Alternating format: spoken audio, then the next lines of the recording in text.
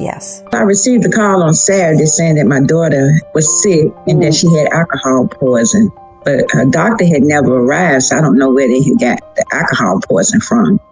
So at that time, they said a doctor was on the way to examine her. And she wasn't responding, as they told me. Said she was resting a little bit, but she wasn't all the way responding as normal. I told them to keep me informed, and I wanted to know why they couldn't take her to the emergency room. They said because they needed $5,000 cash to be seen in the emergency room. And I said, well, she has insurance. And they said they didn't take insurance by being out the country. I mean, this girl actually worked in the insurance field. Everything that I just heard is a lie. Everything that this mother was told about the death of her baby girl is a lie. Get him. Get him, Nancy Gray. Get them. You heard it here. Nancy Gray is exposed. DJ, stop the beat. Nancy Gray is exposing Cabo 6. Yes. Her mom is on talking to Nancy Gray. Nancy Gray even got a whole panel of experts, a whole panel of private and investigators, some real legit people, and they're all talking about it. And when I tell you the discoveries and how Nancy is calling it out, bull crap like it is and like it should, oh my goodness, you guys have to watch this video. The link of the whole Nancy Gray is below. But we're going to go through some bits and pieces of Nancy Gray interview. I got the phone lines up, so I want y'all to call in. We got to hear your side of the story, and what do you guys think about all this? And it's some things I wanted to clear up, if y'all don't mind. Now, people were confused about who was recording, okay? And my theory is Malik and Alysse. Now, yesterday, we had a party crasher. Stephanie, shout out to you, boo. We going to have her on this week doing a live. And she's going to talk more about Alysse. Because you see the photo I got of Alysse, right? Don't that look like a new photo of Alysse? Have y'all seen that photo before? When I tell you, Stephanie, party crasher, she's out here doing the real work. She's out here investigating. Girl, she got me a heap of Alysse pictures. You guys know Alysse, I believe her sister just passed away. Girl, she got videos of her in the damn funeral. Yes. And she is matching hands for hands. And she said Alysse was the one recording. We see the hands, and she also matches the hands with her hands. Girl, it's something's crazy. But yeah, and I also said that Malik was the one behind her because Malik is taller than Alysse. Malik was behind recording. That's what I said. We came up with that idea. However, some people was like, nah, Miss Roberson, Shanquella mama said it was Kalia. That's a lie. I'm going to be just like Nancy Gray. Call a lie what it is. That was a lie. I got her mom here. Shanquella mom. She states right here. I'm about to play it now. She states that Khalil was in the room. He was not recording. She states the man that was recording, or the man, rather, that said, Shanquella, why don't you fight back? She said, I don't know who that man is.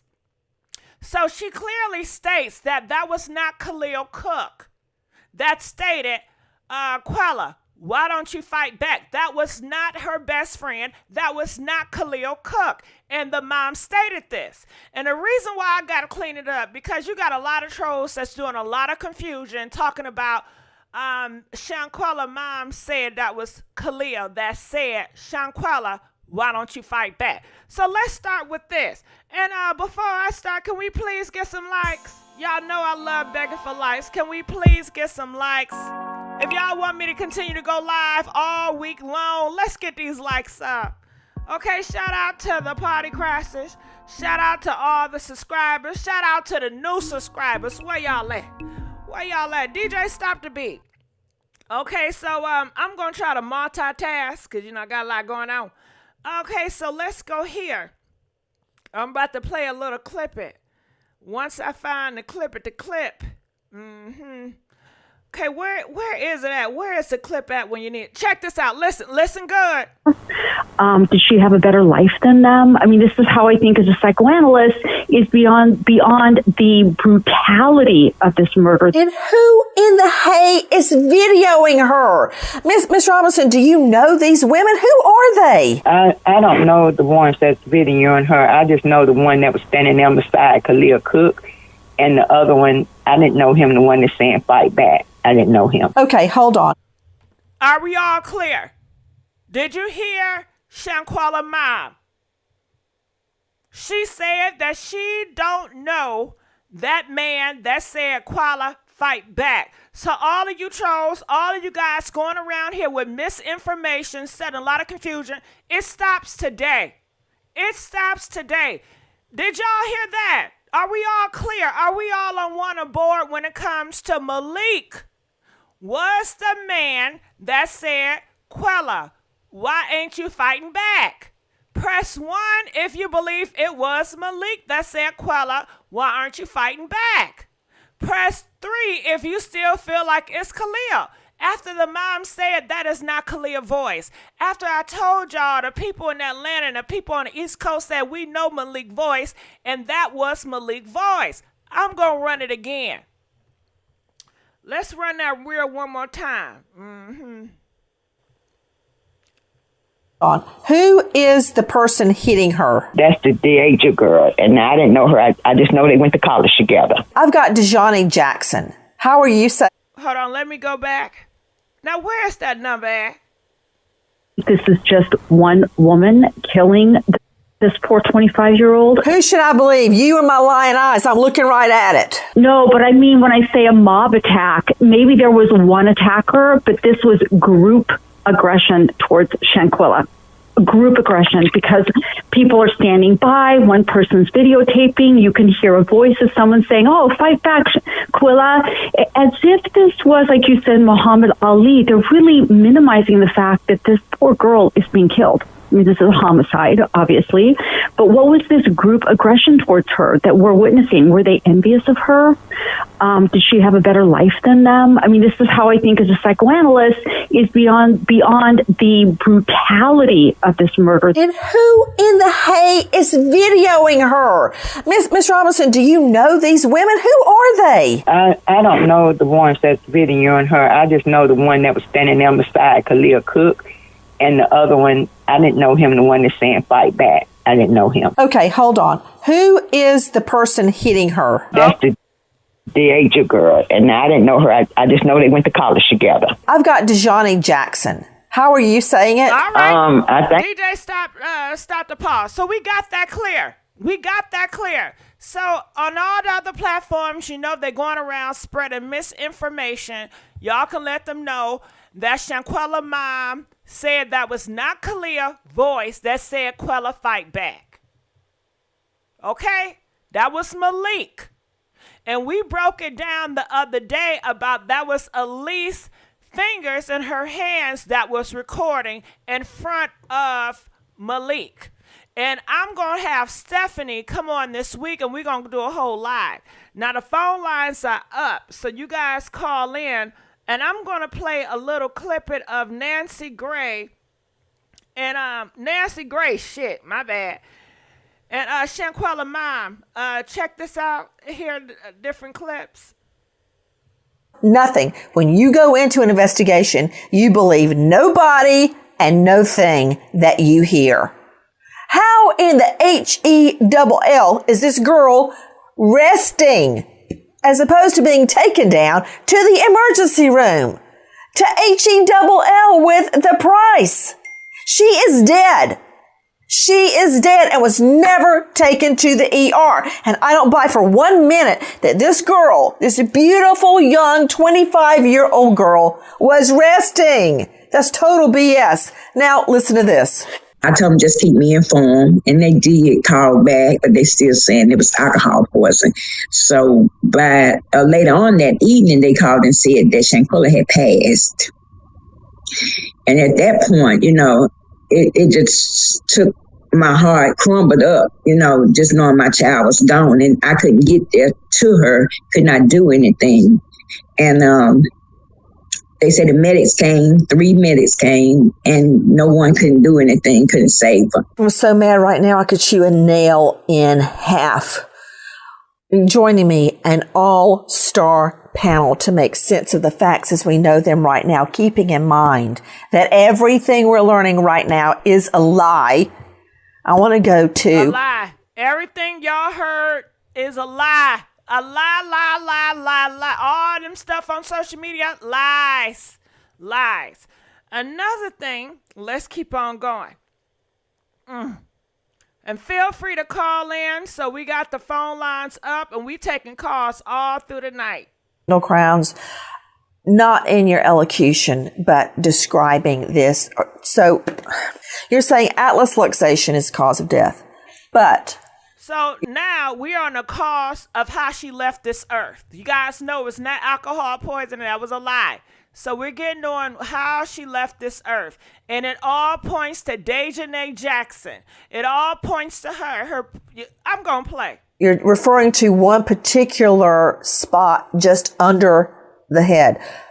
When that particular spot is dislocated or kicked out of the line of the spine, I'm extrapolating. Are you saying the head is then no longer attached, the brain is no longer attached to, for instance, the heart and the other parts of your body that keep you alive? Right. That's the area of the brainstem is where the cervical vertebrae number 1 or the atlas is sitting. And that is causing damage to the brainstem, which controls your heart rate, your respiratory rate, all the functions of your body. So it isn't necessarily completely separated, but it's bruised and damaged to the point that the individual dies. And that's why she has a survival time period, because it's damaged, not completely torn. Well, of course, Gary Davidson is a high-profile lawyer that specializes in international law. Gary, the family knew in the first instant alcohol poisoning.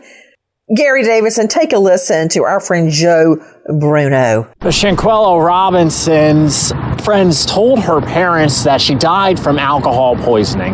That theory never sat right with her father, and he just, quite frankly, didn't buy it. I know it wasn't no alcohol poisoning. I know it wasn't. Shanquella's death certificate never mentions alcohol poisoning. It lists the cause of death as severe spinal cord injury and atlas luxation. It says she died within 15 minutes of injury. In the box asking if the death was accidental or violent, the medical examiner wrote yes. So, Gary Davidson, one quick round to Dr. Kendall Crowns. Dr. Kendall Crowns, I would like a yes-no answer to these. The autopsy said, did it not, that this atlas luxation was the cause of death, the COD? Yes, no? Yes. Isn't it true that in autopsies that tissue samples are taken and blood alcohol and toxicology panels are run? Isn't that true? Yes. And isn't it also true, Dr. Kendall Crowns, that those samples would have shown if Quella died of alcohol poisoning and also the toxicity in her body, her blood alcohol, correct? Correct. But it didn't mention that, did it, Dr. Crowns? Not that I've seen. It did not. So, Gary Davidson, that leads me to this. Not only do they beat the woman, stand by and video this girl getting killed, they then lie about her cause of death to her mother. They lied about it. Now, is lying a felony? No, it is not. But doesn't it suggest to you, Gary, that they lied for a nefarious reason, and that reason being to cover up their involvement in her death? Yes, absolutely. It very much appears that the stories being told to the family from the very get-go were not true. And it does raise the question of whether this was a pre-planned attack. whether it was organized not only by the person who committed it physically, but those around the room. And it's a sad day for the family, but it's also going to be a very, very sad day for these people because they are going to be implicated. They are going to, at a minimum, be witnesses in a potential criminal trial. You got that right, Davidson. They're not just witnesses. And what you said really hits the nail on the head, Gary Davidson. Now I know why you're a high-profile lawyer specializing in international law. This was pre-planned. Nancy, could I speak to that? Because I agree. Didn't I tell y'all? Didn't I tell y'all she exposed them? This was all pre-planned. These are professional people that's been doing the work and have the work and credibility to back it up. Okay? This is not somebody just be throwing. This not CNN. How about that? Let's continue on. Make sure y'all like this video. We don't have enough life to go on. Can we get some more likes? Come on now. Let's go. I mean, the woman is asleep in bed and they come in with a video camera with Muhammad Ali over there in the corner ready to fight. They have this thing planned. They don't have to come over from North Carolina to San Jose del Cabo. If they planned it in the living room and went in there, this is a premeditated attack, just the way Gary Davidson is describing it. I agree it's premeditated. And Nancy, what's going to be interesting is to look at their texts that they sent each other, emails, other forms of electronic communication as they were planning this trip, as they were on the plane, as they were arriving at this resort. You can premeditate something at an unconscious as well as a conscious level. Okay, Dr. Bethany, I admire you greatly, but I'm talking about evidence that can come into court. What they were thinking about in the bathroom on the plane does not matter to me. What matters to me is what I can prove.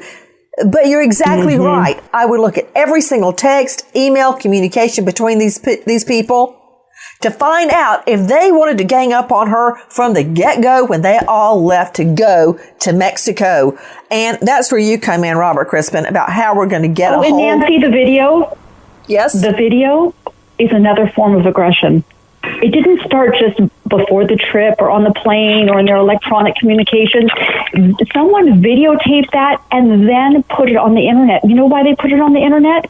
They wanted to further humiliate Quilla. Showing her without her clothes on being attacked. I want you to hear in our Cut 10, our friends at WSOC, our Cut 10, please, Jackie. Salamandra says she came across this video.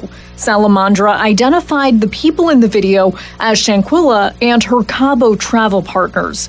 You can hear someone in the video ask if Quella could at least fight back. There was no fight. They attacked her. It was never a fight. She didn't fight. They attacked her. Now, Salamandra says she has more questions than answers. She wants justice for her daughter. She was a good child and had a great heart. And she did not deserve to be treated like that.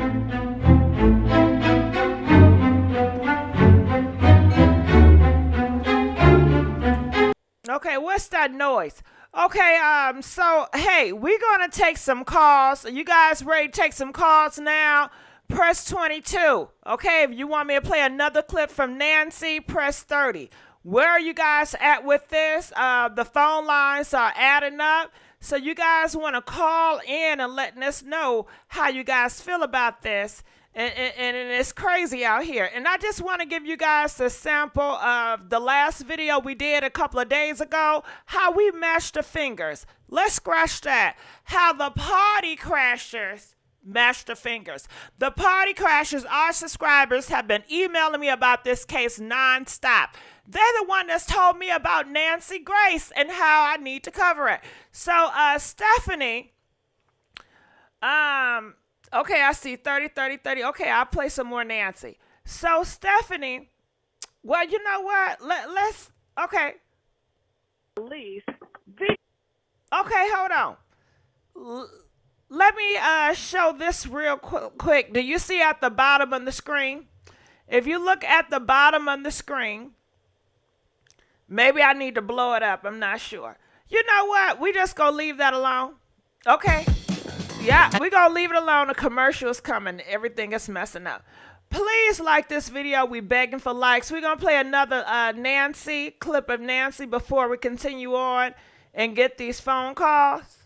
She used for years. Post the video of Quella completely naked being beaten to her death in the bedroom before she's even pronounced dead? Yes, and that's what the timestamps and the information that has shown up on different websites and where the video has been seen shows that it was almost like it was not a live broadcast, but really in real time happening. It didn't show up weeks later. It showed up almost immediately. How can I prove that, Robert Crispin? So this is one of the reasons that the FBI is involved now, because they have a unit. So I don't know if you guys know, but they're talking about how they posted the video of them, what they did to Shanquella. After what they did to her, they posted to social media immediately. Immediately after they posted up, people want to know, well, who posted the video? I don't know. All I saw was 2 recordings. And I know the 2 people that was recording was Malik and Alysse. Now, since Daejanae was the one that put pause on Shanquella, could Daejanae tell Alysse or Malik, since Malik is her best friend, to say, hey, videotape this. I want you to have my phone. Videotape me. I'm about to go whoop her. Could that be a possibility? Press 25 if it could be a possibility that Daejanae wanted it to be recorded on her phone and told her best friend Malik to videotape this. I'm about to mollywop this. You know what? You know how they are. Okay? So it had to be between Daejanae, Malik, and Alysse, because those were the ones that possibly could have the footage, in my opinion, okay, that posted it up, that wanted to showboat, that wanted to tell everybody, look how our dog walked her behind on her own trip on Cabo, okay? They wanted to, like they said, they wanted to humiliate her. So it had to be one of them. Comment, let us know. Who do you guys think that posted the video? A lot of people, they out here with this narrative that Alysse is the sweet one. Alysse ain't sweet, y'all. Okay, y'all got it all wrong. They are saying ain't nobody sent no video in. They got the video because they posted the video online bragging about the fight. It wasn't a situation where Alysse felt bad and she was scared, so she sent the video to somebody. Nah. They did that on their own when they first did that, to brag and boast about it. That's what happened. And they tried to delete it, and I guess some people got a hold to it, and shit, it was too damn late. And the mom even said it. She said that video was out before she knew her daughter passed away, you know. So I'm going to try to go back to see if I can get to that part.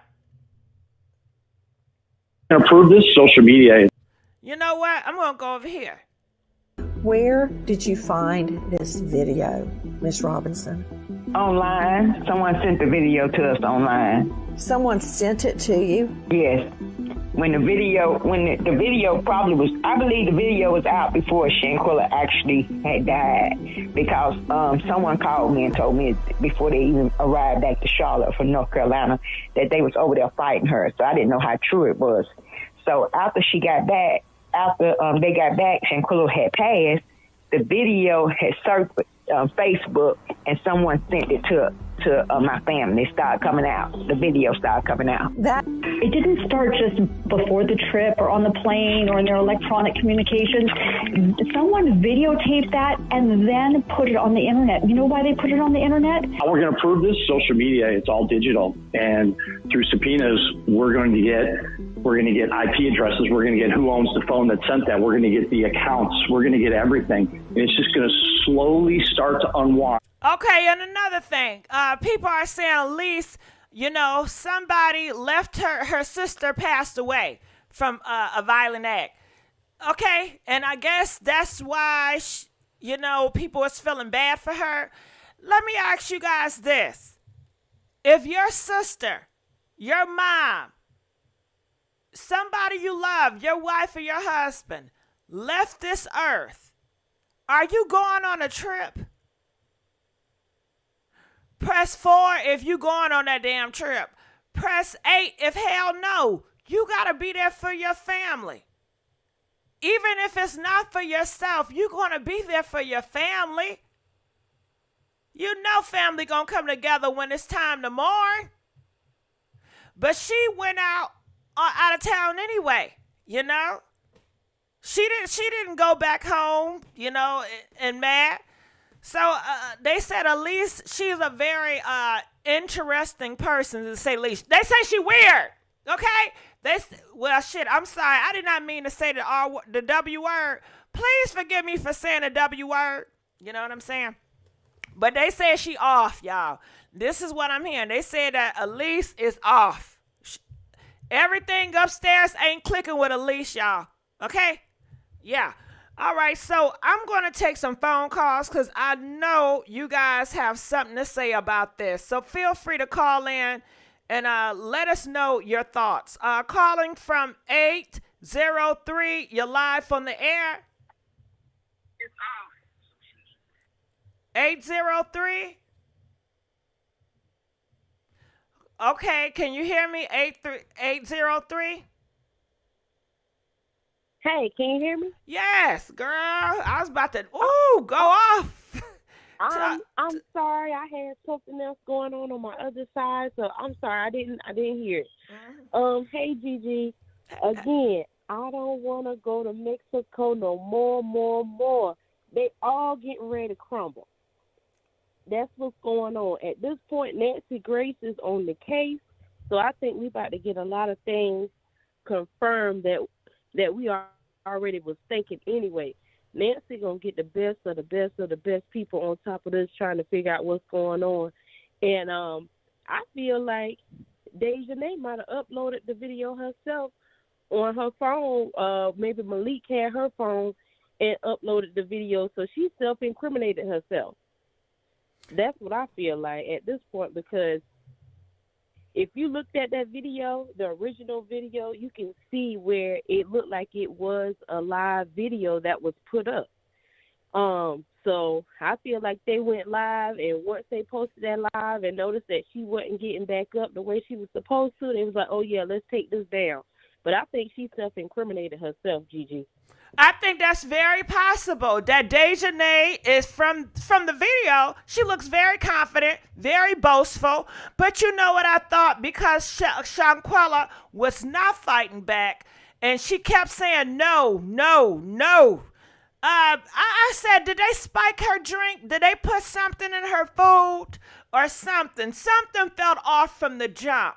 How they all barged in there. It was an ambush with video recordings to get her out the bed while she has nothing on, to further humiliate her. And Daejanae, they wanted to boast and put it on the internet. And who would want to boast more out of all of them? I think Daejanae would want to boast the most out of all of it, because it was her. And when I say it's her win, I'm speaking from the demon point of view. The demons feel, hey, I knocked her down. I took her out. It's a win for me. I want to embarrass. I want to put this out on the internet so people can see I'm the damn champ. You know, so you have some right. Now, was it video? Was a recording live, or I'm not sure. People, I cannot confirm or deny if it was FaceTime or it was recorded then posted up. But the police gonna find out everything. They say they're gonna get to Facebook. They're gonna indict, do what they do to find out the times and everything. So that'll be interesting. And you know, Grace is with Fox News. You know, so that's where I'll be watching for Fox. Ain't nothing, right. You know, cause that CNN crap. What CNN said, what I heard they said, because I ain't watching. But anyway, that's neither here nor there. Thank you so much for calling in. We're going to go on to the next caller. Calling from 678, you're live on the air. Come on, y'all. Let's get these likes up now. Please, let's get the likes up. 678, you're live on the air. All right. I like the idea. I hit the like before I speak. You like that? I love it. Yeah, I'm going to get into it. But check this out. Everybody been slowing down the video, so guess what else they caught? Lord, they caught female on the side of the bed on the floor. Did you see that one yet, Gigi? On the floor, was that winter? Yeah, when I said, was the female winter? The one that was on the floor, was that winter? Oh, it don't look like winter because she looked like the lady y'all been speaking on because she a little bit darker. I mean, she is not as light as winter. The girl that's on the floor next to the slide window, she's on the floor of the bed. So if you pull it back up, you'll see her. I didn't see it until a young man pointed it out. I said, wow, I cannot confirm that because I have not seen the video you're talking about. So this is coming from her opinion from what she saw. But you guys, I have not seen that video she's referring to. I have yet to hear anybody come forward talking about a video where they saw another girl on the floor. So I'm letting you guys know I cannot confirm that. This is from what this caller is saying. Right. So can you do me a favor? Do me a favor. Right now, if you can, get that video and send it to my email, MissGiGi at myyahoo.com, and I will report on it. I thank you so much for that information. We're going to let you go. Calling from 816, you're live on the air. Hey. Hey. Girl, I've been wanting to talk to you for the whole fucking day. Well, let's talk about this. I hope it's about this, right? Of course it is. Okay, talk to me. Especially now that Nancy Grace is on it. Oh, you know shit about to get solved now. They done messed up now. Because she good at her work. Okay, what are your thoughts? I think that... Hello? Yes. Okay, when you guys come on, this is a serious case. Let's start with the games and the funny stuff. Come on now, let's get to business. Calling from 347, you're live on the air. Hey, Gigi. Hey, how's it going? Talk to me. What are your thoughts about this? Well, I am so excited. I've been keeping up with it, watching your videos, and Nancy is about to solve this case. For real, she is about to solve it. She was getting more information from Shanquella's mother that I didn't hear before, and she's about to just solve this case for the FBI. And then all the information that we're getting, the FBI watches everything. Just like when Takeoff died, the FBI was watching the police was watching all the videos, slowing down when DJ Academics was on there talking about that. So yeah, everything that's on the internet, everybody's watching. So, yeah, they're going to find out what's going on with her. And I have a question. When they was eating tacos, did we see Shanquella sitting at that table? Wasn't she behind the camera? Oh, I don't even know. I thought she wasn't sitting at that table because I thought somebody else was recording I heard a voice behind talk. She was the host. I always heard her voice in those videos. Those videos, the majority of them was of her recording. It was her POV, her point of view. So you did not see her because it was her point of view. It was her vision. So you're not going to see her unless you put the camera to a mirror. All right, but we're going to let you go. Thank you so much. Let's go on to the next caller. Calling from 601, you're live on the air. Okay, see that? You see how the demons are? You see that? You see the demons? We got some trolls in here. Moderators, be on alert. Be on high alert. The demons is really running rapid in here. Please be on high alert, y'all. Let's go on to the next caller. Calling from 337. You're live on the air. Hello? Hello. How's it going? What's your thoughts about this? I don't know. I guess a little deep because this is really disturbing. But I think to really determine who the real culprit is, the question which is the FBI is probably trying to answer is why. So as I listen to all of the things that have been going on, the thing that stuck out to me the most was that her father said that Shanquella and Daejanae was friends. So I began to think, okay, so they're friends. So it made it almost seem like the fight was a little personal, or whether the attack was a little personal.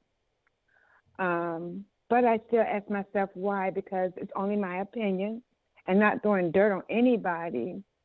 But it seems like these were a group of 6 friends, but it may seem that they may seem to have been gay or bisexual. That's just my opinion. Again, that question of why. Why did this happen to her? Well, I think that's something that nobody would never know why it would happen. Mm-hmm. We don't know that. We'll never know. All we can do is speculate. We have heard so many stories why this could have happened. But to be honest with you, we will never know. You know, all people want now is Daejanae and the Cabo 6 behind prison. That's all they want, you know. What they say from now on is it could be a lie. We don't know. You know, we'll never know the truth. You know, but I thank you so much for calling. We're gonna let you go. Calling from 931. You're live on the air. Hi, GG. Hey, how's it going? Talk to me. What's your thoughts? My thought is this. For starters, like I said, they plotted against Shanquella before they left. They decided to put their plan into motion. Upon arrival, Shanquella went off and did her own thing, which farther aggravated Daejanae, or whatever her name is. And, like you said earlier in your other post, she was upset because the pretty girl, Shanquella, got all the attention. She funded the trip in Cabo. So she's thinking, she thinks she's better than us. She thinks she's better than me. I'm going to show that you know what. Okay, like you said, shout out to Stephanie. In that video, when it was dissected, on the phone, that person that was recording that video that we think is Alysse, and her silence furthermore shows she was in with Daejanae when they plotted that night of eating tacos with Shanquella, that in the morning we are going to go confront her because we all know she sleeps naked. Malik and Khalil, more friends with them, more so than Shanquella. And can I stop you? Can I stop you? If we're going to go with that, if we're going to go into that theory that you're saying, remember, y'all, this is all, our thoughts. This is no facts, okay? So take it with a grain of salt. This is just us talking and gossiping, hence the channel name Gossip.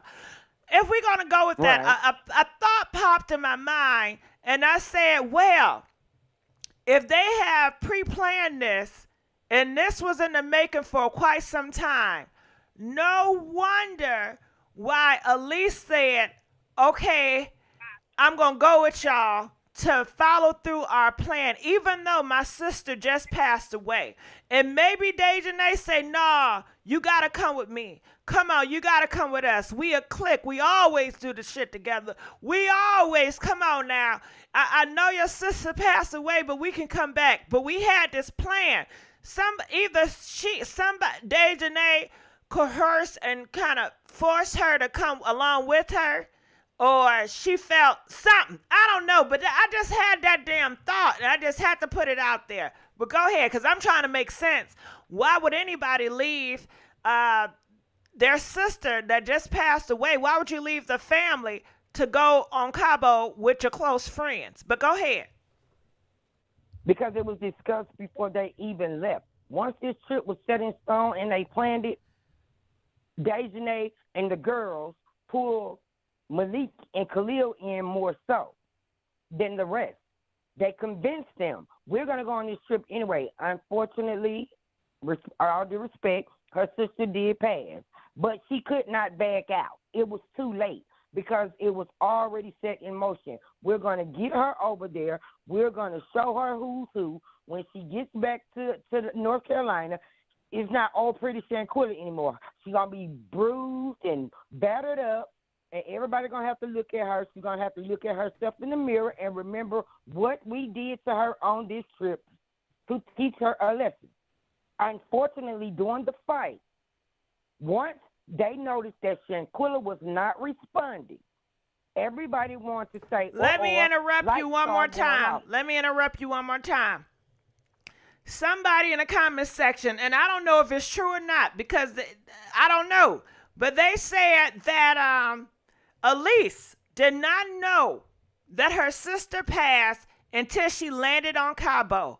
Well, God damn it, if my mama, my sister, my brother passed away, I'm turning my ass around.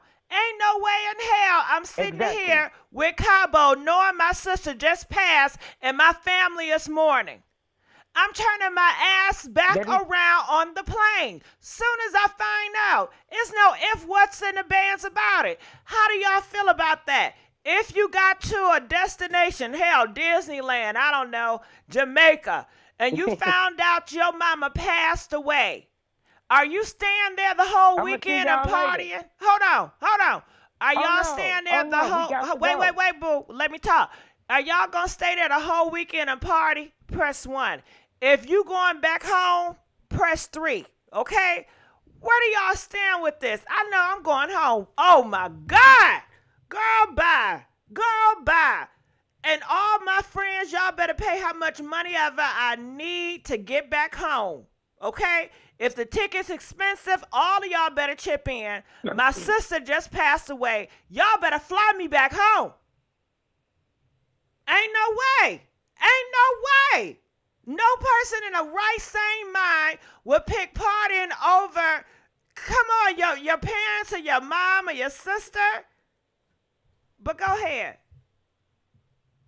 And another thing, I was up all night on Fox News listening to some of the commentators that Nancy Gray had with her on that interview. Now, my question that I'm waiting to be answered, does Shanquella's family have her phone? It was stated in one of those commentators that one of those guys had Shanquella's phone and went live. And also Daejanae sent the video to somebody back in North Carolina. That is how her mother supposedly got the video by this unknown person that was sent to them on Facebook. No. The mom just came on and she cleared it up. She said she got the video from online. The video was posted online and somebody sent it to her.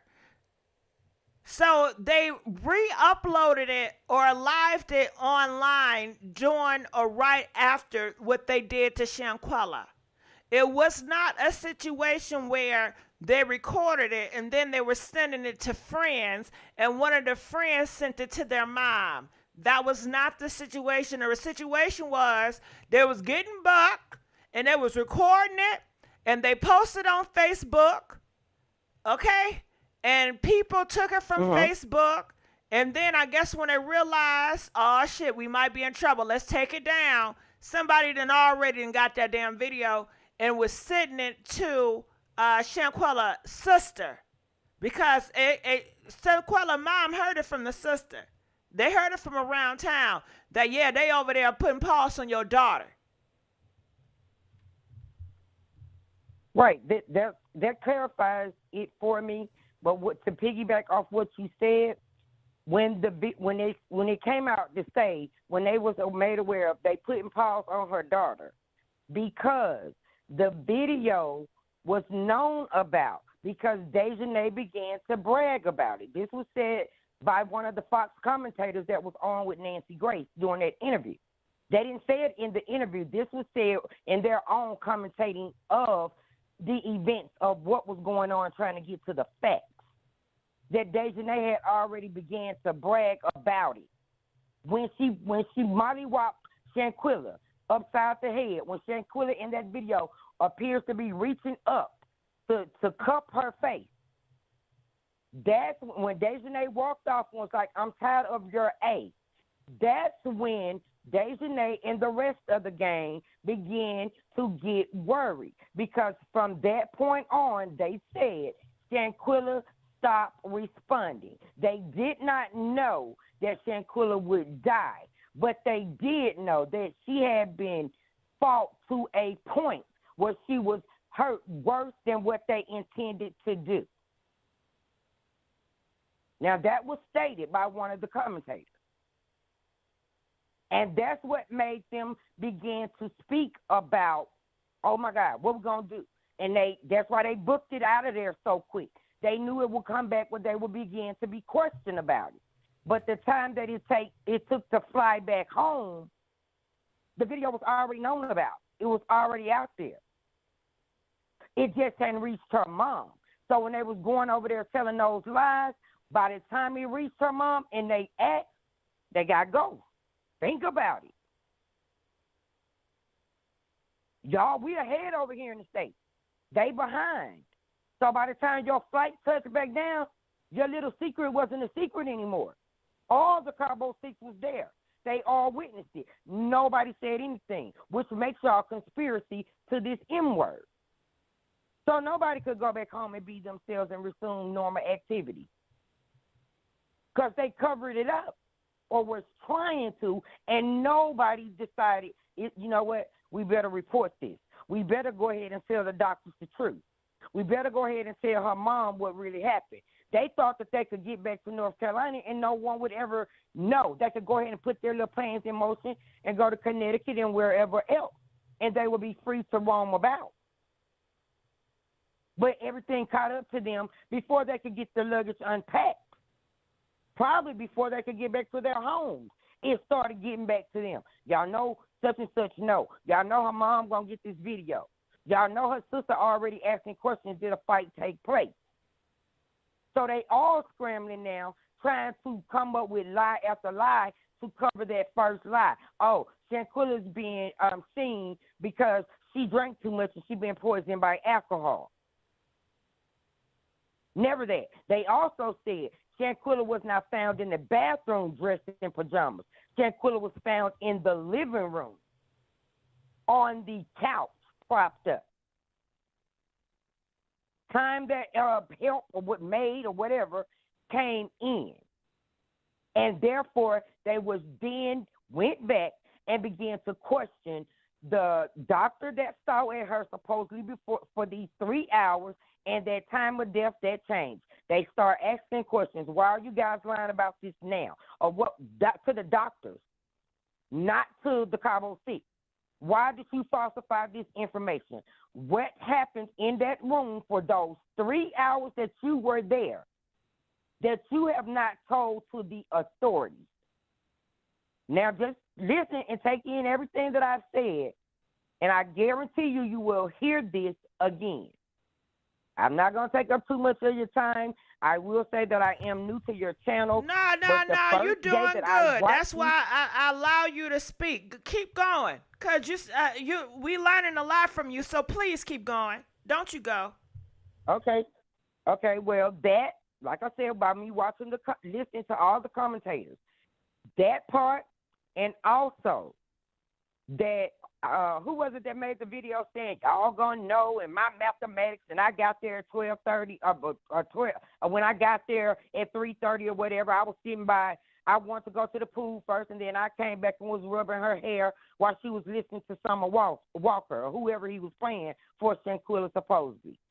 That was him saying his goodbyes, his way of paying his respect to Shanquella, because they knew there was no way that they could go to that funeral and not be the same. Shut up. Stop right there.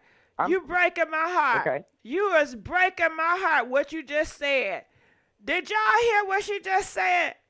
Did y'all hear what she just said, y'all? Huh? She said the Wiggins dude. Oh, my God. The reason why he went to her and was rubbing on her head and played, I guess, one of her favorite songs by Summer Walker, he was grieving. He was saying his last goodbyes. And they all did because they know They could not show their face at the damn funeral. Ain't that something? And to think about it, he sure didn't show up at the funeral. If he innocent, why you ain't show up at the funeral and play your respect to the girl you supposed to be your home girl? Oh my God, that is That's heartbreaking. Why he requested a long time. Oh God, continue on. A long time. Keep going, cause I'm gonna be quiet. Go ahead. And Daejanae supposedly was saying, "F that B." She showed no remorse. She did not care.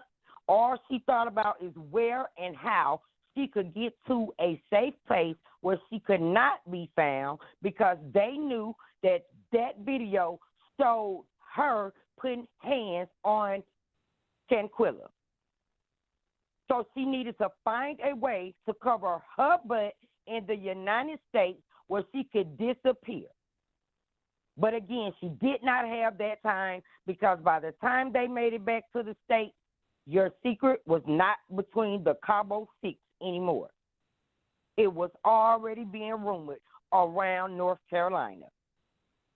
And everybody knew beforehand who went on that trip, who came back, and why certain things of Shanquella's was not returned. The plan was, like her luxury handbag, to take those, to sell, to get more money, not to go on the shopping spree that she went on initially when she returned, to get money to continue to move about off the grid. That's what she's trying to do. They were supposed to be in contact with one another about where they were going to be and how to get in touch with them.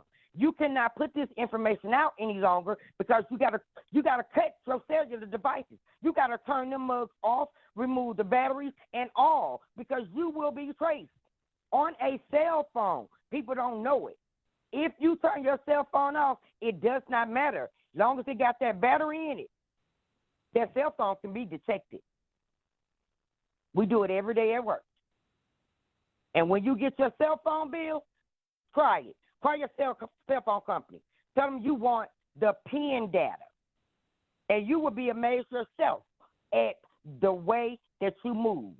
You will be saying to yourself, asking yourself, well, damn, how do they know I was here? How you know I was over there? You ain't even got to have your location on to do it. It's automatically tracked. That's why those deleted messages aren't deleted. They're deleted in your mind off your phone. But no, ma'am, there's a code.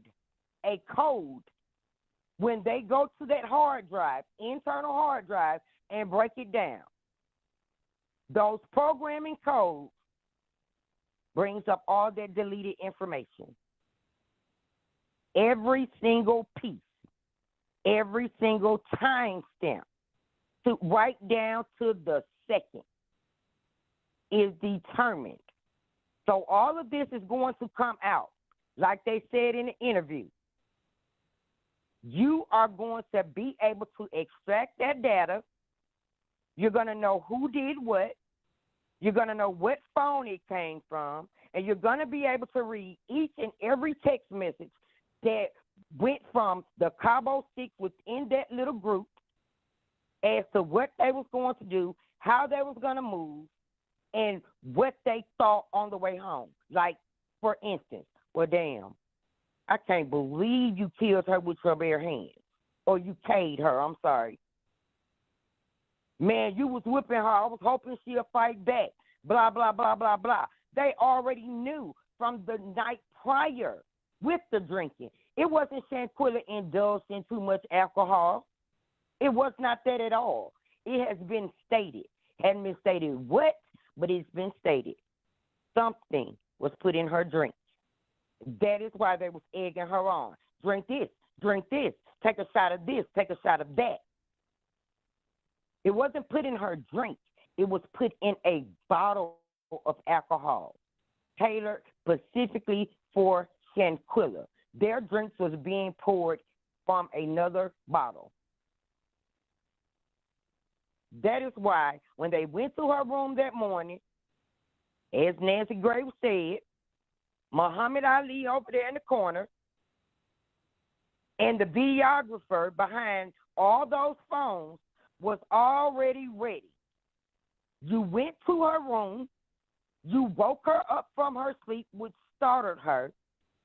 She got up to try to speak with you, and you immediately wanted to fight. When Shanquella said okay, and it looks like Shanquella took that stance back like she was gearing up to fight, it is said she was gearing up already to try to protect herself from the very first hit that was delivered. And when she ambushed her in the manner that she did, when Shanquella balanced by her already had taken that stand, she already was off her feet. So when she hit her and Shanquella went backwards towards the bed, when she got her in that corner, and they were standing up on the side of the bed, and she threw her down and twisted her awkwardly on that floor, he never stood a chance because Daejanae had already mapped it out with the other 5 how they were going to go in her effort to confront Shanquella about all the stuff that she didn't like about her, all the things that Shanquella had done that she thought was derogatory toward her, like when she was calling her a hoe. Females use it all the time. Hoe, shut up. Bitch, this. Don't come to me like that. You know what I'm saying? Don't do that because it is disrespectful, period.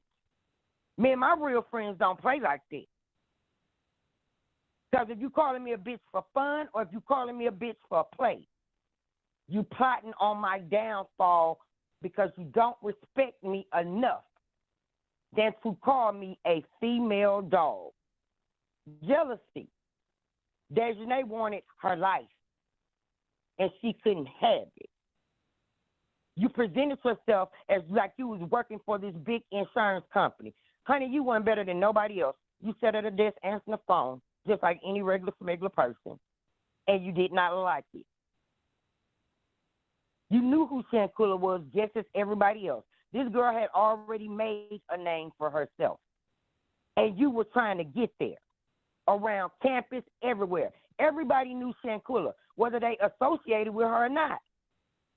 So your opportunity was going to present itself on this trip. That's all got her best friend to convince her to go on, that she didn't want to go. Her boyfriend didn't want her to go. That's been stated.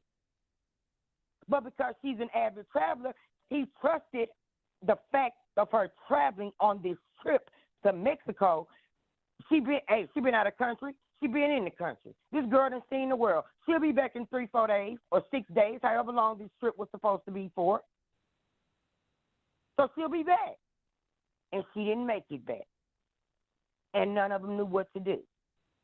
And none of them could be man or woman enough to face her family that they supposed to cherish so much that Khalil had gone on trips with and been at family functions with. He didn't have her back. That's why when he shouted out Daejanae for her birthday, my best friend, the godmama to my daughter, I got you to the end. Yeah, you have no choice now because you're an accessory after the fact. You had a fiduciary duty to report this to authorities. Nobody did that. They all knew when they left that villa and went to the airport hotel to wait for their flight. They knew Shanquella was not coming home. She wasn't in a hospital nowhere.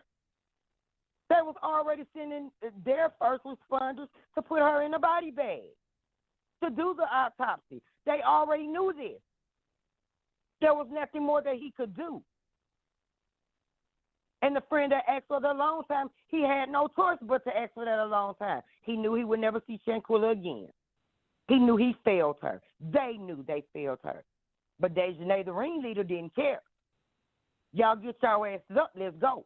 Because if we don't, we all going to jail. And who do you know want to go to jail voluntarily? Who going to volunteer themselves to go to jail for M? Nobody. Nobody in their sane mind would do it. So they didn't do it. And now they're stuck. They don't know what the hell to do. And whoever's covering them and got them tucked away wherever they are, they're just savoring their last moment. Because it's more than a 20-year sentence for femicide in Mexico. It's a 60-year sentence. 60 years automatically off top. That's what it's supposed to be. The only way she's going to get less than that, like everybody's been saying, when she is caught, if she isn't already, she got to sing like a bird. And out of them, I don't know who it's going to be, but I guarantee you there is a weak link that's going to tell it all. Might not get in every detail, but they're going to tell enough of the facts that everybody's unanswered questions will be answered. And her mom and her family, Shanquella's family, is going to mourn for the rest of their days. Their family is going to mourn for the rest of their days. Because I guarantee you, out of the Cabo 6, whoever gets the third time, which should be all, none of their family is going to go to Mexico to visit them. So they have nobody but each other. And there's no guarantee that they'll be in a cell together. When you in jail over there, it's like 60 or 70 people in one cell. You fighting for toiletries. You fighting for the last bit of rice. And there are different cells. So there's no guarantee all 6 of y'all going to be in that cell together. You're going to be in there with a bunch of other Mexicans and foreigners that you don't know. You don't speak the language. You're going to be indigent because you cannot afford your commissary. And who's going to afford that?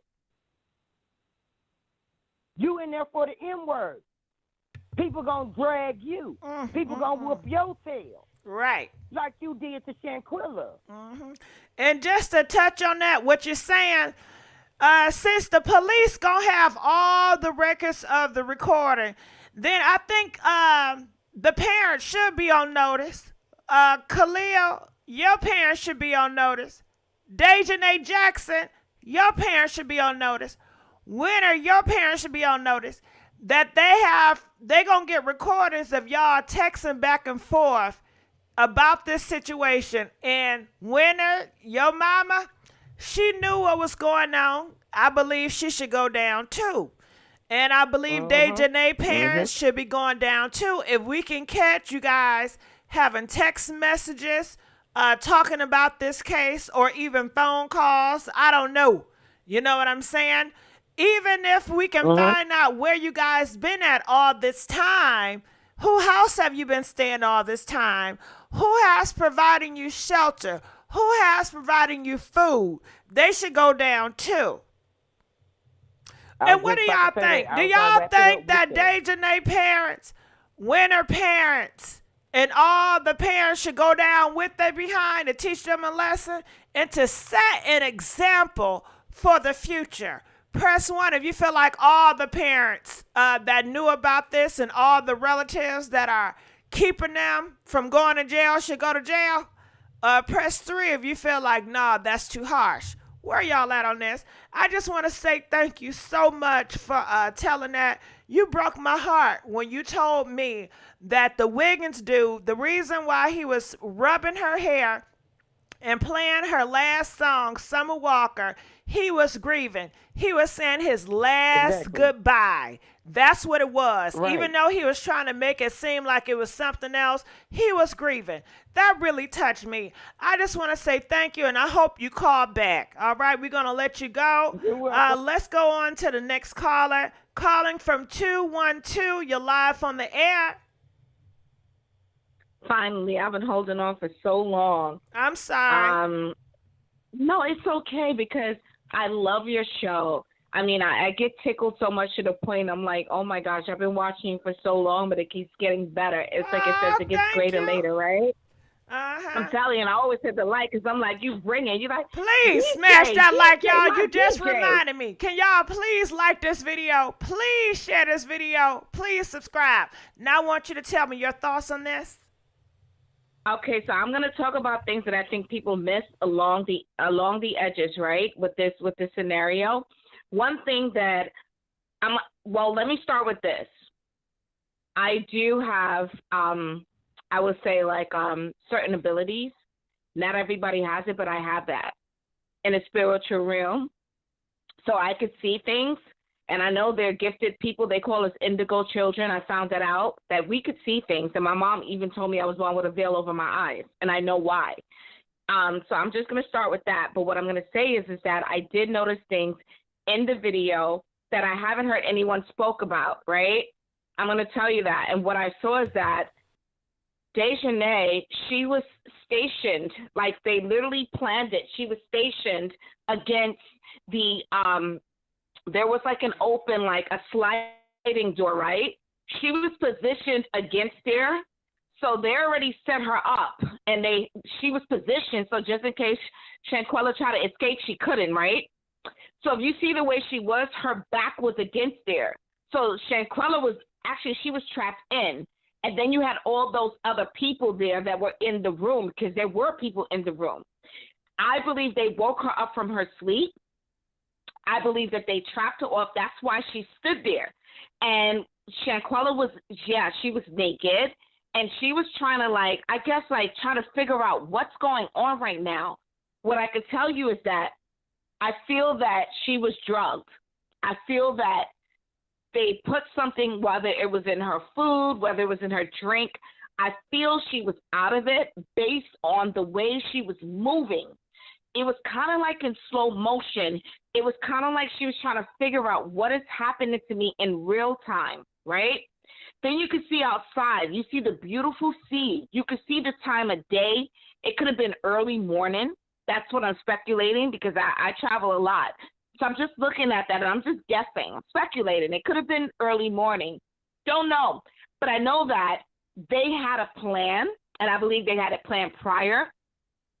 When that moment she was walking around a home, and she was, the village, she was saying, where everybody at? Don't take that long to get, they were in somewhere in the distance in a back room scheming on her. She ended up going into the pool by herself, because I guess at that point she was like, you know what? I want to have fun. I don't know what's going on. Maybe they're going to join me. They didn't. Then they had a moment where they had the chef there. They were, eating, and they were trying to pretend with push-ups and do it. That to me was fake. It was all fake, because there was a moment when, the woman that assaulted her, she had up her phone, and you notice that Winter and the other girl looked towards her. They didn't look towards Aquila. They looked towards her like, we're here for this. Even the part when she walked in the room, they were like startled, like, wow, like, how did she get here? Like, Winter turned and she looked at the other, and I'm like, wow, this is like deep. But not everybody catches on to the negative energy, and not everybody could read the room where they're around negative people that pretend to be their friends, like frenemies. You understand what I mean? Let me move a little bit further. When she was in front of her, it was like kind of like she to me, what it appeared to be like, Quella was like, okay, I got to defend myself. Let me put my hands up. Let me do something. This girl is not a fighter. You could tell she doesn't know how to fight. She didn't even put her hands in a stance where to block. She doesn't know how to move her hands to block. She doesn't even really know how to swing. You understand? So to me, she was trying her best, and then she's like, no, I don't want to. But when that girl swung her around, flipped her around, and she bounced on that floor, that's when she couldn't move anymore. And the last thing she said was when he said, Quella, are you going to fight back? She said, no. That was all she could give, and she was done. Her neck, if you look, it was projected forward. It was hanging over, right? I think at that moment when she got swung around and dropped, that affected her neck.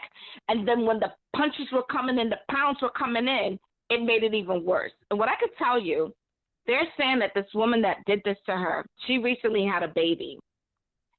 Who knows what's happening with the baby father, but I notice a lot of women in the African-American community, when they're burnt and they got, the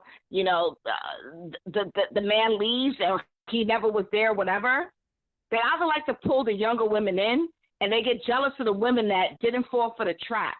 So that, to me, it was like anger. It was like when those blows were going, who knows? People were looking like, is this really a woman hitting another woman? Because those blows were out of this world. You could hear it. And last but not least, what I will say is that I'm going to leave you with this. I was watching the things over and over on YouTube. I was watching what everybody was saying. I kept watching and watching. I fell asleep one night listening to it. And I kid you not, for some reason in the spiritual realm, I was saying to Quella, I was saying, hey, you had a nice business, right? She was like, yes. I was like, oh my gosh, you were doing so good. She was like, yes. And then in that moment, I saw myself inside of the villa and I was running. And guess who was chasing me? The same person that was fighting her. And I was running and running, and she was like getting through every room, and I was scared to death. And I'm like, oh my God, like like my spirit was in that place. And she kept going from room to room at a point where I was like, oh my God, I got to jump out the window. And someone jumped, and then their neck was broken. Like the head came off and rolled away. So I think that was a sign to me telling me that she was her killer. And I'm going to leave it at that. Girl, I got chills. Whew, I tell you. Thank you so much for sharing that, and please call me back. All right, let's go on to the next caller. How y'all doing out there? Can we get some more likes? Y'all, please, let's like that video. Please smash the like. Calling from 919, you're live on the air. Hello. Hello, how's it going? Please tell me your thoughts about this. Okay, I have a few points. Okay, can you speak up just for a second? Can you speak up? Volume kind of low. Okay, I have a couple of points to make. I was looking at Chick, and she kind of went through Alysse's family. And it's quite interesting to me that she stated that Alysse and these two sisters she's got were all criminal justice majors. So now one has been murdered, one is a murderer, and one is a policewoman. So something's up with that family. And another thing with the fella Gerald, with the NCB and his history. Okay, hold on. This is not about him, so I really don't want to talk about other YouTubers. I really just want to stick on Nancy, her interview about this. I don't want to get off topic and distracted, but I thank you so much. We're going to let you go. And let's give a big old thank you to Deanna, donating $10. Thank you, Deanna. You know that $10 will go very far. Thank you guys so much. Please like the video. Feel free to donate the money, Cash App, you name it. Let's go on to the next caller. Calling from 346. You're live on the air. Hi, Gigi. Hey, how's it going? Talk to me. What are your thoughts about this? So, you know how Nazar Wiggins, you know, what the other caller said, he was telling her, you know, his goodbyes and stuff like that. And so when he arrived like around 2 to 2:30 p.m. and she's already been dead because the maid found her hard.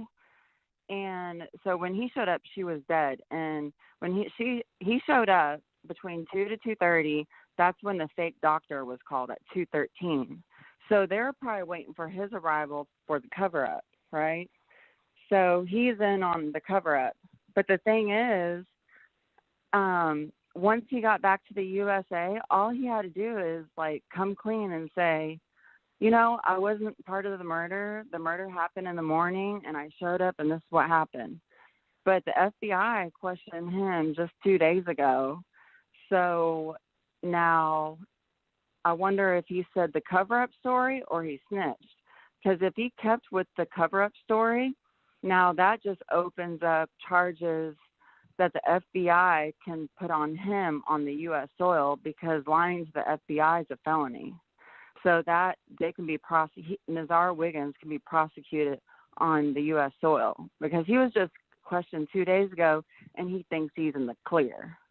But FBI, that's a tactic the FBI always does, is they make you feel like you're in the clear. What happened to the Quentin case, that little toddler that the mom killed, and everybody was posting up outside of her house, and they're like, why is the FBI not have her arrested? You know, she threw her baby in the dumpster, da da da da. And FBI was looking through the trash and stuff, and then like all of a sudden out of nowhere they went and arrested her. And I mean, they're kind of doing that with the Idaho case too. They cleared one suspect, and everybody thinks it's him, but they cleared him in the beginning, and he's still uncomfortable. Okay. I mean, so Nazar Wiggins, you know, that he got questioned 2 days ago, and so they're starting to question all of them. So well, that's good. That's good to hear, and thank you. This is Jazz, right? Yes, and I also want to clear something up because everybody's saying that the villa was like a resort or a hotel, or you know, they're getting mixed up. So what it is Cabo Villas is a management company, and they have 5 houses in a gated community. There's a security post that you have to go through. There's a security guard there and everything, cameras and everything. So they see it all. They should know when the emergency vehicles went in and everything. So that gated community, there's 5 homes that Cabo Villa manages. It's an Airbnb. Well, it's a VRBO, a VRBO. But 3 well, shit, I don't know what a VRBO. It's 5 houses, y'all. This ain't no damn hotel. You know how we think a hotel or, you know, have a whole bunch of maids and stuff. I'm assuming it's a house, which is an Airbnb that people rent out this house to party and stuff. And you know, Airbnbs, they have their own cleaning people. You know, they have the cleaning person to come pick it up. So that was the cleaner person, the maid. Yeah. Go ahead, Jazz. And 3 of the houses out of the 5, they have their own security guard on site and caretakers on site. There's only 2 houses in that gated community that didn't have security and the caretakers on site, and one of those were Villa Linda that they stayed at. That's why I think the maid Lucy, she just cleaned 2 of the houses. She was just in charge for 2 houses. So I just wanted to clear that up. But they are starting to question the Cabo 6. I know Nazar got questioned. And he also lost 3 family members that week too, supposedly. Okay. All right. 2 cousins and aunt. Okay. Well, thank you so much. We're going to let you go, Jazz. All right. Let's also give a big old thank you to Rosanna donating $5. Please don't get mad at me if I mispronounce your name. I'm sorry. Okay. Thank you, Rosa. Rosa donated $5 to the Party Crashers. Another person, Betty Young, donated $10. Thank you to our Cash App Pink Lips 500. All right, so let's go on. Okay, we have a 1-1 call. You guys know how I feel about 1-1 calls. Let me know. Do you want me to take a 1-1 call? Press 10. That means they're a private caller. Press 15 if you want me to ignore the 1-1 call. 15 for ignore. Sometimes in the past, we had demons calling in from a private numbers. These were real life demons. So that's why I'm always hesitant when they're calling from 111. All right, let's go on to the next caller. Calling from 619. You're live on the air. Hey.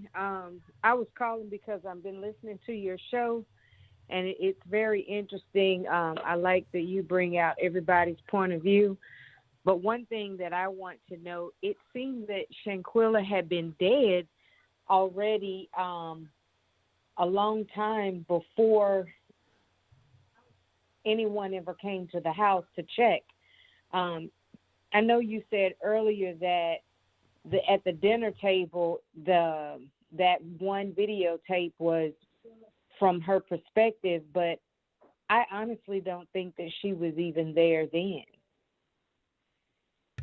Well, you hear her voice say, "Oh my God, we're in this big old house," or something like that. I can't believe it. That was her voice. What are you saying? They had a recording? I'm saying that those recordings were probably very, very early on. It seems that they had, carried out whatever plot or plan. All right, the phone line has dropped. Okay, I don't know what happened. But let's go on to another calling from 601. You're live on the air. See? You see how the demons are? Y'all heard that. That was some demonic stuff. I don't know what that was on the call, but it scared the hell out of me, okay? I don't want to be scared tonight. Let's not, please. All the evil spirits, please leave us alone. I rebuke y'all now. Go ahead. Go mess with somebody else now. Shit. And that wasn't even a 111 number. That was not a 111 number. Calling from 262. You're live on the air. Hello. Hey, how's it going? What are your thoughts about this? Well, I've been on you guys' comments stating that I seen the video, not the edited video, but the video, and it wasn't. Daejanae was like the what her name is was like the. Hello? Yeah, I'm sorry. Daejanae was like the aggressor, but at the same time, Winter came out of nowhere in a white T-shirt and body slammed her. Okay, we didn't see this video. You're talking about a video we have yet to see. If you have seen that video, send it. I don't believe nobody's gonna. Hold on. Wait. Send the video to MissGiGi at myyahoo.com, okay? If you're serious, send me that video. We're going to let you go. You know what? We got to stop speculating this video. It's a video. Until we have seen this video, I don't think it should be up for conversation anymore until we seen the video. I know a lot of people on the channel say they seen the video, but where is the video? It's hiding. What can we do with this video? They say it shows Winter come from hiding. Come and take Shanquella and do the last blow. Shoot, Shanquella could have already been gone. I'm not sure. But let's continue on, because sometimes it just confuses more people. I know it confused the hell out of me. And let's give another big old thank you to E. Moore donating $20 for a great show. Thoughts out to the family. Thank you so much. I'm going to take a risk. I'm about to answer 111. I'm taking a risk, y'all. I'm answering 111. Why am I taking a risk? I don't know. But I'm about to take a risk. Calling from 111. Hello? Hello? Okay, well, I did it. I took the risk. I said hello. They ain't pick up. So, calling from 913. You're live on the air. Hey, Gigi. How you doing, boo? I'm okay. What are your thoughts about this? I want to thank you for subscribing to my channel first and foremost, and I've been watching you. Hey, I love it. But let me tell you this, Gigi boo. First of all, that Khalil dude, he needs to be kicked dead in his scrotum. You know what I'm saying? Okay. What? No, we just want to watch the words. Okay. I didn't know that was bad, boo. But, I just feel bad for her mother and her father, because I'm a single man. And for Mr. Robinson, to come on and be out and be like, he'll never be able to walk down the aisle with his daughter. He'll never be able to see his firstborn grandchild. You know what I'm saying? Because, I feel that. Yeah, I'm sorry to stop it, but right now we're talking about Nancy and her findings of it. Do you have any comments about Nancy in the interview? Oh, okay. I see how you're doing it. But, yeah, I even put that up on my deal. But, yeah, Nancy's good. I grant her. And with Nancy, what she does in depth. And then what I like about Nancy is like, you know, I mean, she be like, is there, you know, it's like, I mean, Okay. I mean, she commit. Okay.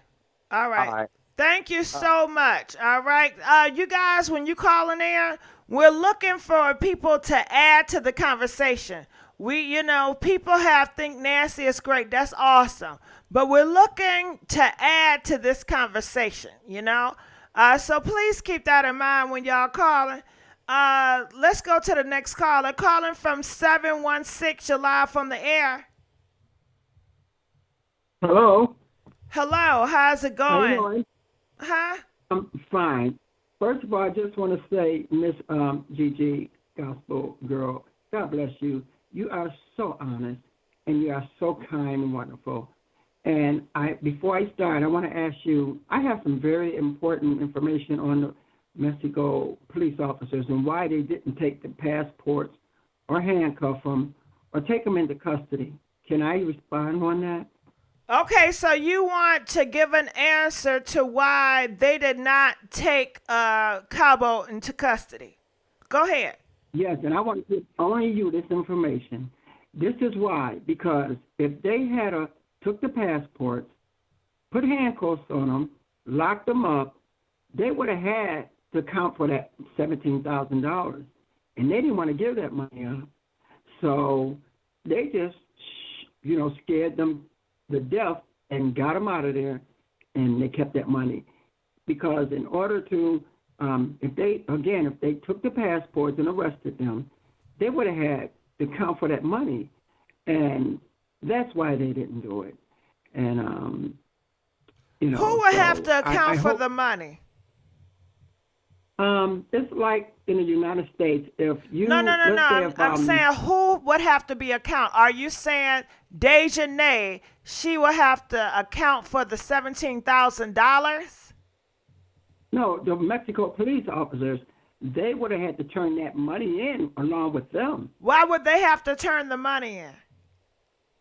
Anytime you arrest somebody and there's a large sum of money involved, the police officers has to turn that money in, just like a raid. But who got the money, though?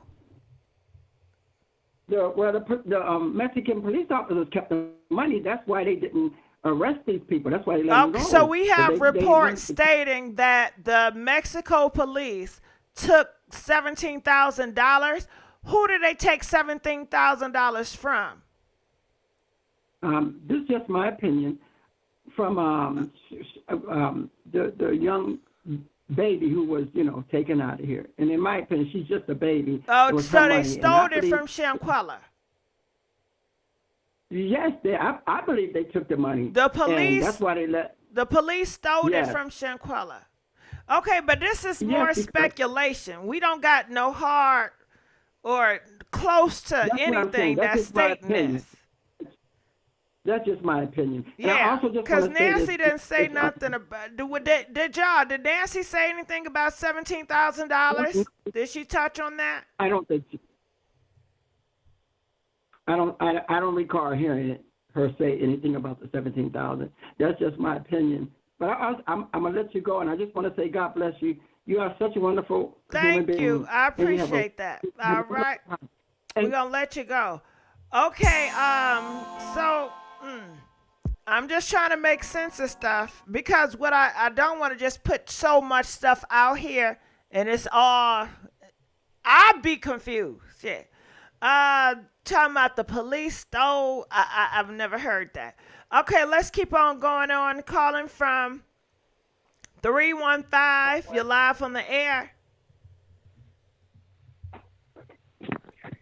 Hello? Hey, how's it going?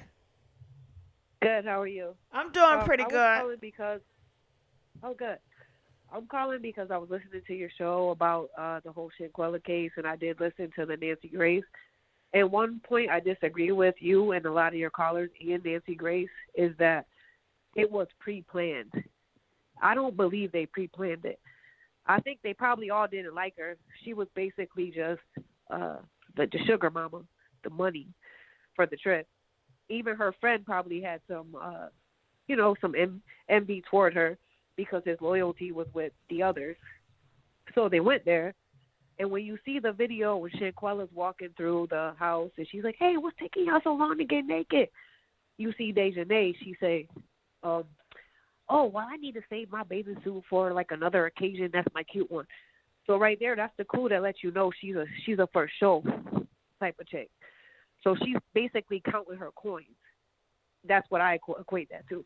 Oh, I can't waste this. And Shanquella was the type who just let go because money wasn't really so much an issue to her. So while they're there, what I think happened was, maybe they thought she was being too bougie. She was doing too much. They already didn't like her. Something happened the night before. They wake up in the morning, because we all do this.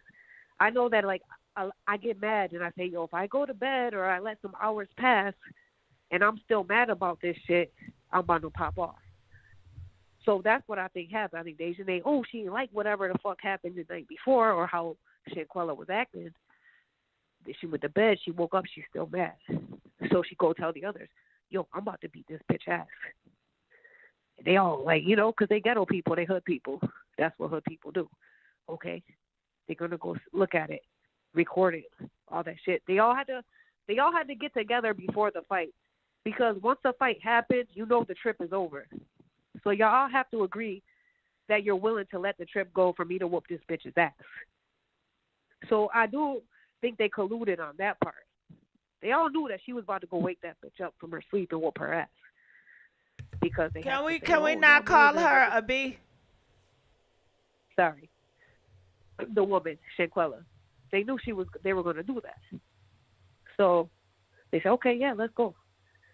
I'm willing to let this shit go. I ain't pay for it. She did. I ain't losing money off this. So she go, wake her up, beat her up. Got it. Okay, got it. I got it. We don't need to go over there again. All right. Well, that's interesting theory. Okay, thank you so much for calling in. We're going to let you go. You see, I let people talk all the time. And let's give another thank you to All Around Natural Beauty. Donated $50. Thank you, thank you, thank you. Thank you, Natural Beauty. Thank you so much. God bless you. And let's give a big old thank you to Melanin Ward, donating $5 on our Cash App. It says, for Melanin W, love your channel. Thank you so much, Melanin. All right, so can y'all please like this video? We are begging for likes tonight. If you have not liked the video, please like the video. If you like the video, like it again, just to double check.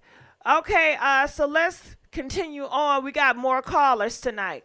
Calling from 216, you're live on the air. Hello, 216. Hello? Yeah, can you turn the radio off? Talk to me. What are your thoughts?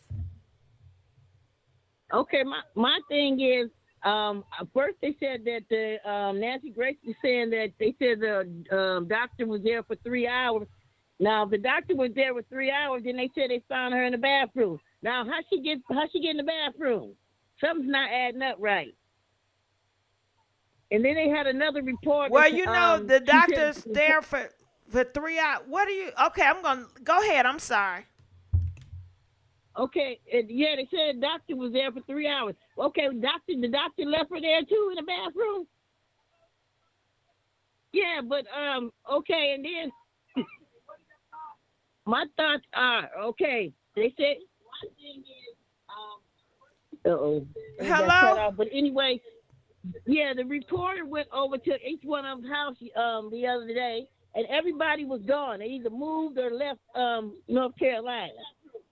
No foreign addresses, no nothing. No, every house he went to, every one of them house, everybody was gone. Right. Okay. All right. Well, I thank you so much. Can you next time turn the radio off in the background? I sure will.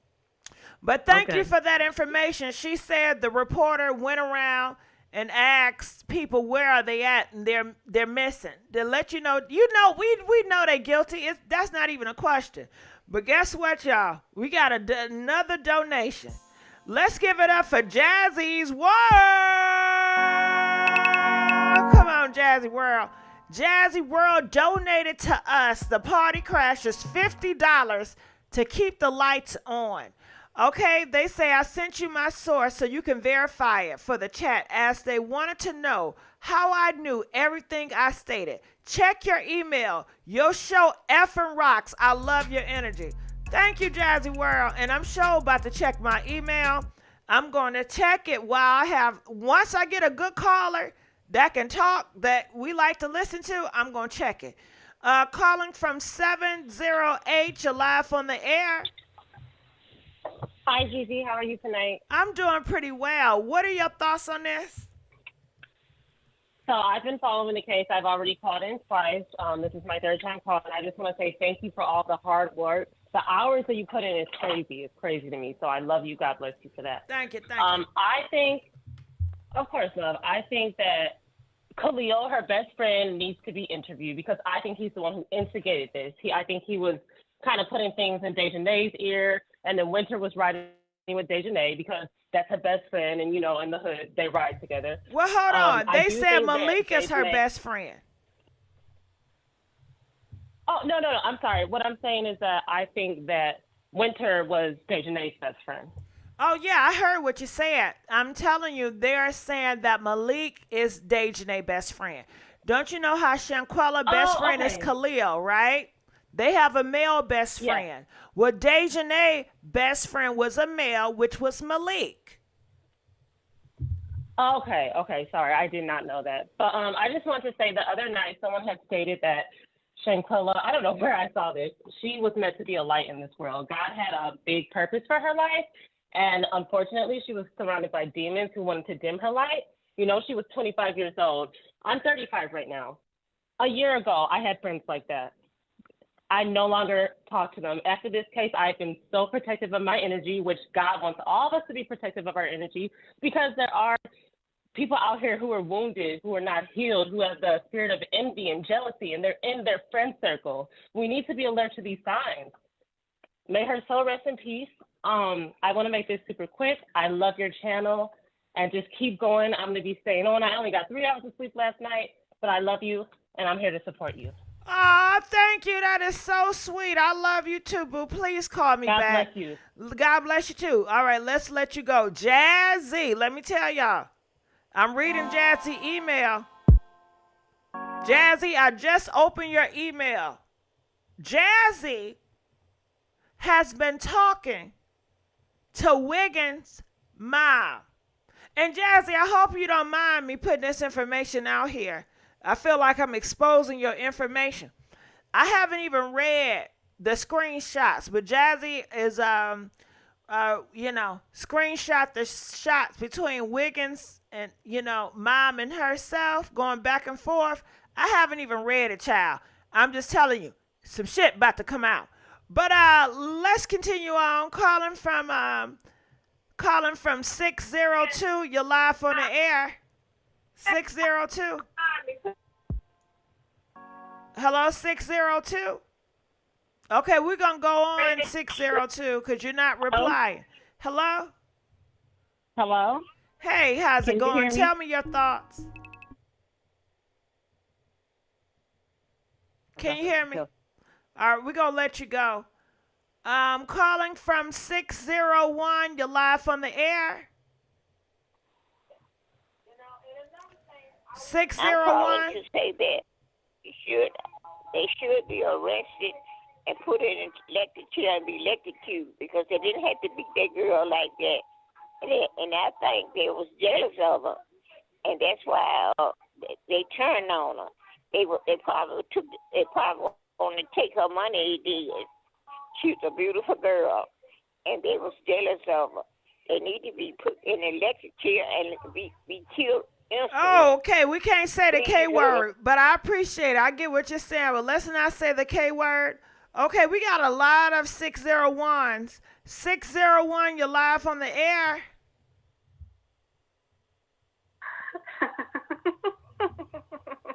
I know this Daejanae, ain't it?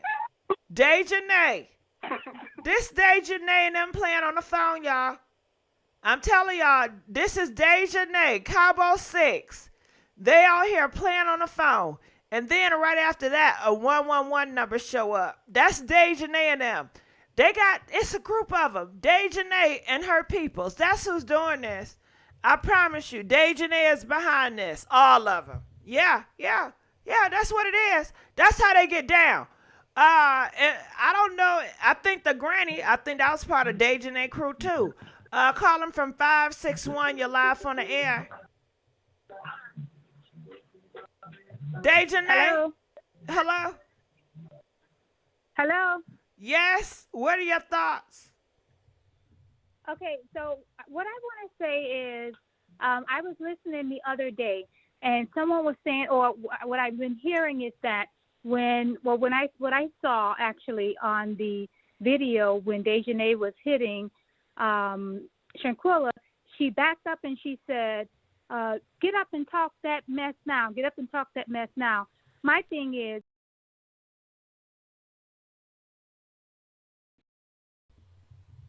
I can't hear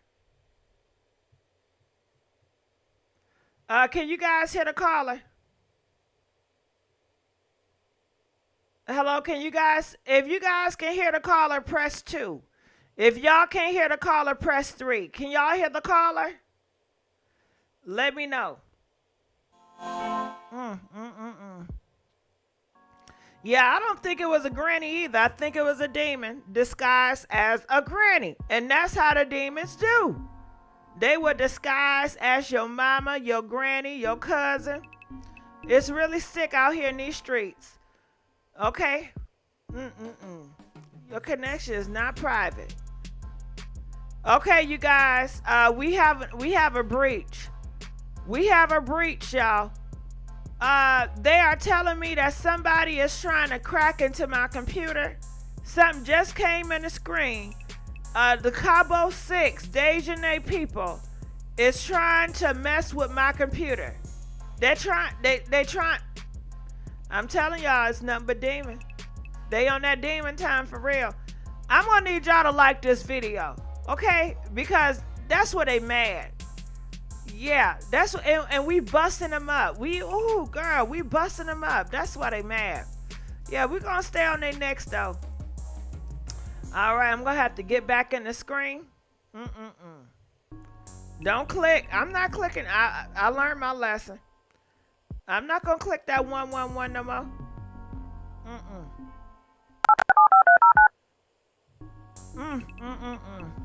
Who please like this video. Girl, what is going on? Y'all should see my computer and what's going on. Since it appears you're calling back into a live show, we are reconnecting you now. Caller 561. Are you still there, 561? I'm still here. I'm sorry about that. The demons are working. What were you saying? What I was saying was, if the reason why Daejanae was fighting Shanquella, if Shanquella set her cousin up to be killed, Kay taken out of here, when Daejanae. Well, come on, let's stop that. Let's stop that. That we don't know how true that is. That was a rumor. We have nothing to support it. Okay, she's talking about a rumor that went out. A rumor that said that Alysse sister that passed away was set up by Shanquella. And that's... Well, I heard it was Daejanae's cousin that was set up by a guy was set up by Shanquella. Can you this is what I want you to do. Can you give me Daejanae's cousin that passed away? Let's put a face to it. Her cousin. I don't know her cousin. These are rumors. I know, but these rumors can be fact checked. Can we find out the person that left this earth connected to Daejanae? Couldn't we research that and find that out? That should be easy. Because they always saying rest in peace on Facebook. Yeah, but I don't believe it's true. Oh, well, what are we talking about? What I'm talking about, I'm trying to address the rumor that they're saying the reason why Daejanae was trying to or beating up Shanquella. Okay, it's false. She found out that night. she found out that night, the rumor was she found out that night, or they found out that night, that Shanquella had set her cousin up to be murdered. Which was a lie. That's a lie. Was. Okay, I agree with that. And to support that lie, what I'm saying is when Daejanae was beating her up, was hitting her, at one point, I watched the video, at one point, Daejanae jumped back. She came back, and Shanquella was on the floor at that point. And Daejanae said, verbally, she said, get up and talk that shit now. That's you said that before. You said that before. Right. You said that before. And that does not contribute to her setting her up. People talk shit all the time. And that don't mean that somebody is setting them up to leave this earth. I understand that, but what I'm saying is how it works, because I 90 have seconds experience with this. I'm not going to say I'm a professional, but I do have experience with psychology. And normally, when you are in the heat of a moment, you say what's true. You don't say something that's fabricated. And when she stepped back, she said the truth. She said, get up and talk that shit now. That was her problem. If Shanquella, or if they had found 60 seconds. that Shanquella had set her cousin I got to stop right there because I'm not understanding how to contribute to it. And I tried to listen to it because I know you said it was a lie. And why are we talking about, because it's already too much misinformation out there. It just confuses a lot of people. But I thank you so much for calling in and having the patience. Let's go on to the next caller. We got some hands up. I'm going to try one of those. Calling from 702. You're live on the air. Hey, Miss Gigi. Hey, how's it going? Talk to me. What are your thoughts? So I'm going to, go back to what one of the previous callers was saying. I believe that this attack was 10 planned. seconds. When you look at the video where Shanquella was going through the house looking for everybody, the energy, you can tell that the energy was pretty dark, and it was on, they were on some low vibrational energy. I don't know how good at telling energy Shanquella was, but the energy was definitely off. I feel like they were in cahoots the whole time. They were plotting against that girl. They were jealous. I don't know about, the rumors that are going around. I don't feel like any of it's true. I think Shanquella had made some bad choices and friends, and unfortunately, she didn't see what type of time they were on.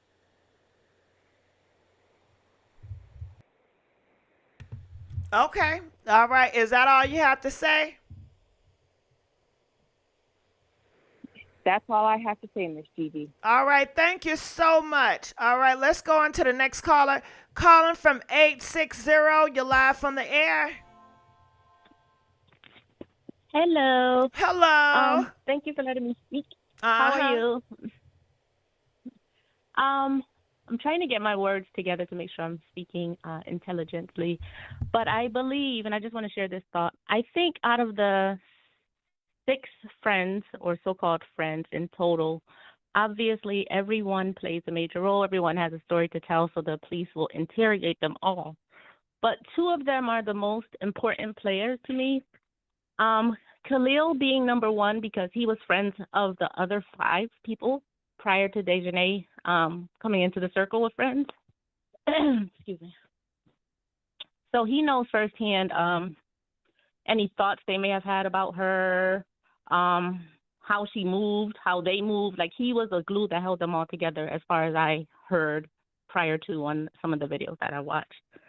The other person to me that would be a very important person to really sit down and look at would be Nazir, for the simple fact that he basically holds a very important timeline as far as his travels from wherever he lived to Mexico, when he got to the actual airport, and then when he got to the Airbnb and the condition that he found her in when he actually arrived at the Airbnb according to him, prior to the doctors or the nurse even coming into the room, I guess at 3:15 or whatever the time frame was.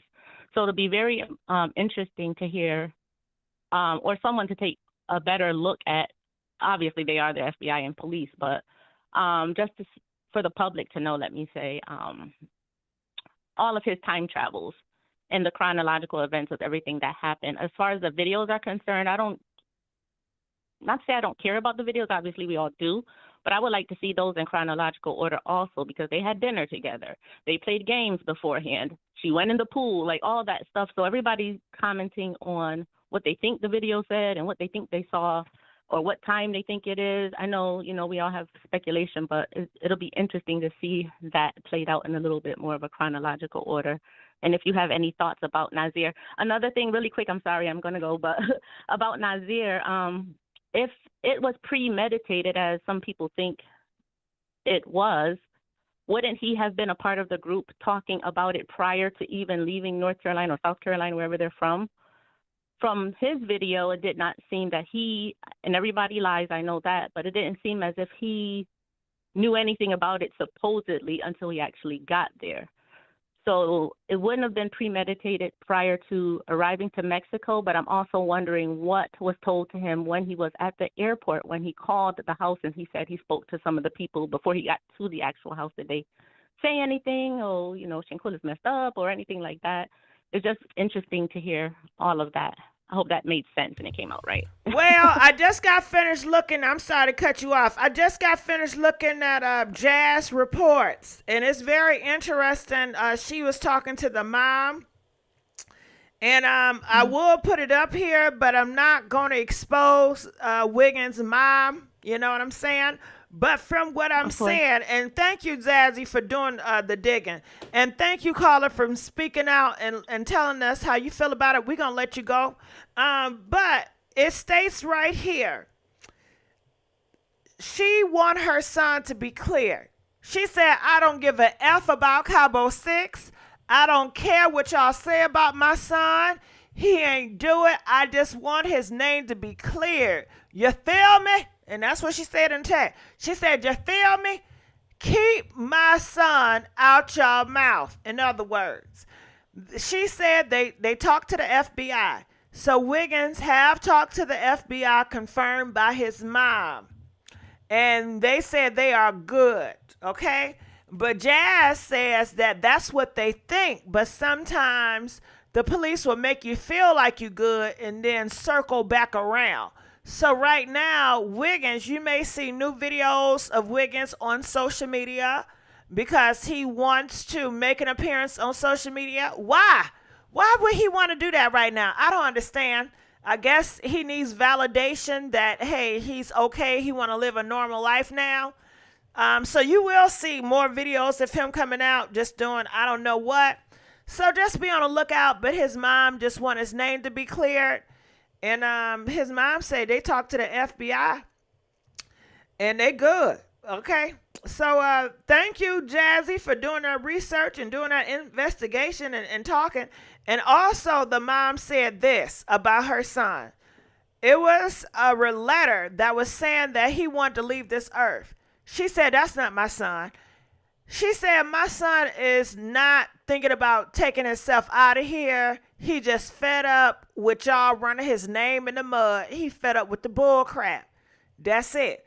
She said so many people are using her son's face and creating fake accounts, and she is sick and tired of it. It's been a nightmare for them.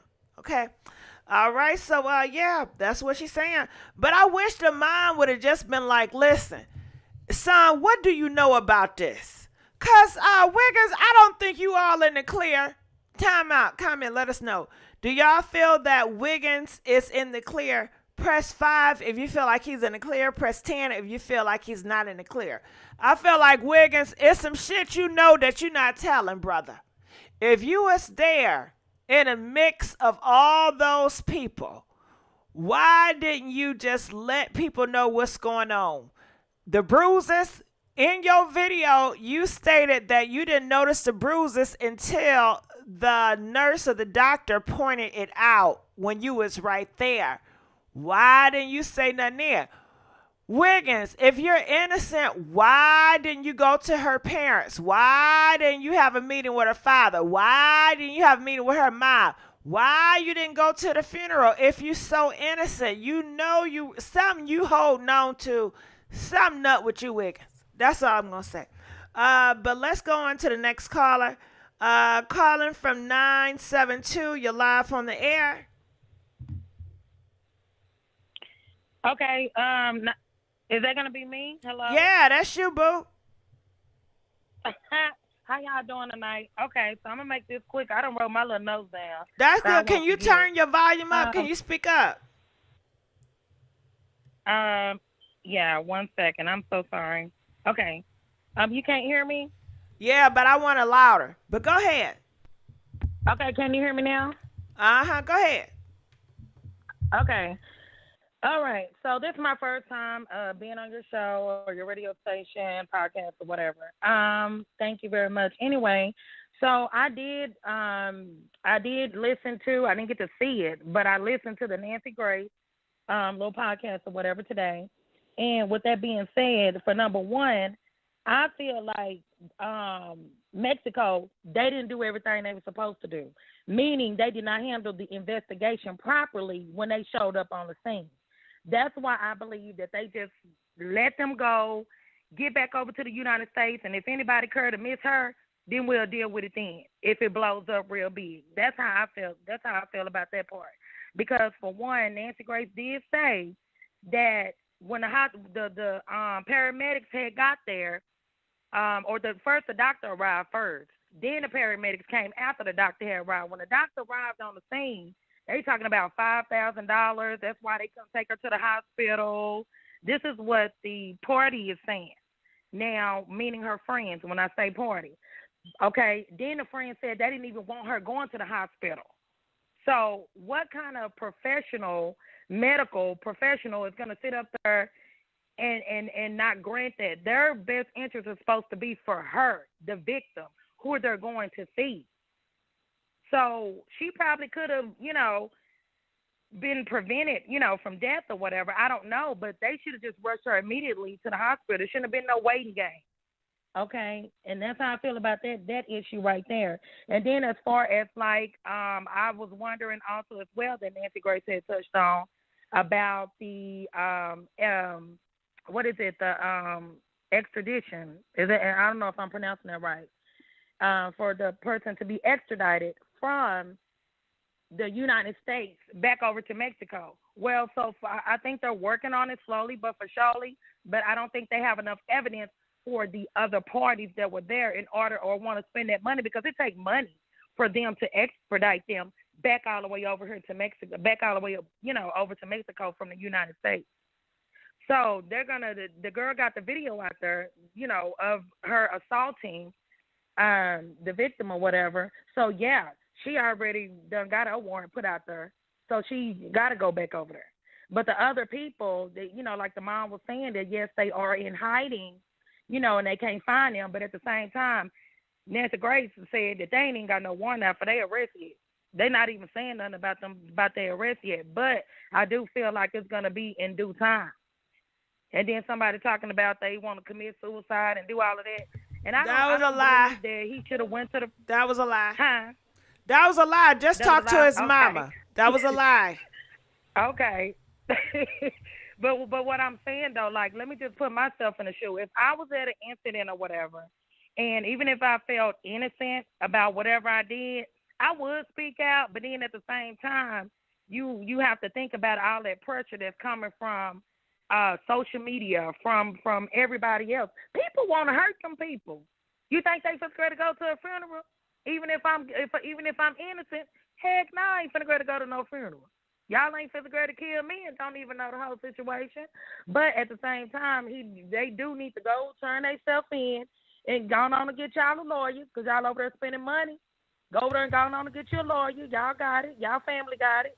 Get you a lawyer and go on and just get it done. So that's how I feel about it, and I'm going to let the next person take the call. All right. Well, I thank you so much. We're going to let you go. Okay, let's give a big old thank you to Shirley, donated $10. Thank you, Shirley. It says, we got your back on these crazy calls. We praying over here and on your show. I thank you so much. You know I need it. You know I need it. Let's give a big old thank you to Sugar Gold donating $10. Love you, Miss Gigi. I love you, Sugar Gold. And I love that name, Sugar Gold. All right, well, let's go on to the next caller.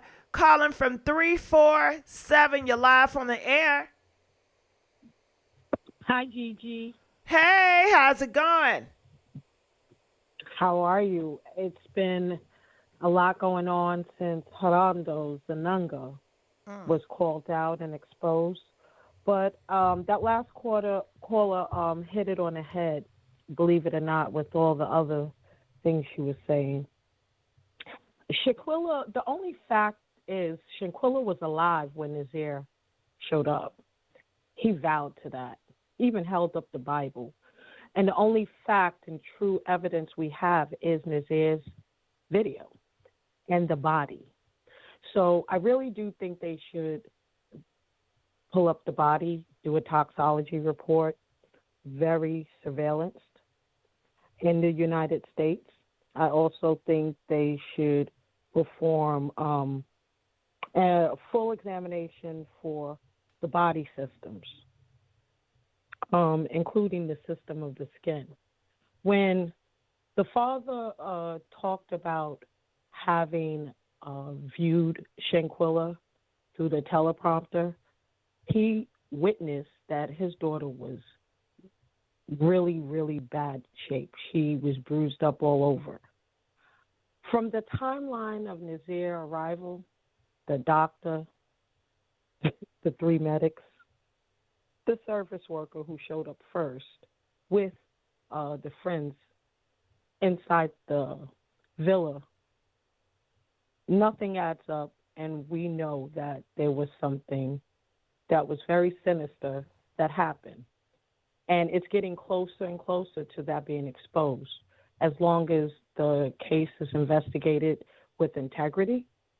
And I really do think that toxology report will tell everything we need to know if it's done with integrity.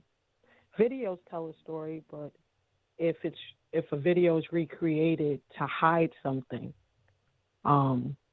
we would be under, a place of glass and mirrors, smoke and mirrors, you know what I'm saying? So I don't think that we should concentrate on that initial video because both toxology reports are dismissed just based off of the theory that Shanquella died 15 minutes after the fight, which we know was in the daytime, early in the morning. She lost her life in the evening time. You know how many hours? Mm-hmm. 3 medical transports showed up. And the friends wasn't there when they worked on Shanquella.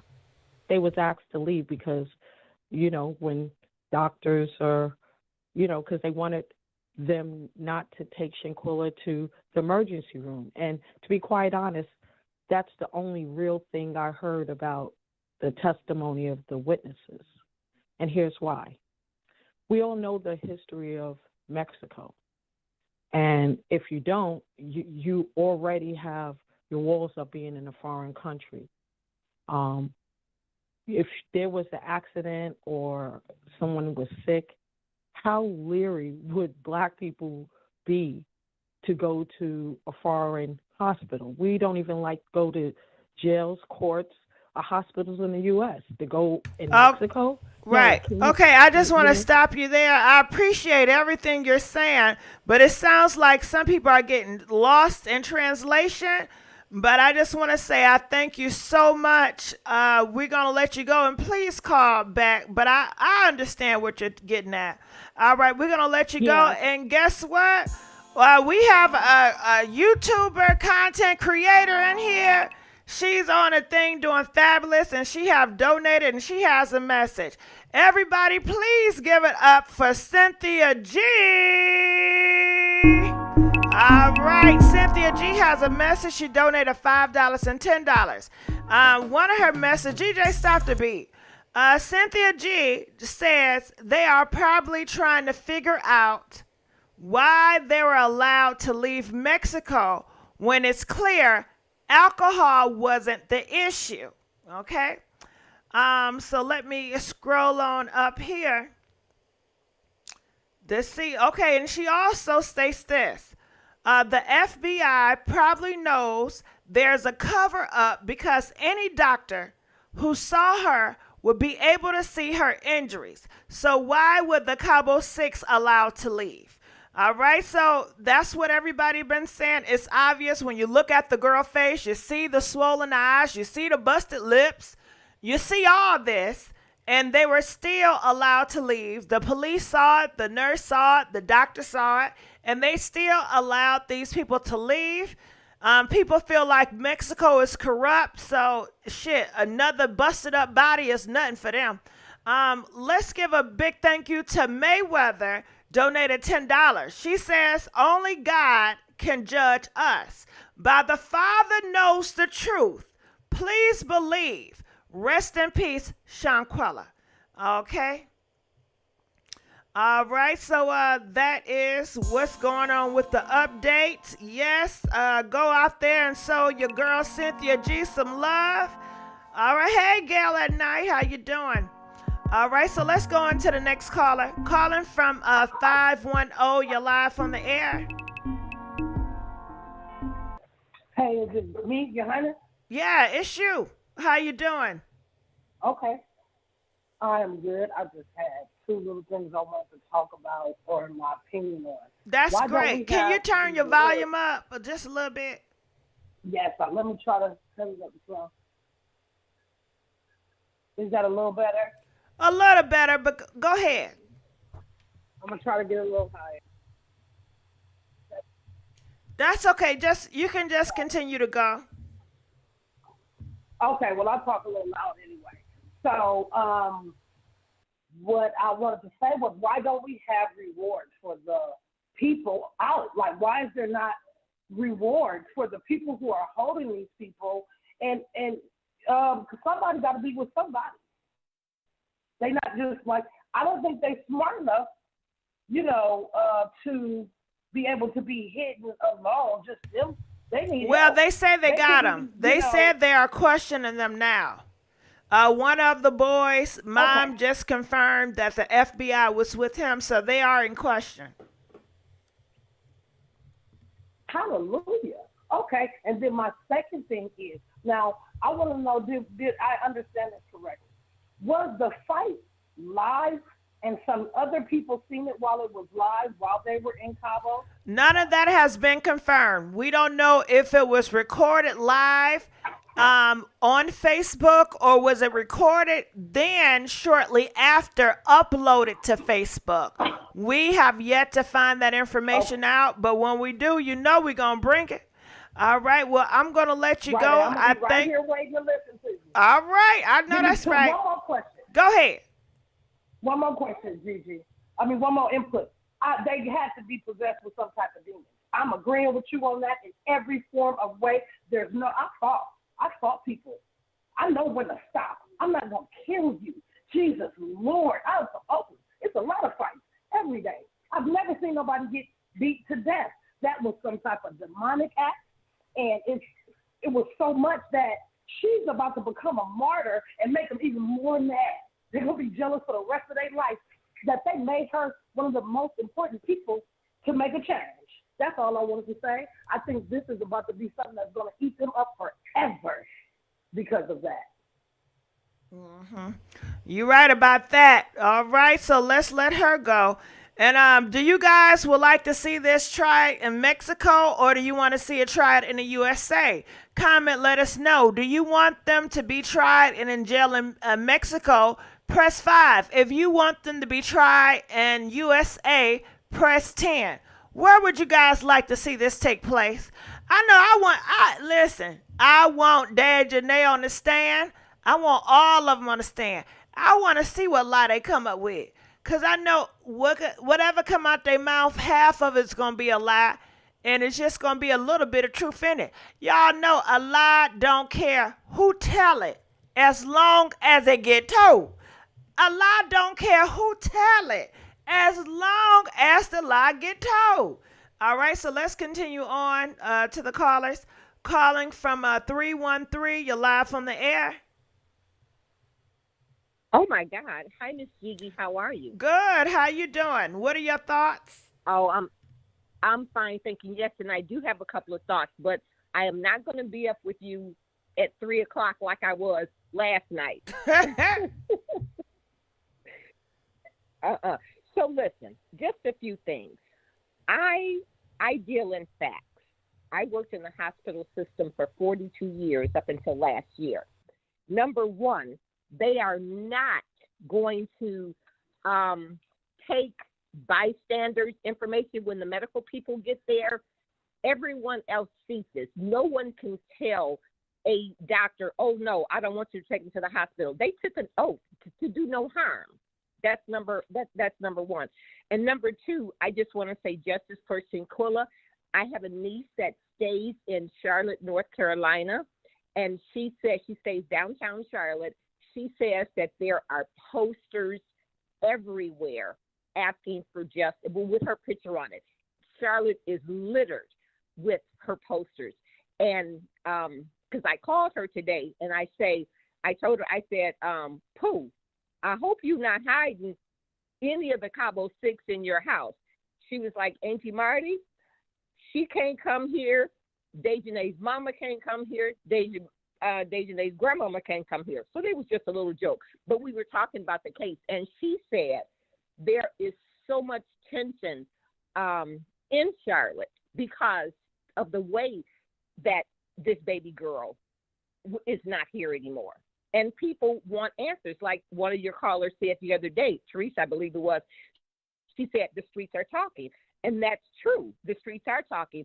And I understand what your platform here is. I know it's to get people's opinion or what you think about something. But a lot of people are, because I've been on different blogs. I don't normally go on YouTube, but when this started, and then I actually ended up in your platform because I liked your platform. I love your, even though this isn't a humorous discussion, but I love your spirit in there and stuff. And so that's why I was up to, like I said, almost 3:00 this morning listening to you. Oh, but thank you. There's only two things that we know that's factual. That baby girl is no longer here. And there is an arrest warrant out for someone. Those are only facts that we know. Only facts that we know. And I don't know if you've heard this or not, and it's alleged, but do you know if Winter's mother or grandmother lives in Raleigh, North Carolina? I don't know. If they live there, what's going to happen? Apparently, Winter's mother or grandmother's house was firebombed, allegedly. But this is what my niece that stays in Charlotte said. And a couple of her other friends, Brandy, well, that's one of the other girls' names, they were talking about it. And I said, are you sure? She was like, Auntie Marty, that's what was said down in here. So we were talking about, I think it's the Charlotte Herald that was down there. But she said that they are reporting almost every day. There's something in there about Shanquella. Still no arrests, but they're keeping her name alive in here, and stuff. And then another thing, I just heard what you said that Jazzy had spoken to or text messages for Nazir's mom.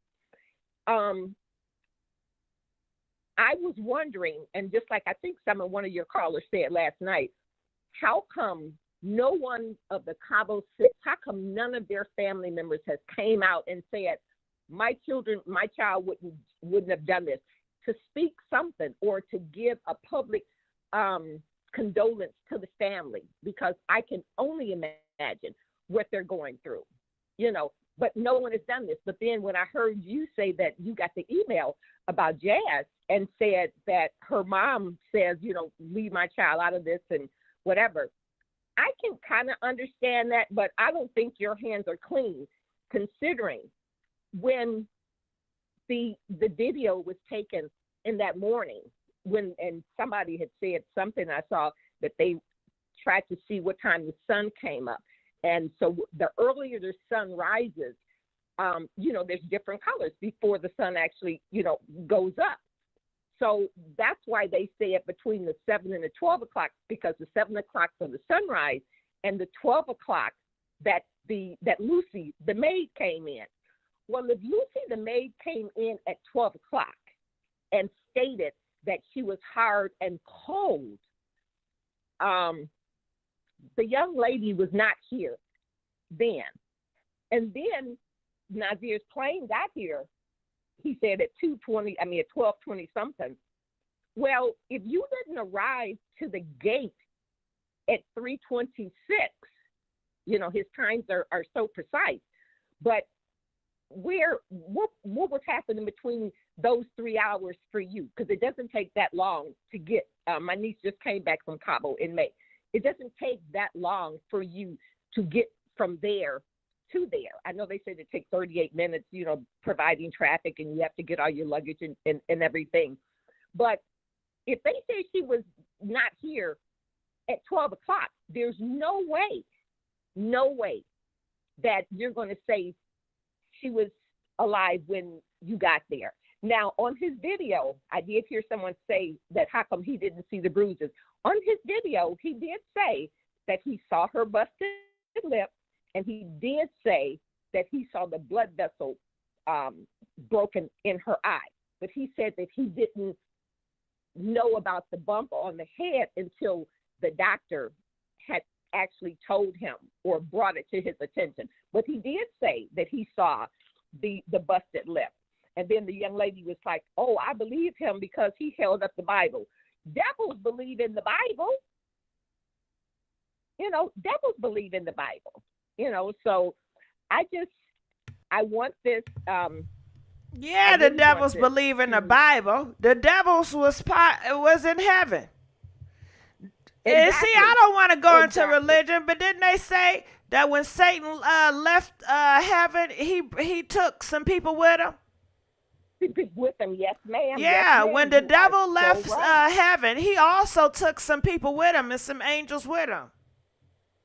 Yeah. But let's not get into that. That's a whole different monster. But go ahead. Yes, ma'am. But I know, I'm just saying, I really want justice to be done for him. And then your question that you had, whether it should be tried here in the U.S. or whether it should be tried in Mexico, it needs to be tried in Mexico. The only thing that I don't really like about that is the judge only does everything is written down in paperwork, from what I understand. No one is going to be up there talking, but if you have the trial in the U.S., you're going to have a trial. Every network in the world is going to cover this. So then we will be able to see, instead of speculating, because my head has been going crazy. I thought I was bad with the Kanika Jenkins thing. I have been so absorbed with this, and I'm not even on YouTube. I don't do YouTube like this. Girl, it sounds like you're going to be talking to me at 3 o'clock in the morning, okay? Like I said, okay, well, how many? She about to make another point? But go ahead. Yeah, but no, I'm just saying, I am long-winded, but it's like, I like fact shit. I like facts, and I be looking at the comments, down in there, and I'm like, where do these people get this stuff from? Well, that's the part of the world, that's going to happen. People going to talk and tell their feelings and their beliefs. That's just how life is. But I thank you so much for calling in. I appreciate you. We're going to let you go.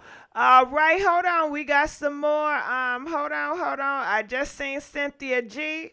Let me go to her message. I apologize for not getting to her earlier. But she did state something. And I wanted to, why can't I find it no more? See, Cynthia G, I do apologize. I was going to get to that message soon as I got finished with that caller. But the phone call took more longer than I expected. No, why? Okay, hold on. Top chats. Why can't I see that? I'm trying to see if I can find the message. Welcome to the live chat. Remember to guard your privacy. I'm gonna have to screenshot it, but I apologize. I can't get to the messages no more. I don't know where they are. All right, so let's continue on. And let's go on to the next. Something popped up on my screen. Go on to 601. You're live from the air. 601. Hello, 601. Okay, we're going to go on to the next caller. Calling from 646. You're live on the air. Hello, that's me? Yeah, that's you. How's it going? Hi, Gigi. How are you? I'm doing pretty good. Can you turn your radio off? Okay, can you still hear me? Yes, I can. Talk to me. What are your thoughts? Okay, just getting straight to the point about all these extra videos and stuff like that. Pretty much, there was another one. They took it off because I guess it was fatal video. Like, talking about Nancy Grace pretty much is, let's see, she gets straight to the facts. She's in straight prosecutor mode. When she was asking the questions, she had the expert getting their take on it. So pretty much she's bringing a different kind of attention. Not like we weren't doing the best by putting it on the blogs every day, but, we went from Daejanae was, arrested to they leave a note on the door at her house. So incorrect. But usually when Nancy Grace gets on top of something, it brings national attention, more attention, and she's going to get straight to the facts. If she's discussed it just like all of us, we're ready for an answer. Now, do you have any thoughts about her interview? That's what we really want to get to, the meat and potatoes. All people got opinion. We don't care about that. About talking to her mom, talking to Shanquella's mom? No, yeah, the interview itself. What were your thoughts? What stuck out? What stood out? Well, to me, what stood out is how she had the professionals, pretty much giving their take on it. And I know it is opinion, but these are professionals, like we were hearing from the Mexican professionals.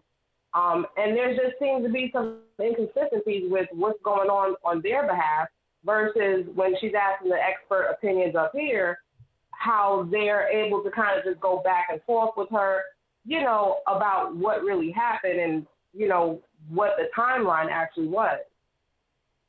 Okay. All right. Well, I thank you so much for calling in and letting us know.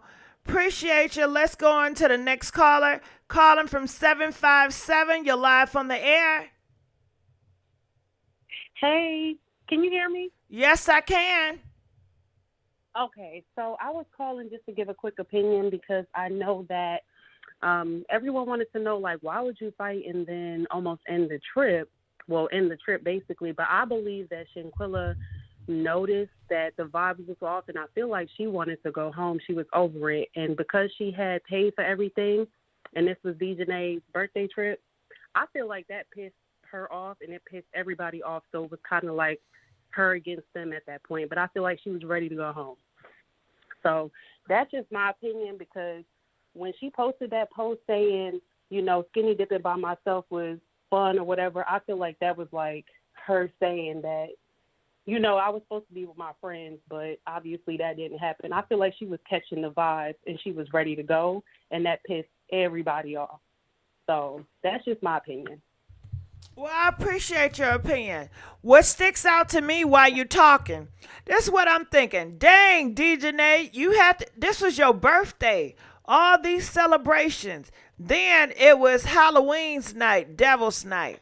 Then her Alysse sister then passed away. They said at 1 o'clock in the morning on that Friday.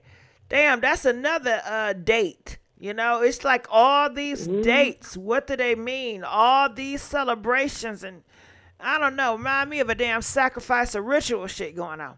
Was it a full moon that night? I don't know.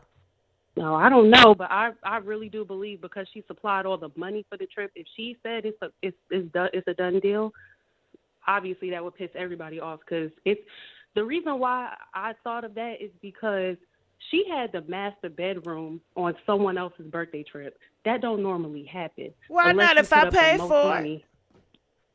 Exactly. When you pay for it, you get the master bedroom on any trip. Like whoever paid the most going to get the master bedroom. Why would she have the master bedroom on someone else's birthday trip? Come on now. She paid for it.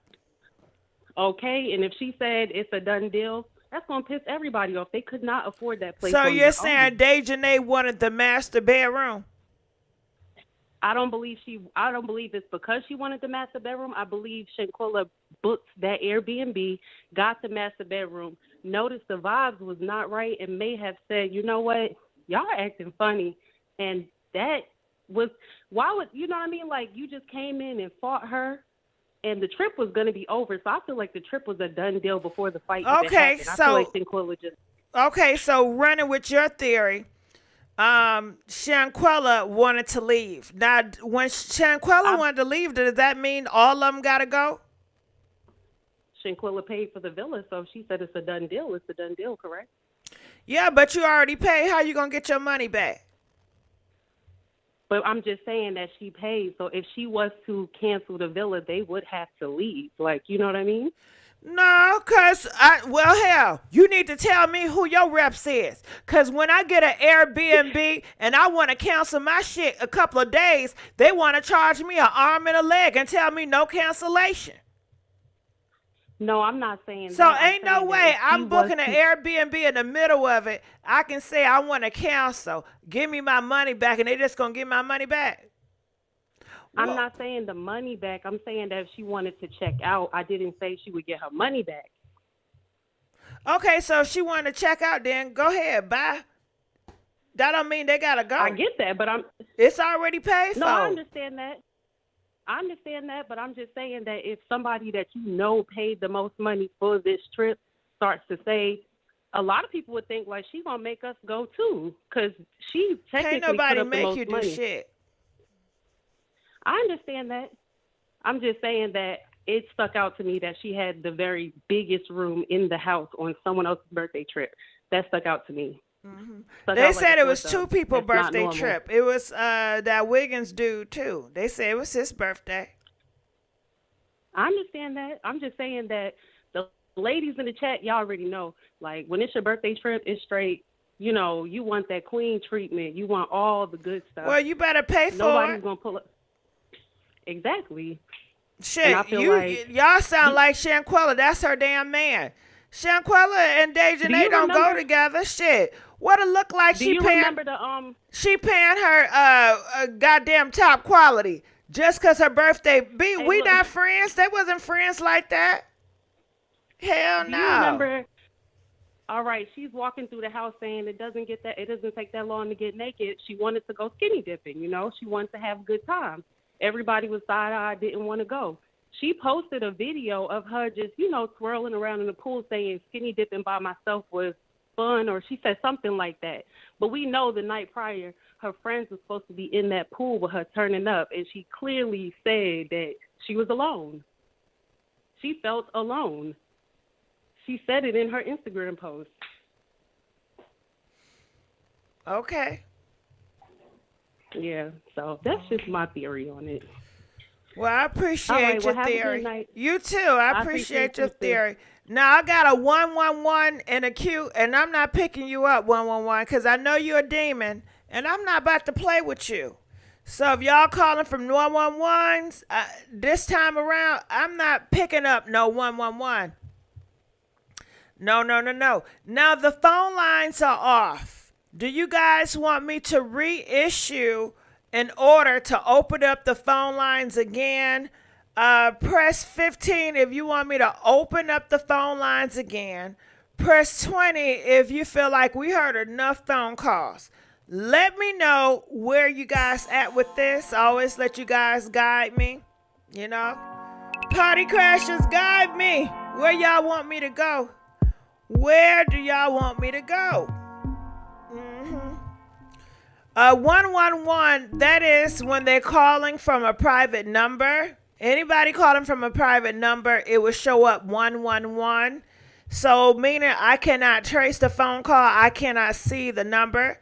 So that's what 111 means. That's a private phone. Somebody called blocked or, private. Okay, okay, okay. All right. Look like I got some phone lines already on. Hold on.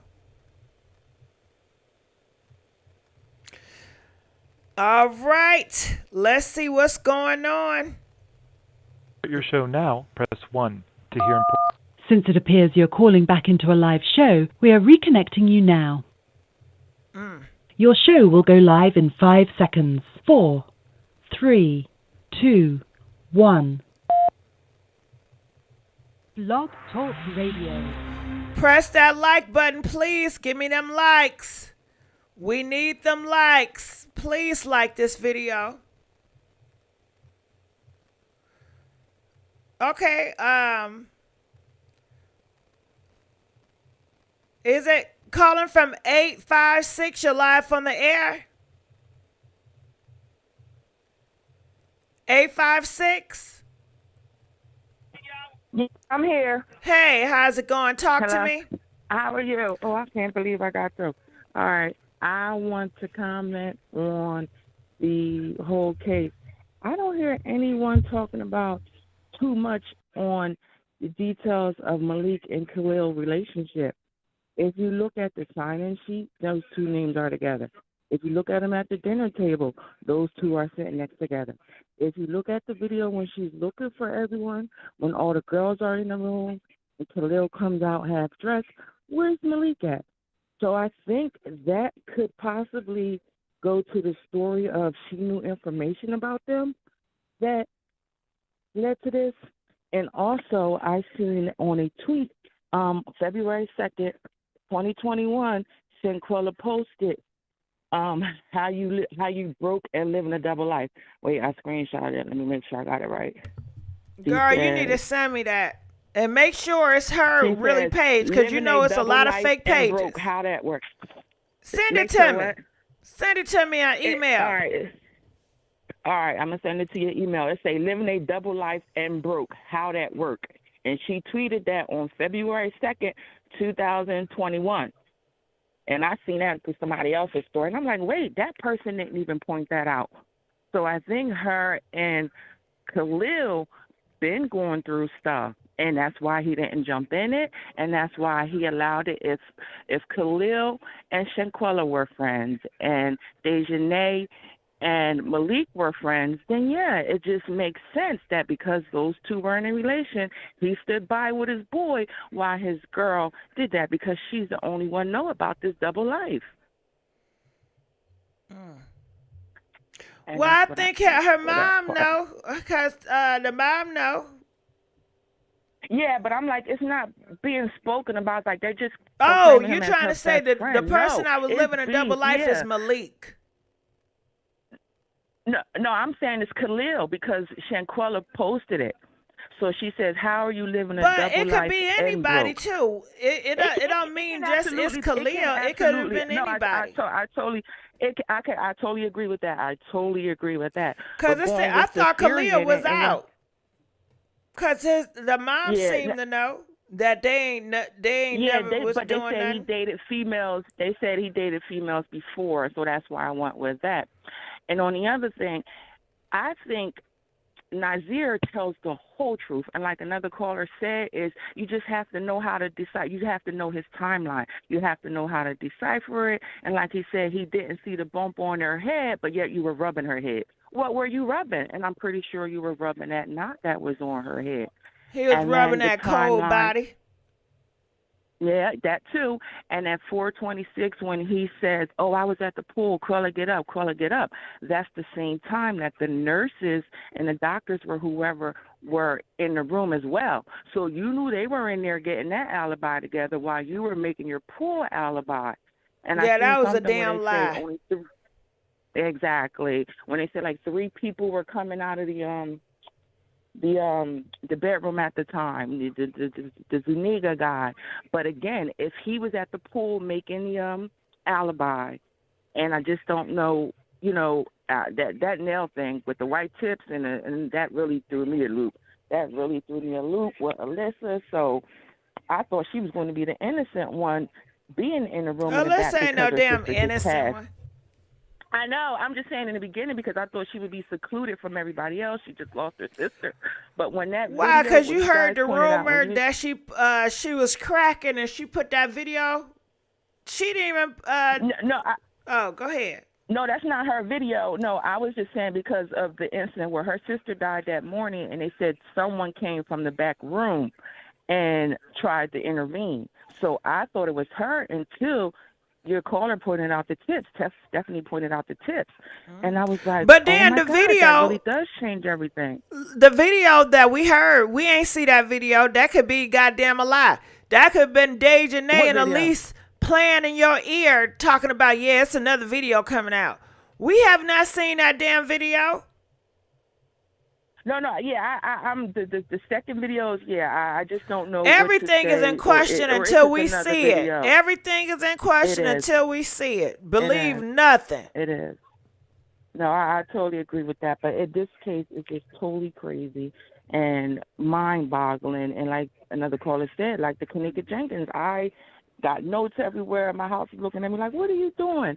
But it's just too much. It's too much. And that Nazir, yeah, he tells a lot in it. You have to just know how to decipher where he's excluding himself, but where, like the caller said, he gives a great timeline on what was going on from the maid.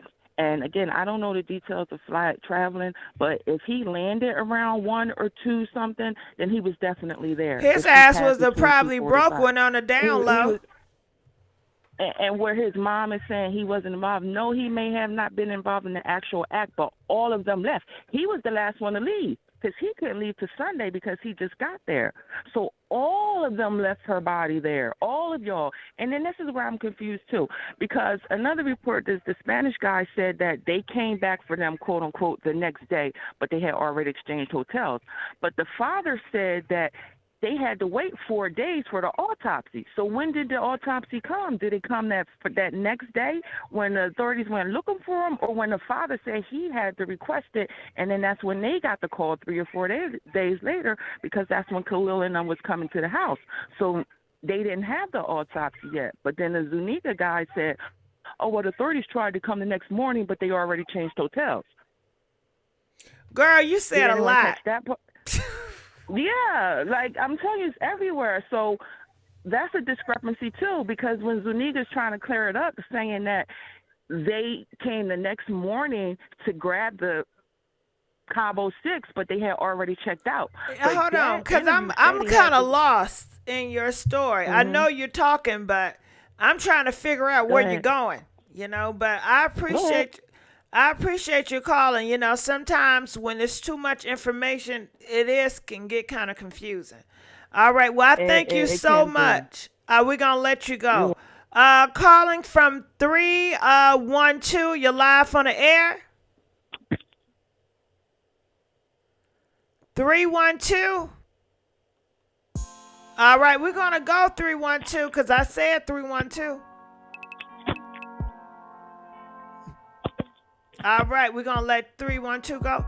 Can we please get more likes? Please like this video. And the last caller we had on here, what did they say? They were talking about, Shanquella put on her post, you living a double life and you broke. I don't think she was talking about Malik or Kalia. I don't know. Anybody with ears can hear Malik got some sugar in his damn tank. You can hear that shit. You know what I'm saying? You can hear the zest. Ain't nothing down low about damn Malik. It ain't nothing down low about Khalil. Yeah, he dated women, but a lot of openly bi guys date women. And, God damn it, some gay men date women too.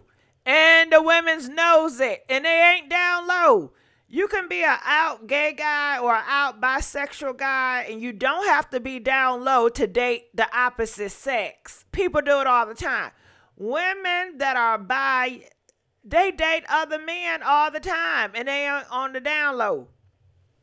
So I'm gonna need some more convincing because I'm not convinced Malik or Khalil on the down low. Even though Malik, they say he has a baby. A lot of gay men got babies. That ain't nothing new. A lot of bisexual men got babies too. And, okay, let's keep on moving on.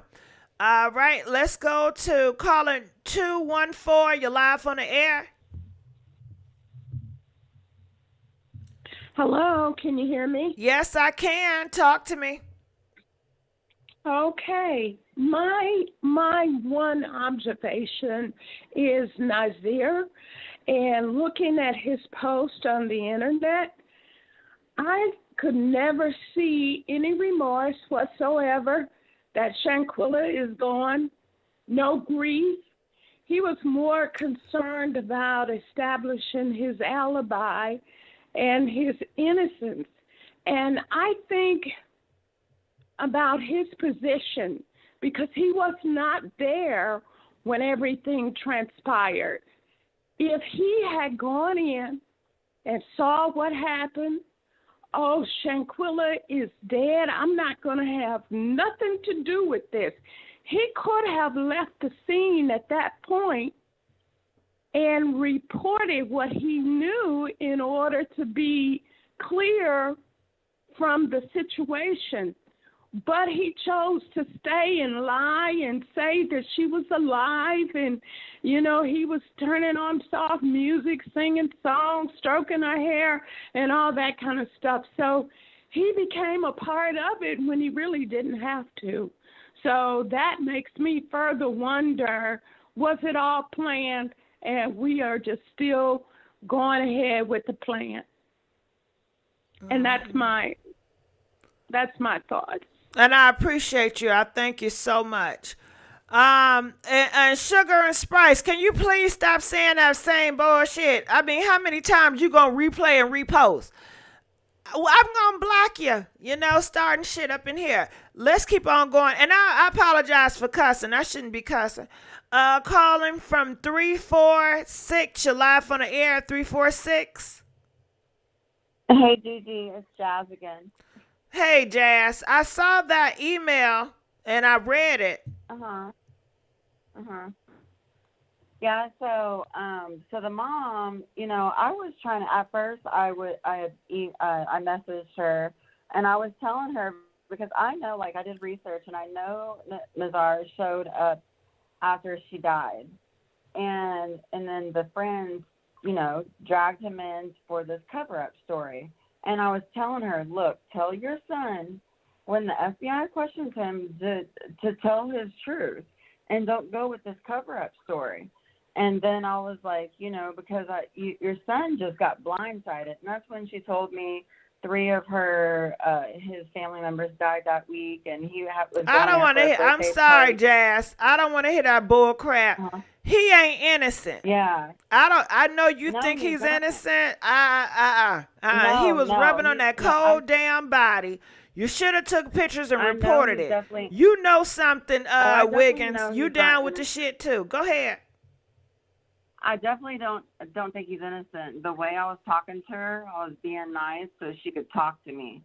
If I was going saying he's guilty, I get what you're saying. I wouldn't have gotten all this information. I get what you're saying. Yeah. So the thing is, and then also between where did y'all hear the body was cold? Because I didn't hear that in one of the interviews. Lucy, the cleaning lady or the maid she discovered the body. The Mexican dude. Reported that Lucy, the maid, at 12 o'clock when she touched the body, it was cold. Was that on the interview with the lead attorney, or was it NCB? Because NCB, it says the maid found her hard, because there's a big difference, because hard starts 3 hours after death. Cold starts at 8 hours after death. So if it was cold, that means she had to die at 4 a.m. Well, I So don't know. I but don't last get. year, She clearly, you know, so I think I it's don't know what cold is cold. Maybe it wasn't ice cold, but getting cold. Maybe it wasn't hot no more. You know, I don't try to get into the technicality. She was gone by 12. That's all. You know, she reported. because when you first die, the first 3 hours you're really warm and you're soft, and at the third hour you become your muscles become stiff. Well, they And they said told that us that. she started whooping on her early in the morning when the sun was coming out. So I'm assuming around 7 o'clock. They put pause on her. During the time they put pause on her, she left this earth. So I'm assuming, shit, if it started around 7, I would think she'd probably be gone by 8 o'clock that morning. So I think 8, so too. 9, And 10, then with 11, Dyer 12. That's 4 hours when the she got there.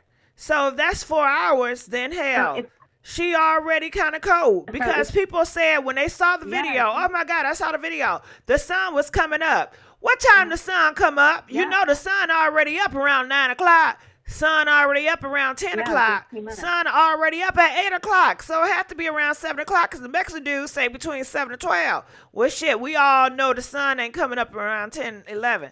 So in my assumption, with all that, between 7 and 8. Yeah, that's when she died. And so Nazar, when he showed up, now Nazar had a plane ticket, and it was a 2-stop plane ticket. He left Charlotte at 6 a.m. There was a second stop in Dallas that he got there around 10 a.m. 10 a.m. back that up 2 hours for a time exchange in Cabo. That's 10, 9, 8. That's when she was probably dead at that time.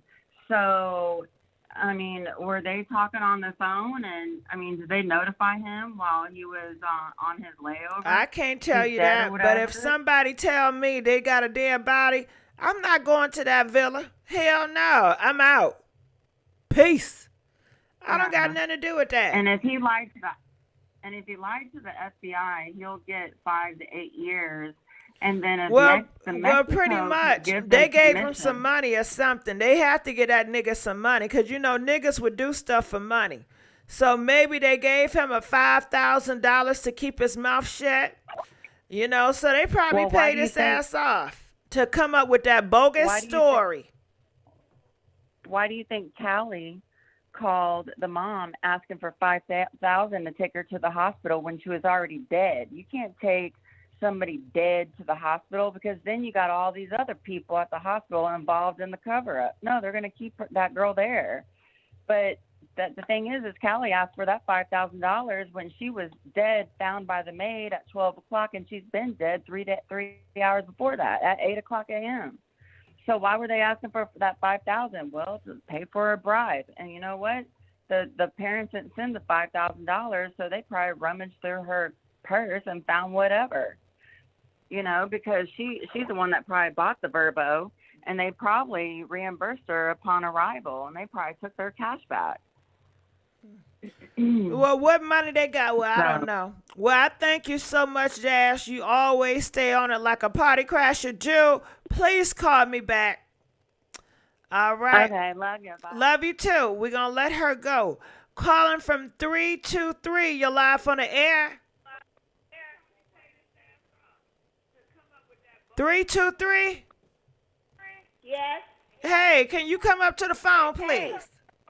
Hey, this cat can hear me? Yeah, Cat. But you know what? The phone don't sound right. Okay, wait a minute, because I got you on speaker. Hold on, let me. Can you hear And me? take that radio off. Can you take the radio off, please? Okay. Yeah. Let me, let me, hold on. Computer shit. I'm sorry. I'm going to come back to you, Cat. I watched it today. Wait, hold on. Who is this? What's your name? This is Cat. Oh, hold on. You a moderator? Me? No. Oh, shit. Wrong Cat. Okay. Oh. No, this cat dead. Okay. Well, tell me, what's your thoughts, Cat? My thoughts are... Cat, you sound like you so far away, Cat. We're going to come back to you. Calling from 310. You're live on the air. 310? Yes, 310. Can you hear me? Yes. Okay, this cat. Now, this is what I gotta say. You calling from Everybody two numbers, who was Cat? there. Oh Lord Jesus. No, stay right here, Cat. This sounds way better. That's why. Girl, I you just cut the something other one else. off my house phone and my cell phone. Go ahead, girl. GIGI. Now, Yes. this is what is the bottom line. When you can see what is going on, all you need to see is a little bit of clip, and that's enough. Everybody who was there is involved and didn't do nothing. They hated that girl. Satan was involved. Them demons just took a hold of them and killed that poor child. That's what's going on in this world. They don't even know what the heck they doing. You know, they killed this life-taking, this poor innocent child. They probably manipulated her from the beginning to get her to Mexico. It was all planned. You can see it was all planned. Everybody involved, and God ain't gonna let nothing Yeah, slide it was on that, planned. You know, why it so was everything planned? is You coming know out. what? You Cat, know, Cat, let me stop you there. Yeah. Cause you made my brain start clicking and clocking. You know what I think? I think when they was back in Charlotte, cause that's where they from, right? They were being cool. Daejanae, Alysse, and Malik, they was all being fake and phony with her, gassing her up. Yeah, girl, we're going to have a good time on this trip. And that's why she got on the trip with them, and that's why she was so bubbly. And they Cause probably, hold on, they Cat. probably Now, got let me her say this, to Cat. agree. Oh, I'm sorry. Cat, can you please let me speak. Yeah. I love I'm fucking sorry, with I'm Cat. excited. I love fucking with Cat. Cat, Yes. please let me Go speak. ahead. Yes. Say it, girl. Yeah. Yes. So girl. You can see. Yeah, they got her gassed up and shit.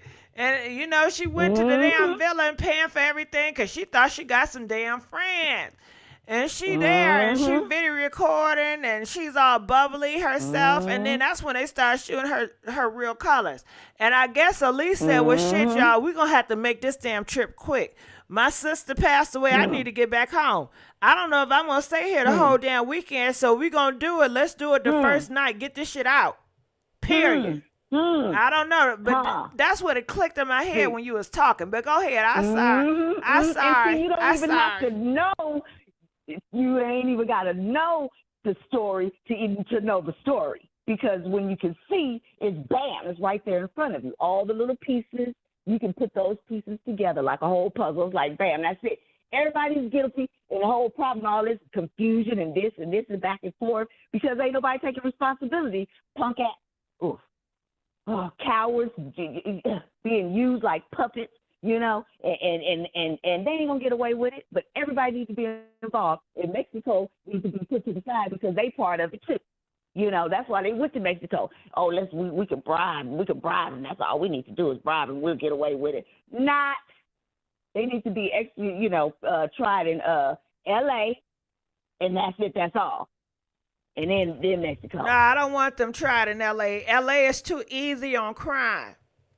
They need to be tried in a very conservative state like Alabama. But, you know, if they're not going to get away with it, you know what I'm saying? We need to band together.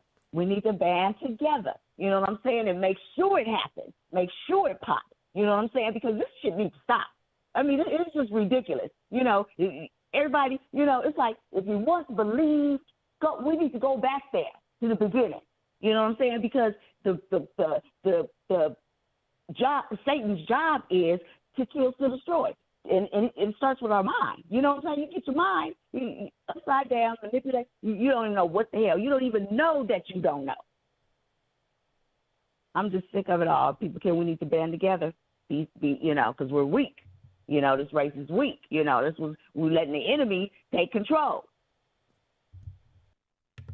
Are we talking about the same case?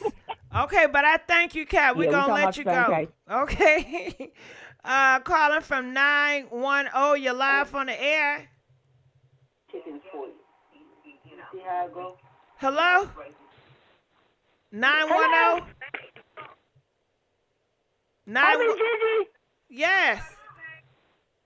Hi, MissGiGi. Hey. Hi, love. I wanted to talk to you about something that was been bothering me when the situation that happened when his friends came home, which is the best friend, when he brought her luggage, and this boyfriend said, "Oh, he was sweating and he was sweating." I felt like he should have didn't tell him to leave. He should have said, "Hey, why are you sweating? What's going on?" Because he already said she got alcohol poison. But then I figured it out. I said, "Oh my God, the reason why he was sweating so bad was because he knew what he had done." Yeah, you're right. He knew what he had done. Yeah, you're and right. it was so sad because as a friend, and he said, "Oh, fight back, Shanquella." As a friend, if I tell my friend to fight back, and he knew that she's not fighting back, why didn't you just get up and say, "Hey, this is over. But I This gotta is stop over. you there. Let's sit That down and was talk that was about it." not the best friend that said Quella fight back. That was not clear. Yeah, that was that's not the same because dude. It doesn't sit well with me. It doesn't sit well with me because as a friend, That if wasn't something her so bad friend. is going on, That wasn't her you friend need that to said stop fight back. right there. And they say, "Hey, man, you got your shot." But they were recording her and embarrassed her while she was naked. And she was naked. And not only that, when they found her, say they called the doctors, they called this, that's humiliating her, even though what money she has spent or whatever she was, that to me was very disrespectful. That was. Okay, well, I thank you so much for letting us know how you feel about that. Hold on. To be honest with you, wait. What you're doing. Thank and may you. God bless Thank you. And God, Jesus, Thank may you. the love Amen. of Jesus, because we're black and black, and God have mercy on our soul. All right. Because the devil, we're going to fight that motherfucker away. I'm sorry I'm using that word. Okay, we got to let you go. All right, so let's give a big old thank you to Pan Africa. Donated $5. Diamonds and Silk, Cat and Gossip Girl. Hey, I like that. Okay, thank you, Pan African. Also, let's give it up for Q. You guys remember Q, the lead legal counsel? You know, he's a caller on the show. He said, "Love the show." Donated $10. I thank you so much, Q. And Q, feel free to call in. Let's give it. Oh, girl. Do you hear me? I had to drop the damn mic. I got it. Let's give it up for.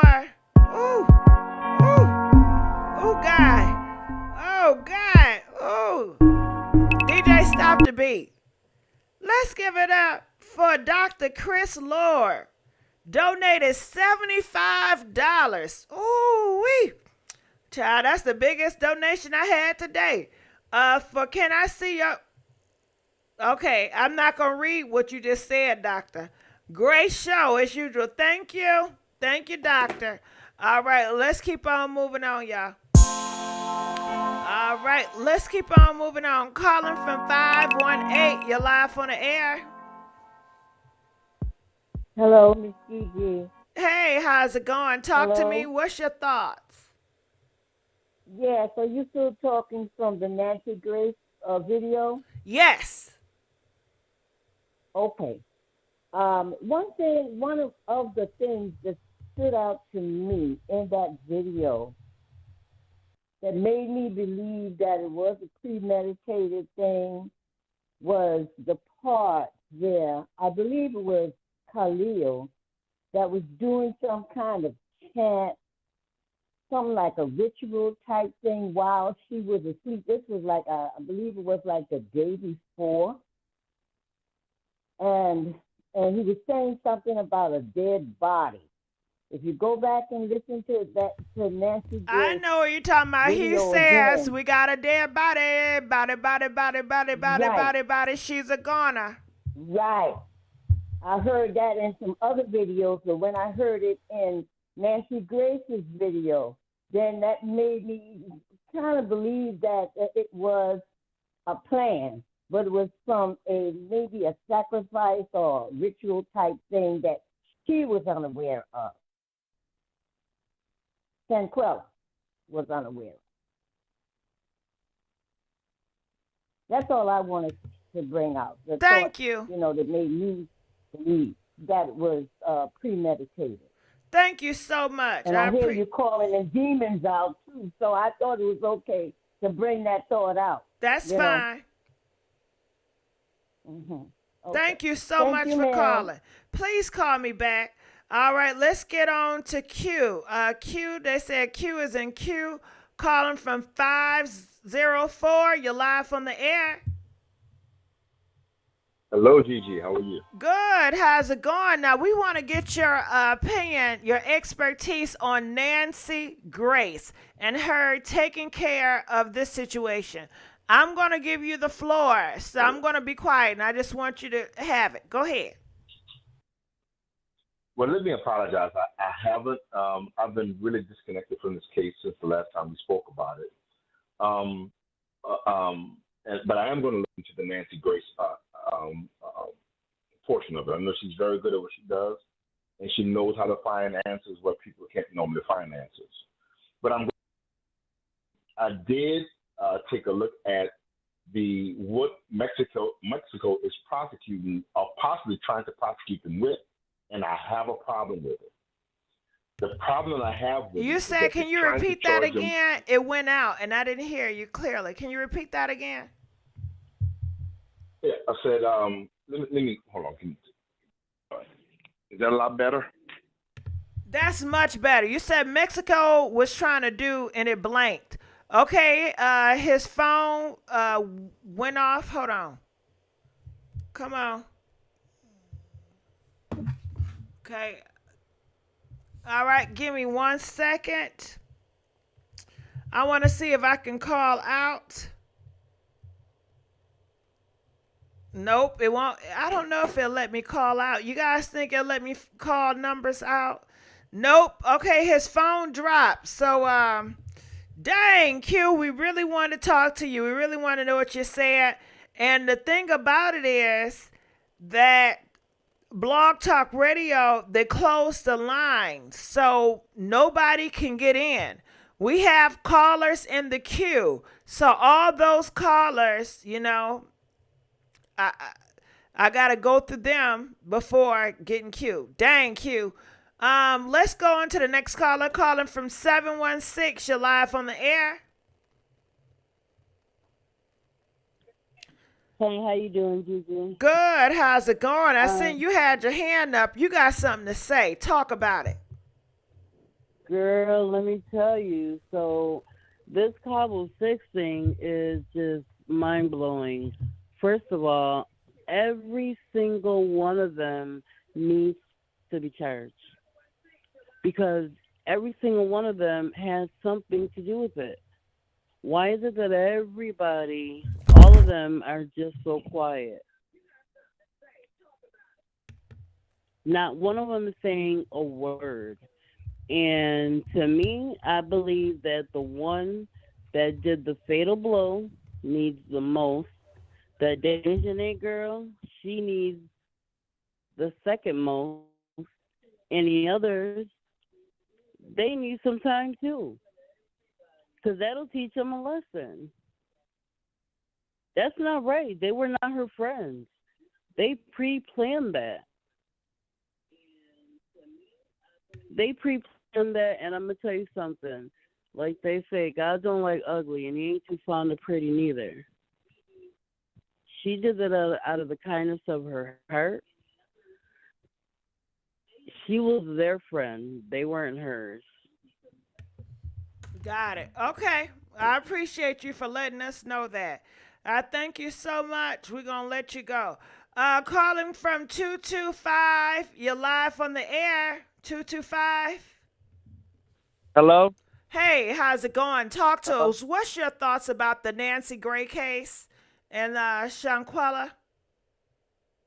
Okay, I haven't watched the Nancy Gray. I'm going to go back and watch it. But this is what I want to say, Gigi, before you because I heard you do another call like this. But this is what I want to say about Nazir. Now, I don't feel like he's all the way innocent, but facts are facts. He wasn't there for the fight.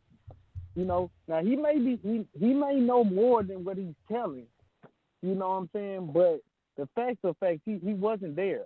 And also, you know, like he's the only one besides Winter, but he's the only one that went live and said something. Now, if he wouldn't have made the video, people were, oh, why he ain't saying that? Why nobody saying nothing? But see, now that he didn't make the video, they called him a liar and just crucifying him. You know, I don't think he's all the way innocent, but at the same time, his ass should get crucified. He should get more than that. He should do some time.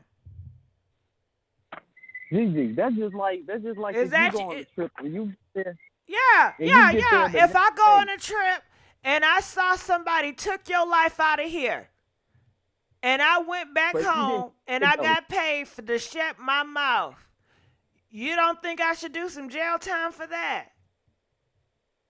But that's not a fact though, GG. And that's not a fact. And what else did you say about him?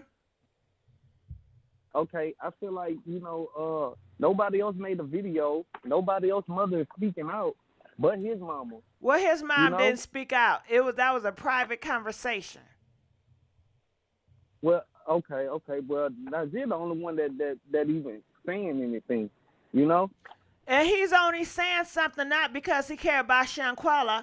It's to clear his name because he don't want to be accountable for the shit that he did. He don't want to be accountable for lying and not telling the truth about them putting pause on her and taking her out of here.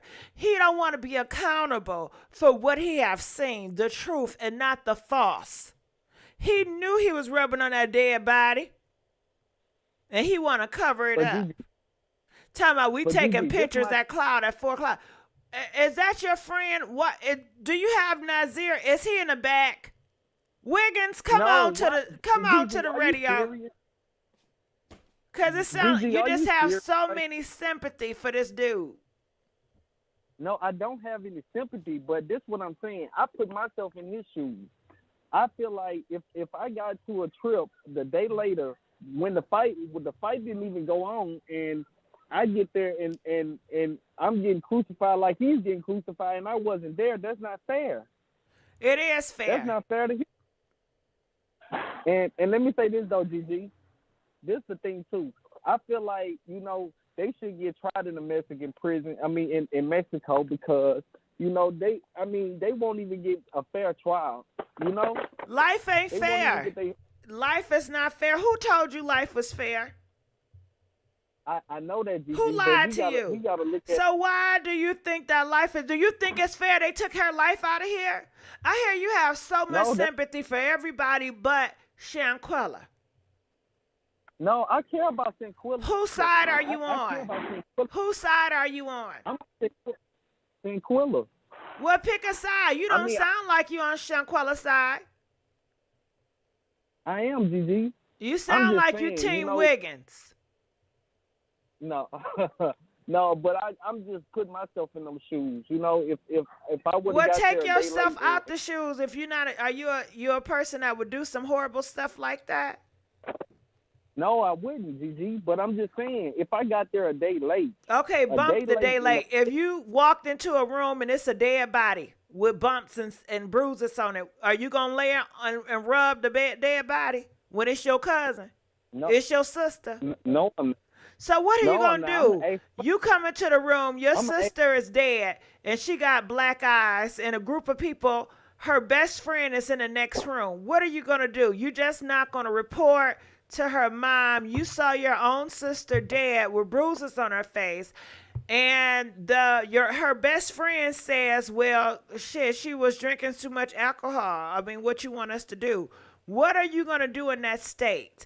Are you just going to go back to America and just be quiet after you seen your sister dead with them black eyes? No. Now we all. Are you going to go to the cops and tell them what you seen? Honestly, what are you going to do when your sister is dead? I'm gonna do all I can. What is it? What would you do if that was your mom dead?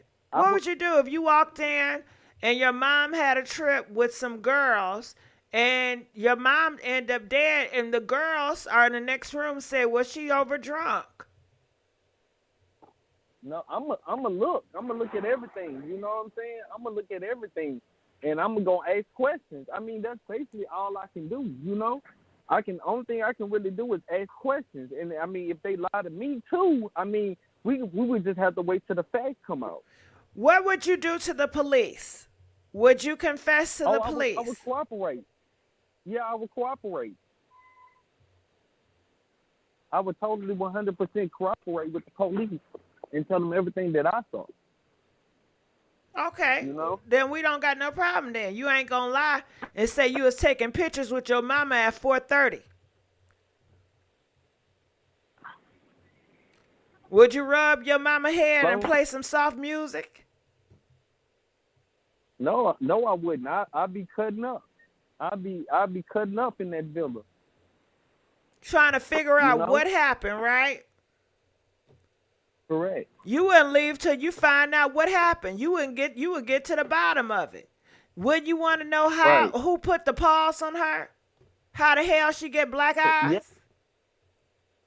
Yeah, I would want to know that, GG. Okay, and then when you found out who did it, would you tell the police who did it? Hell yeah, and I'd be trying to whip their ass too. I mean, they tail too. Okay, you would be putting out all the information about these people so they can get they just do. Right. Okay, that's all I'm saying. All right, we're going to let you go. Calling from 504, you're live on the air. Hello? Ah! See that demon? That's a demon. That's a demon. Uh-huh.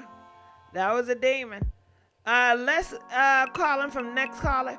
470, you're live on the air. Hey, what's happening, GG? What's going on? Talk to me. What's your thoughts? GG, look, at the end of the day, this whole thing was plotted from the get-go. It was plotted not to kill her, but it was plotted to, look, let's get her, let's mistreat her, let's treat her like she ain't shit, let's do this, let's do this, let's do this. And they get there, they handle her. I think both of them guys transvestite. The white girl transvestite. Hold on now. What is a transvestite? We're not even going to entertain that, okay? They are both women, females, born at birth girls, and we just going to go with that theory. Oh, okay. Well, look at it like this then. At the end of the day, they all jealous of her because she get the money. She done paid for the trip. Now that they all down here, they already done plotted. They already hating on her for her being who she is. So they get to fighting with her. That video was showing them fighting, but at the end of the day, all of them was watching. Everybody was watching. Everybody saw the fight. I don't know who else put their hands on her, but we saw who put hands on her. But everybody saw the fight happen. So everybody come up with the same slob-ass lie. Go tell mama the lie. Mama, and for 3-4 days, mama say they came to the house until mama seen the video. Then they all get ghost. Everybody guilty. Everybody go to jail. Everybody get locked up. Everybody get some time. Just like that one killing when your boy was running and jogging and somebody was videoing it and then they shot the man and killed him. At the end of the day, the man I have didn't no report the video. idea So, hey, what you talking about. you know what I'm talking about. That Marjorie killing, the killing when the boy was jogging through the neighborhood. Oh, the and then black the white dude. man killed the man. Yeah, let's just say Yeah, K. yeah. K word. Mm-hmm. Yeah, exactly. Yeah, I So don't that understand man how killed- that dude got something to do with Winter and Shanquella. That Because had at to the do end of the with day, race. everybody That had to guilty. do with race. Everybody guilty. They all saw it. They all witnessed her getting killed. Oh, okay. They all come up with the same lie. Alcohol. Well, poisoning. shit. If that's the case, then everybody, mob ties, they guilty when they saw Takeoff getting taken out. If that's the case. Exactly. Look, that's a whole nother story. But at the end of the day, See, at- y'all at want to the end of the switch day- up when we get to the mob ties. No, that wasn't plotted. That wasn't plotted to kill Takeoff. Takeoff just got shot. it was plotted to beat her up, but they didn't know they was beating her Well, up that bad. I don't know. We have to argue with that because I've been talking in the streets and people did say it was a setup. It was a sacrifice. You can look it up. I'm not sure with the takeoff thing. And they still are saying it was a setup. It was a sacrifice. And the person that's doing time was not even a person that did it. How awkward is that? Right. Hey, look. All right. That young lady got killed by 4 people. Mm-hmm. One person put their hands on her. We remember we're not going to say the K word. The K word. I thought you were talking about the KKK. No, the K, the death word. All right, we appreciate you calling. We're going to let you go. All right, let's give another thank you to Jazzy. Jazzy, where you at?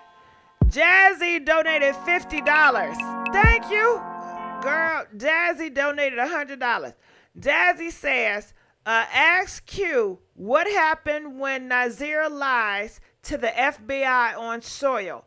Can Mexico give USA permission to press more charges than just lying to the FBI? Jazzy, that's a great question. You know, I can't answer that.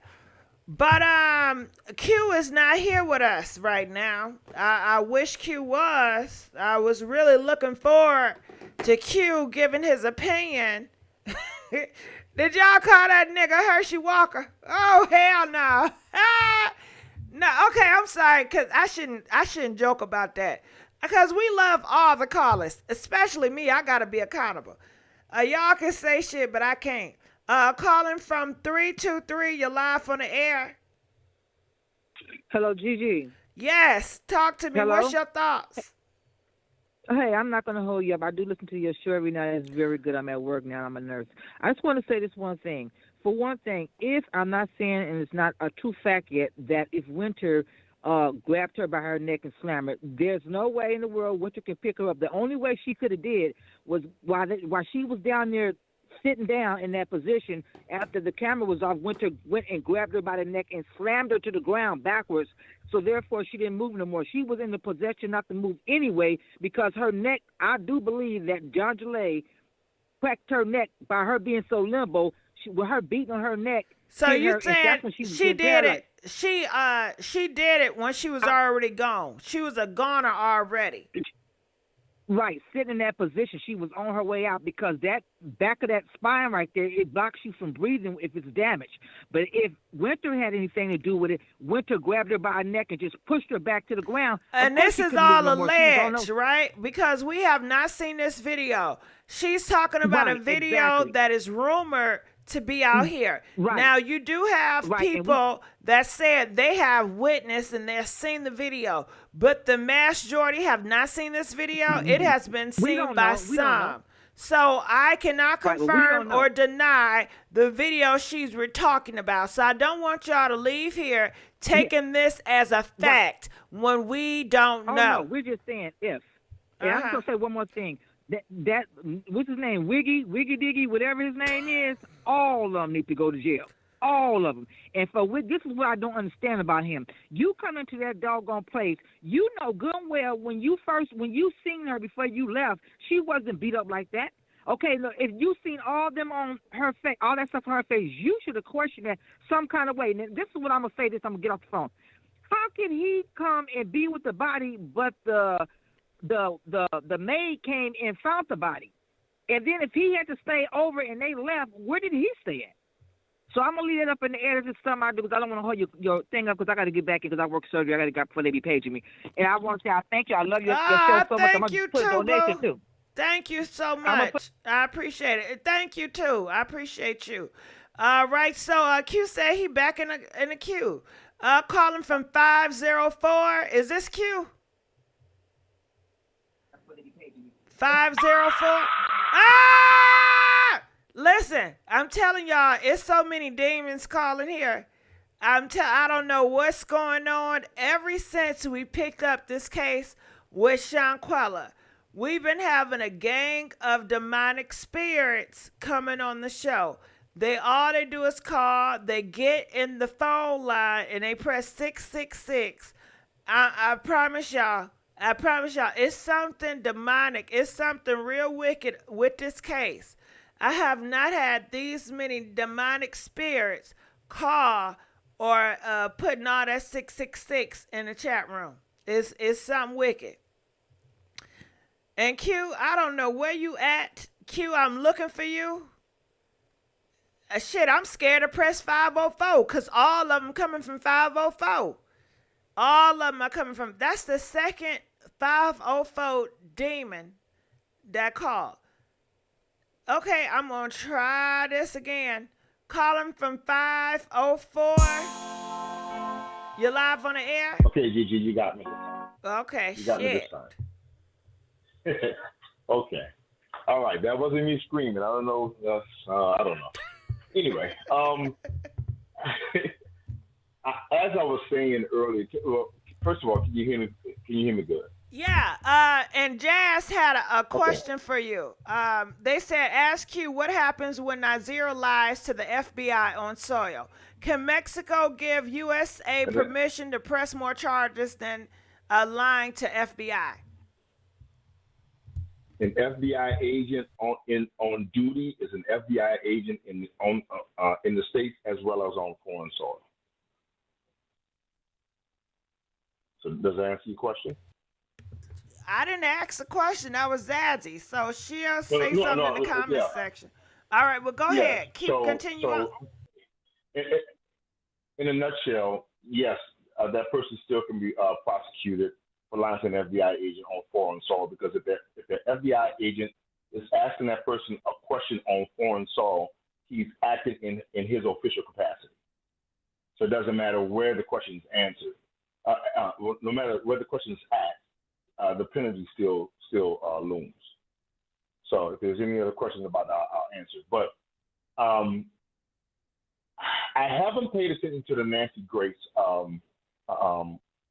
interview. I know Nancy Grace is a beast. She's a monster. 10 years as a prosecutor in Fulton County. I follow her career. She is a monster. When she asks questions, she normally gets answers. What I have a problem with this case. I didn't initially when we talked the first time, but I do now. And I'm starting to believe, this is only a theory, that Mexico is purposely trying to fumble this case in hopes that the United States will pick it up and prosecute it. What gives me that idea? Femicide, the charge of femicide in Mexico is the intentional killing of a female because of her gender, or is it because of her gender or on account of her gender? Now, that is raising questions as to whether or not Mexico is thinking that the person that was fighting with her was actually a man. Well, according to the Mexico dude and the Mexico people, they know Daejanae is a female, and they said no. Exactly. Women get in prison for femicide as well. They have arrested and charged women there for femicide for taking out another woman. Yes, but it's based on gender. In other words, if I kill you because if I take you out of here because you're a prettier female than I am, then that's because of your gender. Or you're more feminine than I am, then that's because of your gender. It all comes down to the description of whatever's in either the Bill of Information or the Bill of Indictment. No, I don't think they use the terminology indictment in Mexico. But I'm curious as to where did they get the verbiage that this was as a result of her gender. You understand what I'm saying? Yeah, I can't answer that for you. Yeah. So I was curious. So nevertheless, I'm loving the show thus far. If you don't have any other questions for me, I'm going to get down from here and I'm going to go and listen to this Nancy Grace thing. Okay, well, hold on, because they always have questions for you. So how about you just be on hold and I just talk to these people, if you don't mind?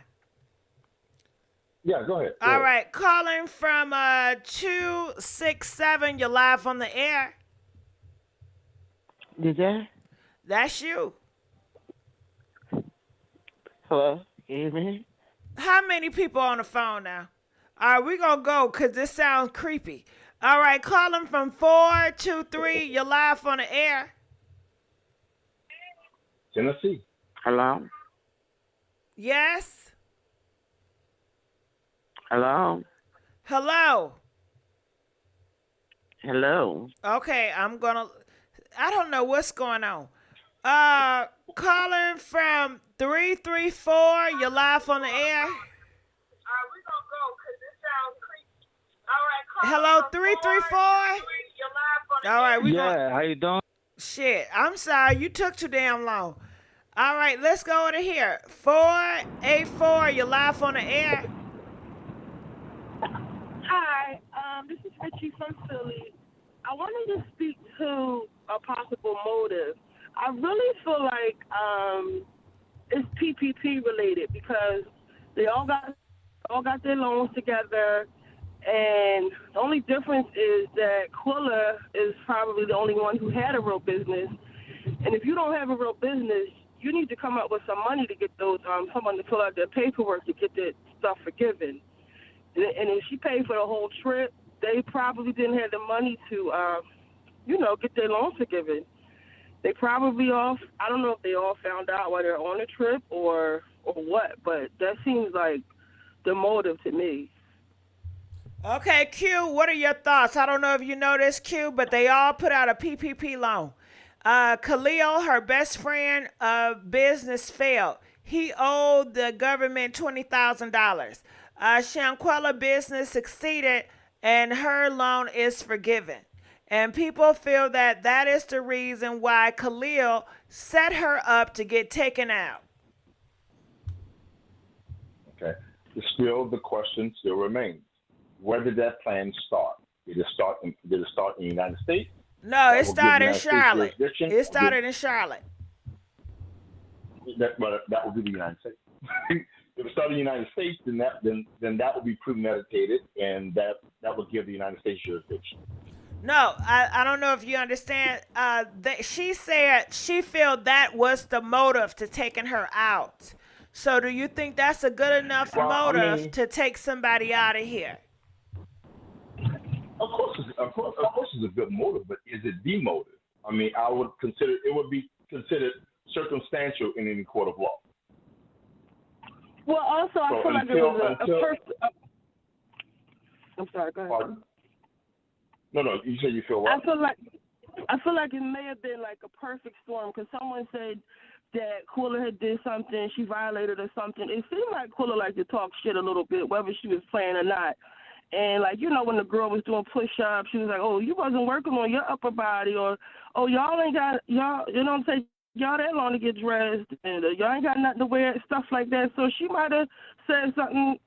She might have been thrown in their faces about how they don't have any money or whatever, or y'all got to pay your loans back. And, they might have all felt some type of way on that trip. They just might have been tired of her. I don't know. Something happened on that trip, and they were probably already salty about that, or maybe, it's all speculatory at this point. Maybe she was supposed to help them get their loan forgiven. Maybe when that PPP stuff was going around, people were helping each other or get those loans and stuff, but nobody was thinking about the forgiveness part of it, and it's not that easy to get it forgiven.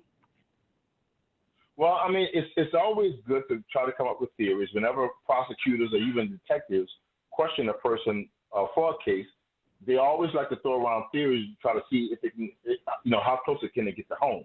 But in a court of law, a theory is just, when you deal with maybes or how you feel, it's an inference. It's only circumstantial until you can drive something toward those circumstances to make them more relevant. So you're going to need a confession, basically, which I think that somebody, I hope, hopefully. Well, I mean, at this juncture, a confession is not really needed to a degree. It will be helpful. We do know that she was murdered. We do know that, we do know she was taken out. We do know who was in the process, who was involved in her being taken out. The question is why, and the only person that will be able to tell you that is the people that are involved. Now, we know who did it, but, who's going to be the first to say why? Does it matter who delivered the death blow? Whether, because one could argue that Daejanae warmed her up or incapacitated her enough to where, as though if Winter would have hit her without Daejanae, beating her up first, would that have killed her? Or are they both? Or both of them? Is that, what do they call it? Felony murder, when, it's the commission of a crime. She was killed in the commission of a crime. Whether you dealt the fatal blow or she did, does it matter? Well, it does and it doesn't. Here's the thing. We do know who was present, okay? That's a fact thus far. You're dealing with two different aspects of this case. One of the aspects of the case is there was something that happened before, and there was something that happened after the taking of the life.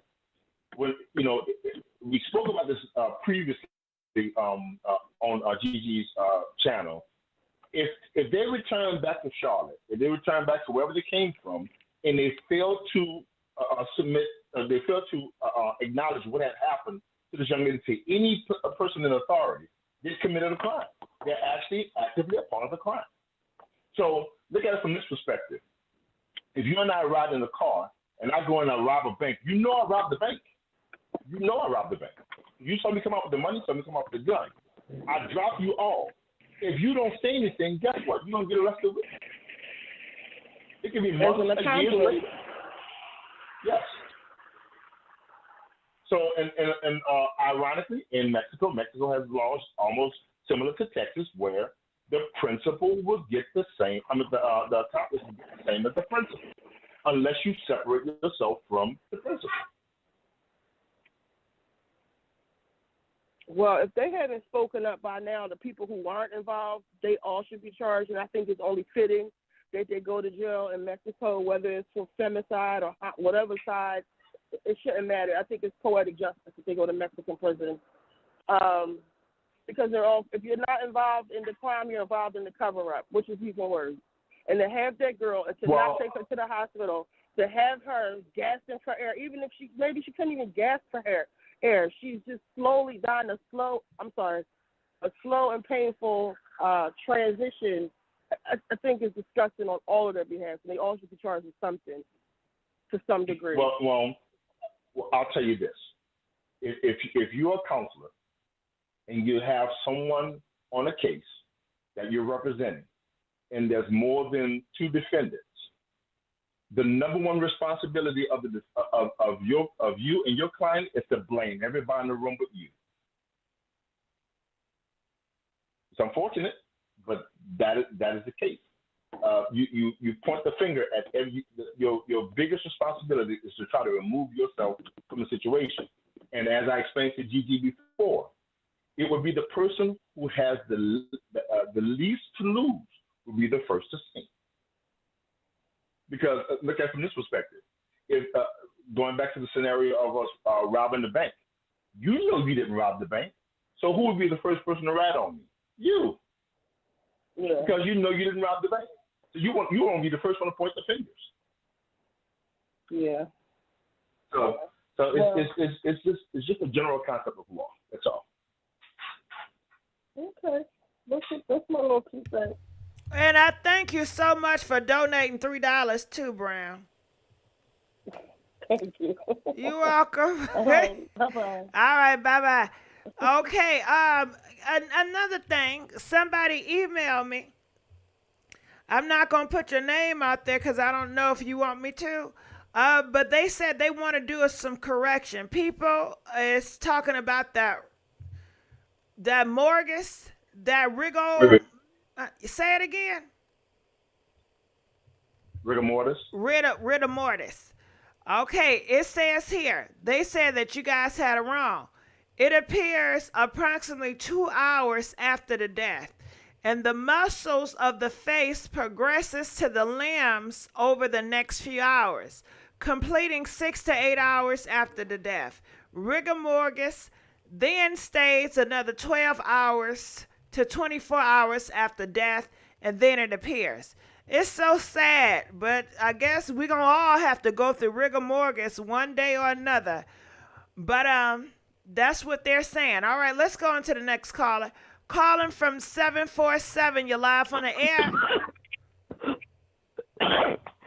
Hey, hello. Are you okay? How you doing, Gigi? I'm all right. How you doing, sis? That's good. Blessings to you. I don't know you, but I just came across this, and I just wanted to say that I just had, well, first of all, my prayers and my heart goes out to the Roberson family. But if there was a rumor going around about our angel Shanquella setting up a, Deshauna's sister, Daejanae's sister, then wouldn't it be a bunch of static going on way before that they arrived to Mexico? Like nobody told Shanquella that she was accused of a setup of a murder, and they still went, and she still went to these folks with Mexico. That's what I'm stuck at. You understand? Q, what's your thoughts? She was breaking up. Can you ask that question again? I said if there was a rumor going on about Shanquella setting up Daejanae's sister's murder, then wouldn't it been a bunch of static going on way before they arrived in Mexico? Meaning like nobody told Shanquella that she was being accused of a setup of a murder, and then she still went with them to Mexico? You know what? I give that energy the same way that I give energy to Bill Cosby being set up because he was getting ready to buy NBC. They want to try and demonize Shanquella to try to make her responsible for her own demise. So I don't buy that at all. If that was the case, the people surrounding Shanquella's case on either side would have a whole Facebook feed of this foolishness. It always happens. Yeah.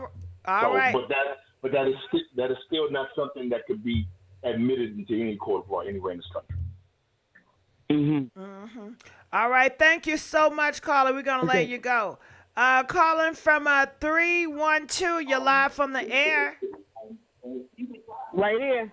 Yep, right there. Talk to me. Gigi? Hey, boo. What's your How thoughts? you doing, Gigi? I'm all right. Okay, let me turn everything down. Okay, great. Man, I'm so glad I got you. But I just wanted to add something. And my thing is how sinister Khalil is. You got what I'm saying? He's the whole perpetrator, the puppet master of the setup, and then I think he was going to do some damage to her family by bringing those two broads into her mother's house. I don't You think think he was going to knock out the mom? He was going to kill the mom? Yes, I think he. Ooh, girl, ain't absolutely. that something? I think he's got some deep. He was going to take out the mom. Hatred for that family. Absolutely. Hold on. Let me ask the people this, because this is too damn deep. Do y'all think that Daejanae... Hold on, girl. Do y'all think that Daejanae, Winter, and Kalia would have taken out the mom if given a chance? Press 1 if you feel like, yeah, they'll take out the mom if given a chance. Press 5 if you feel like we're going too far. But go ahead. My question is... Oh, go ahead, Q. If that was... Pardon? No, I said go ahead, Q. Go ahead. My question... that would have halted the investigation, and that was before he knew about the autopsy part. Ma'am, okay, great. Ma'am, let me ask you a question. What information would have made it to its end, would not have made it out to the public, that Shanquella's mother had, that wouldn't have that couldn't have come from anyone else? Just one more thing. The deep-seated hatred. 5 years of being that girl's best friend. No.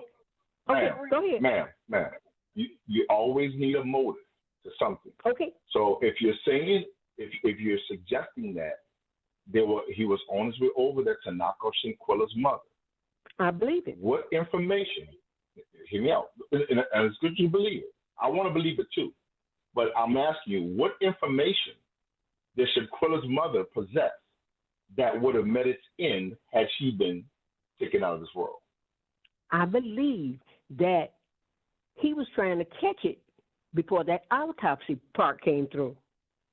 Catch what? He was trying to. If he could have caught before the autopsy part came through, they could have still gotten away with it. The autopsy part is the part that really solidified the deal. But the injuries. Hear me out, man. Hear me out. The autopsy report or the relation of the autopsy was not being held by the mother. So now, if the mother did the autopsy and no one else knew about it, then I can see a reason for them picking out. Right, but my reason is twofold for even mentioning that is because I believe that it was some kind of, like I said, some kind of deep-seated hatred he had for that family. I don't know, for some reason, with that dead body. So let me help you with that theory.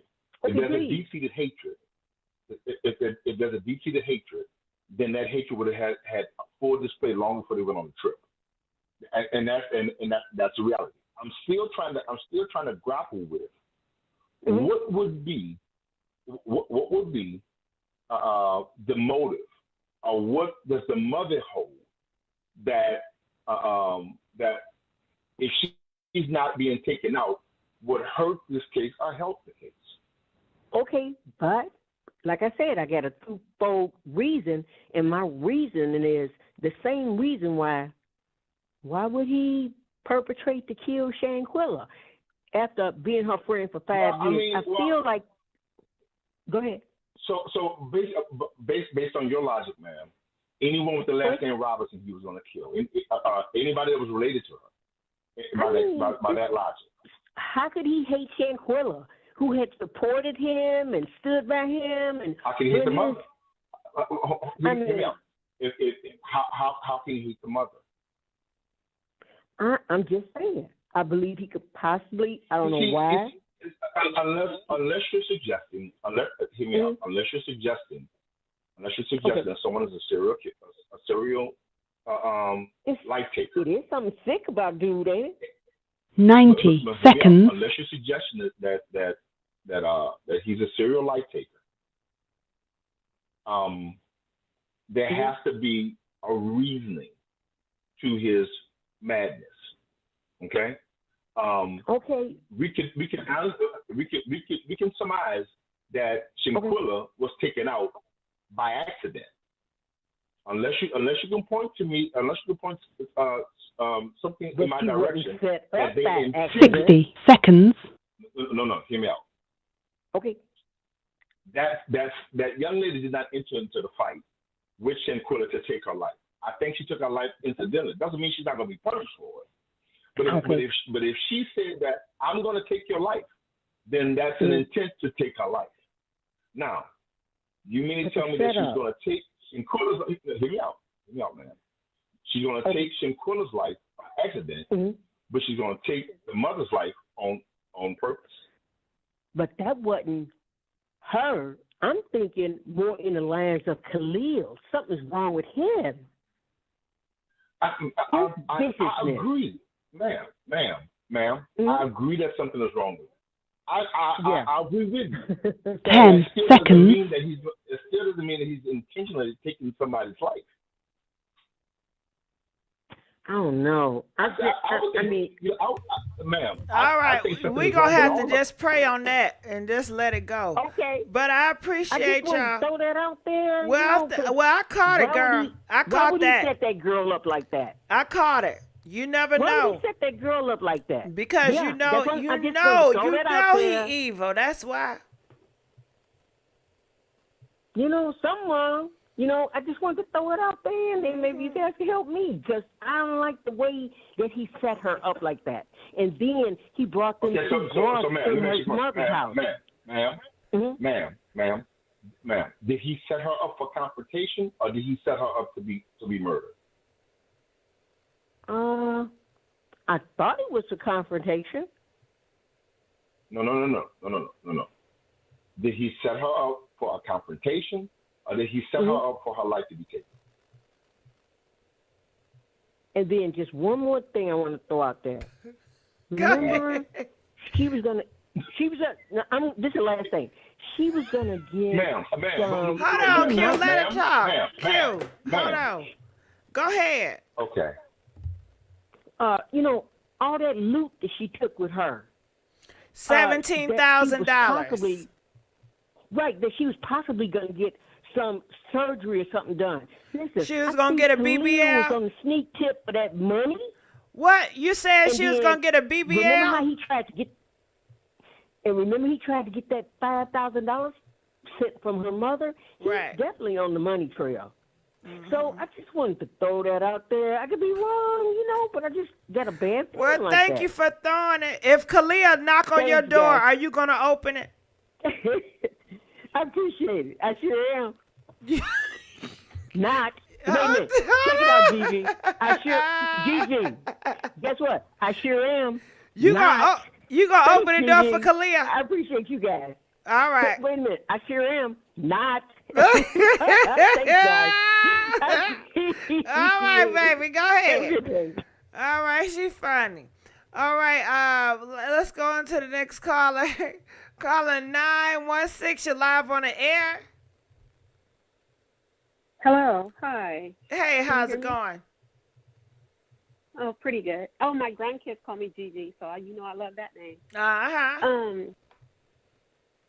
I do like Nancy Grace. I also like that she's taken an interest in this case because it needs to be on blast everywhere. It needs to be across every news, everywhere.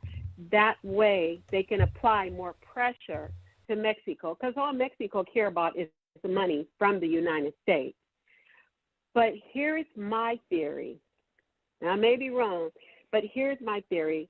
I am a former investigator. I honestly believe that these women were jealous of this girl. And people can have jealousy for all types of reasons because she owned 2 businesses. She was doing pretty well. I believe that it was concocted here in the United States and taken out there. And the reason I say that is because she was not there. No, they wasn't there long enough. They were only there a couple of hours before it happened. And I honestly believe, I hope and pray. My prayer is for the FBI to work along with the Mexican authority and for them to be charged in both countries. Time here and be sent there, or do time there and be sent here. I think that every single person should be charged with something because even though they say the other guy wasn't there when it happened, well, when he got there, what did he do? He did anything.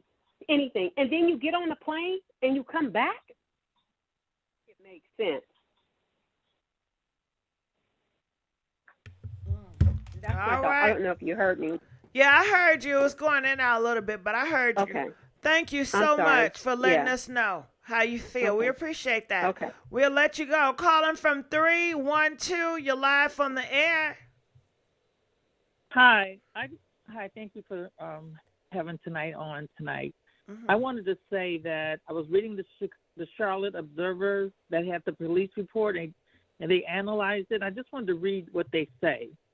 It says that the doctor was called to the vacation home to treat Roberson, who was apparently inebriated and unable to communicate, although her vital signs were initially stable. Then it goes on to say the doctor was unable to detect a pulse after Roberson had seizures. And although the paramedics arrived and administered adrenaline and discharged from a defibrillator, she died about 4 hours after the doctor arrived, according to the police report. Now, the key thing to me that comes out to me is that when he got there, the doctor got there, he was inebriated and she had a seizure. So I'm wondering if all 6 of them from the beginning consensually came to a trip. Everybody's not guilty until they're proven guilty. Then they started playing games. If we follow what was going on, they had a taco dinner. Now, what came first? Was it the taco dinner and the death game? Because this nudity thing is getting me. She's fighting nude and the other girl has her clothes on. She goes down the hallway and says, it doesn't take that long for you guys to get naked. So if the timeline is that they were playing a death game early where she had her clothes on at that point, there are reasons and motives with money, right? And you guys are saying those PPP loans from the other ones are delinquent and they're desperate for money. But again, they all consensually went to Mexico for a reason. And then we're wondering why the guys and the girls were filming and not helping out. So my only thought, and as private and as adult as this is, that they possibly was engaging in another game, which is very popular, is nude fighting. And they sell it on Instagram for fans only. They go back and they make a lot of money fighting in the nude. I'm wondering what really happened. I just don't want to say what happened, but the only thing that has a motive to me is consensually going, money shortage, nobody helping her stop the fight, but they're videotaping it. That's the weirdest thing. Why are they videotaping? I don't know. What are your thoughts? It's normal to videotape. If you go to Facebook and put in fight, you're going to see a whole bunch of fights videotaped in the street or videotaped in a hotel. Huh? No, but not nude like that. Yeah, that was weird. They don't care.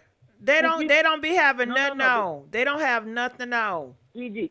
Okay, so then they might have consensually did that. But my thing is that she got out of that bed to fight that girl, and she said, okay. But she looked wobbly before she went up to the girl. She was wobbling on her way to fight. So she was kind of, maybe somebody spiked her drink before the fight. And maybe she did have a seizure, like they said in the police report. Yeah, I'm not sure about that. I was just responding to people recording. People record that type of stuff and worse things all the time now. But well, I agree. They might have been. They obviously did a nude video, right? And they didn't stop. Well, I don't know nothing about the nude. You keep bringing up the nude. I'm just saying that people record. She was in her nude when she was fighting. Yeah, okay. Yeah, but I'm just saying people record whether she got clothes on or not. People record stuff. So you don't think she saw them videotaping her? I know she did. There. I know she did. That I'm not responding to that. I'm just grab a robe and just not even go up and start fighting that girl. I don't know. I'm just responding. The girl didn't walk to her. I'm just responding to when you said it's not normal to record. Why would a person record people fighting? I'm just saying, and today's is normalized to break record. Up the fight. I didn't say it's not normal to the fight. I said the motive might have been money. I'm saying they stood there and not helped her. It's not normal to stand there and watch your friend fight. And so she wobbled up to the girl. She didn't even walk a straight line to the girl in the video. She looked drunk before she started fighting. She had a seizure. Even if this goes to trial in Mexico or America, they're going to notice that video that she was already drunk and she had a seizure. Okay. So we're getting all mad and pointing at the 6 like they did something vicious, but we don't really know why they were fighting. We don't even know what happened. Well, okay, all right. So just out of curiosity, so if she was wobbly, if she was drunk or tipsy or whatever you want to call it, would that justify the murder? What murder?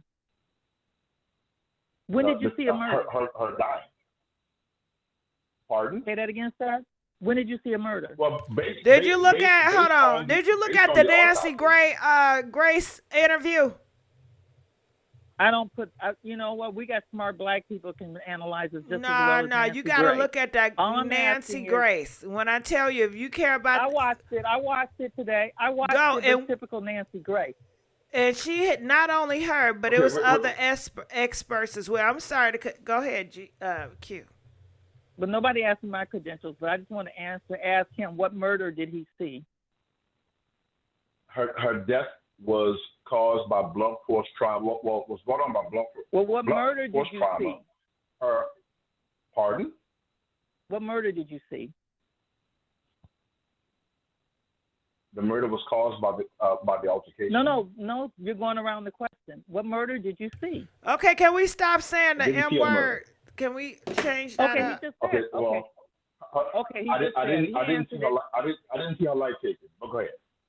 Okay, so the whole thing is this. The police report said she had a seizure, and they couldn't revive her 15 minutes after the seizure. So she was drunk before Nancy the fight? said all that is bull crap. You got to watch Nancy. Well, that's the police all right, report. that's bull crap. It was fake. So the police report always said that she was drunk, alcohol. Why are you guys beating me up? I'm just trying to. You got to look at Nancy Grace. Wait. All right, gonna let you go. Let me ask that question. All right, let her go. No, I'll let her go. It's too late. I had a question for her. If I'm the point I was going to bring, if I'm driving a car at a high rate of speed, I slam into a wall, and after hitting that wall, I have a heart attack. The heart attack may have happened, but it was caused by me hitting the wall. I don't know nothing about the walls, but all y'all was gonna do is just damn argue, and I don't care to hear people arguing. To be honest with y'all, I don't want to hear no argument. But let's keep on going on. Calling from 803. You're live on the air. Hey Gigi, how you doing? I'm all right. Talk to me. What's your thoughts? I'm calling back in. My thoughts is strictly on the Nancy Grace thing. I know people been calling in, giving in their thoughts about what happened. We seen the videos. We seen what's going on. I just want to kind of stick to Nancy Grace. I listened to the video, and I listened to it again. And my thoughts are, I think that Nancy is trying to get to basically getting something to stick to these people of premeditation. She's looking for premeditation. And when did they plan on attacking her? And I feel like she's trying to actually get it back all the way to the U.S. to try to at least get the U.S. involved on their side with Mexico, because I feel like Mexico is trying to figure out a way to fumble this whole case. And Nancy is really just trying to get out to when did they plan to cause harm on Shanquella. That's what I'm feeling about the whole Nancy situation. But I know she's, of course, going to get to the bottom of it, as with many resources that she does have. But that's what I'm thinking on the Nancy part.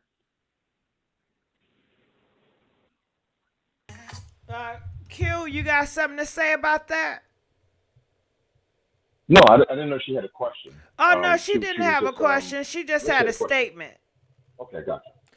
Okay. Yeah, that was just a statement. Well, as I said before, Nancy Grace is a pit bull.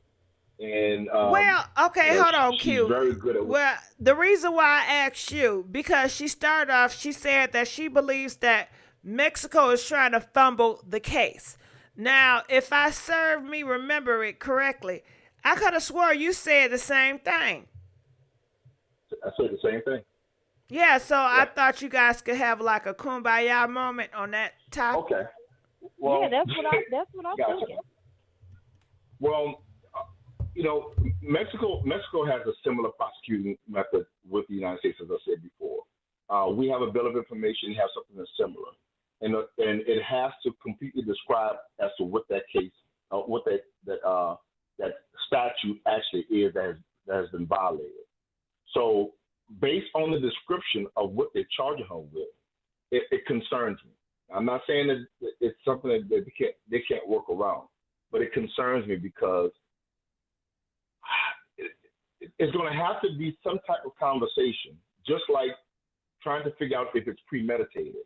It has to be some verbiage within this entire scenario that mention the attack being as a result of her being either feminine, being a woman, something to that nature. That concerns me because if they fumble the ball with that, then things are probably going to fall in the direction of where GIGI doesn't want it to fall, which is in California prosecuting them. Now, it doesn't mean the feds can prosecute them, but it's still, something that, we're just waiting to see, unfortunately. So that seems to say that will go back into the reasoning.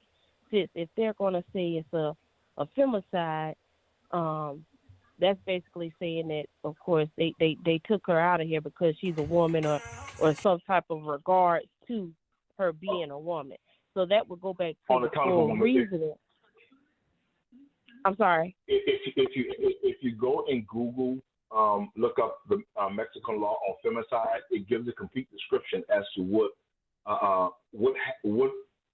that violation entails and the punishment thereof. And you'll see what I'm talking about. But like I said, it's in Mexico. Anything is possible.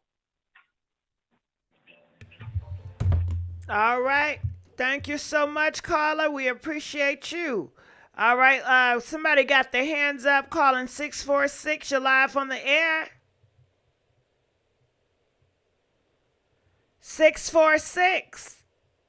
Okay, 646. We're going to let you go. Hello? I hear you in the background. Hello? Hey. Can you hear me? All right, something wrong with 646. 716, you're live on the air. Hey, so I just had a question because like everyone's saying about this third video out about how Winter picked her up and slammed her.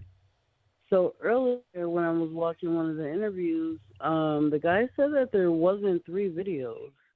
And so I'm just wondering where that part came from. Okay, well, let me tell you. It's been a lot of witnesses, okay, all over the internet that have seen that video. The video have been scrubbed off the internet, so nobody cannot see it. And I guess, we don't know where the video is, but you have multiple people around the world that said that we have seen that video. It was up for a few hours and then it was taken off and now they can't find it. Got it. Yeah. Okay. All right. Well, so thank now, you. Go ahead. So now about the part where what was it? Malik talking about Shanquella just fight back or whatever. Why not just stop the fight? Like stop the fight. Because why would I stop the fight when I want to see a fight? They all want to see Shanquella get taken down. Yeah, that's crazy. And the more that I watch that, like, I can't even watch the video anymore, but I'm just like, hit her, like, do something, like, save yourself, girl. It's almost like she let her do that to her. I don't think nobody allowed somebody to do that to them. She said no, she didn't have. She said no, she didn't give consent. Well, yeah, no, that's what I mean. Like, she said no, that she wasn't going to fight back, but it's like you see this girl whooping on her so bad. Like, do something to defend yourself. Well, everybody don't got that fight in them, and some people said that she was on something. That's why she didn't, hit back. And, maybe she was afraid. I don't know. But whatever she did was, Daejanae, they all was wrong, Yeah, But for sure. I still say that there have been multiple efforts to paint Shanquella as the person that's responsible for her own demise. She was drunk. She was on something. This and that. It doesn't matter at this juncture. She was engaged in a fight that she didn't want to be in. She died as a result of that fight. You had people that did not take the due diligence to report it to the American authorities or to the Mexican authorities, and they need to be punished as a result of it. Right. Every single one of them needs to be punished for that. That is literally chewing the meat and spitting out the bone. Right. I've heard that saying a lot recently, keeping up with the Shanquella Robinson case. It's just sad. But you know what? I really feel that they should all do their time in Mexico. And from what I'm hearing, that they will be doing some type of time in Mexico. And then once they're done with their time there, they'll be doing time in America. Is that true? Well, they would have to go through criminal proceedings in America, and mainly because these are two different judicial systems, two different jurisdictions. Right. So, and someone questioned as to whether or not it will violate double jeopardy laws. It wouldn't. They can be prosecuted. They can be prosecuted in Mexico as well as being prosecuted in the United States. Got it. Thank you. Thank you for your input. Thank you. All right, I'll let you get on to We appreciate you. We appreciate you. I'm glad. I appreciate everybody for calling. It shows that you guys care, and we need more caring people in this world. Can y'all please care enough to like this video? All I'm asking for a like today. And another thing, before we go on, we got to go to the Cash App because I've seen some Cash Apps. And let's give a big old thank you to Antonio donating $11. Let's give a big old thank you to Olivia donating $15. Thank you for your work. Thank you, Olivia. I cannot pronounce your first name, so I said your last name. All right, so let's go on to the next caller. Calling from 619. You're live on the air. And thank you, Uno, donating $2. I can't pronounce that, but thank you for the $2. 619, you're live on the air. 619. Okay, hello?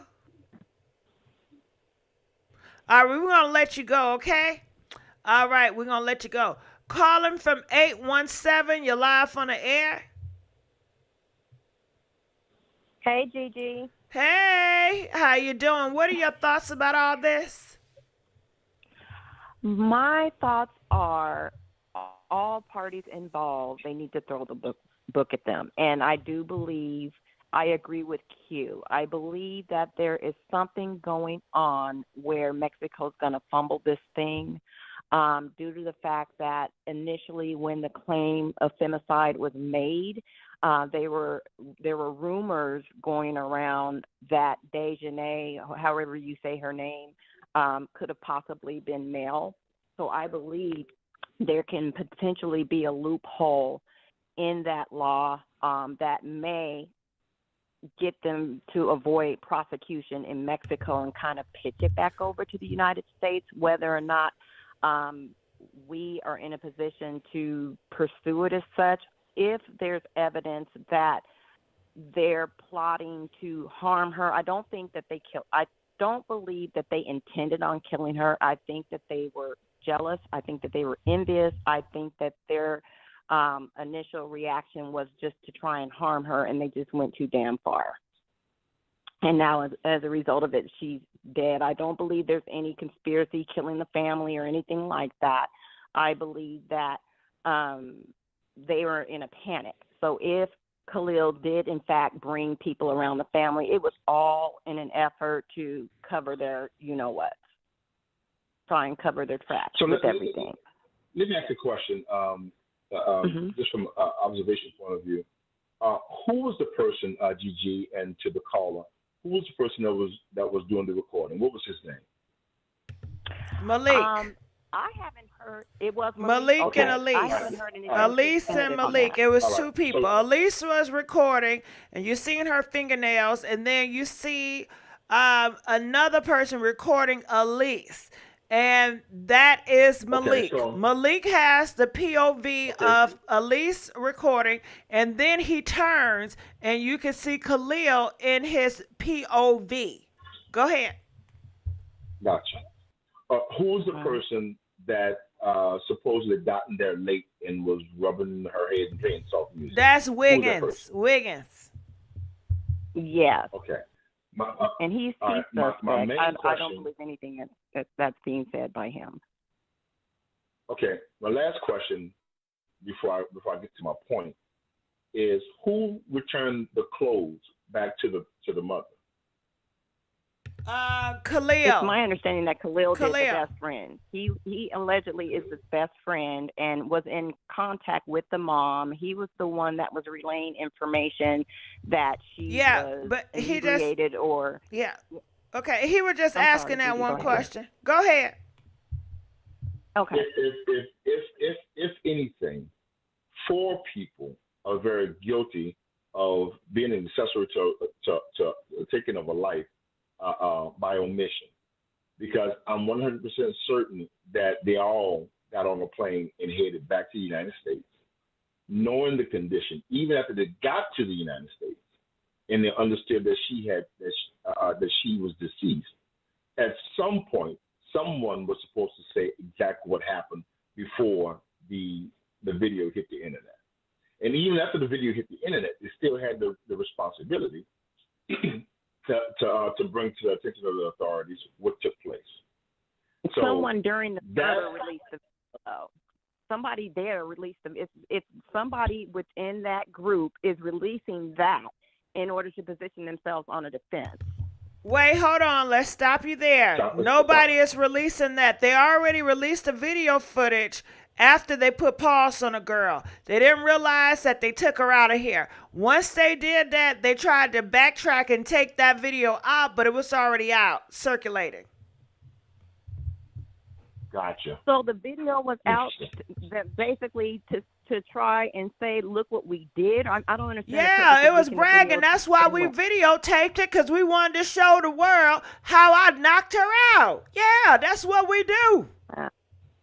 You know that. You go to Facebook, you see all the pause. They say, okay, well, ho, get my phone. Take my phone. I'm about to knock her out. I'm about to knock on her door and knock on her damn head. Record it. I want everybody to see this. You know it's a show. All right. Okay, gotcha.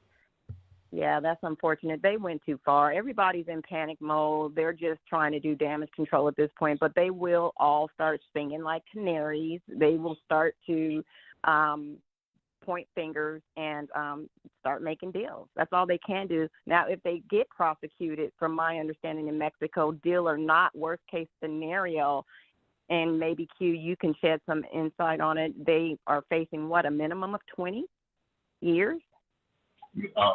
Minimum 20 to 60 years. Okay, that's what I thought. Wow. I really want to read the accusatory or the bill of information, as we call it in the United States.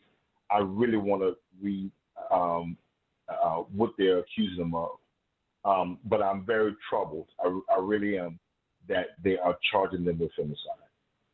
Yeah, if they're going to continue charging them with, if they're going to continue charging them with homicide, I want to know what the reasoning is. Now, if they approach law the same way the United States approach law, let me explain to some of the callers. You have what is called an essential element of a crime. So the essential element of, let's say, theft is the taking of one's property without their consent, in a nutshell.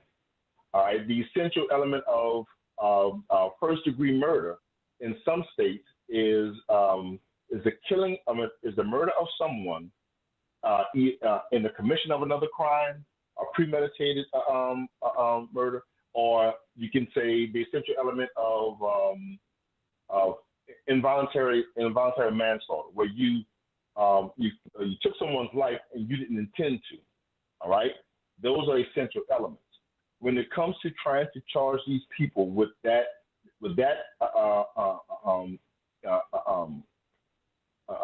interest of justice in Mexico, I'm trying to figure out how do they interpret their laws to charge someone, because it's charging them with femicide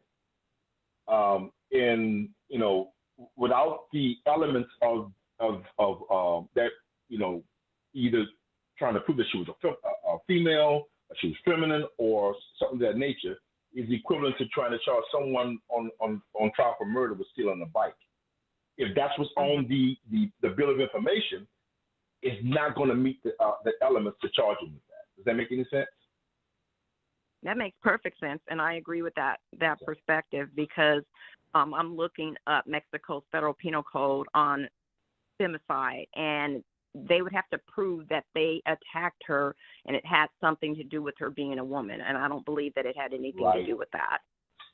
So that's the loophole. Because if I'm not mistaken, I think it says because of her being a female, or on account of her being a female. If femicide is perceived as just any crime against a female, then it's covered. But if there has to be some type of underlying motive, that's where I think they might be missing the mark.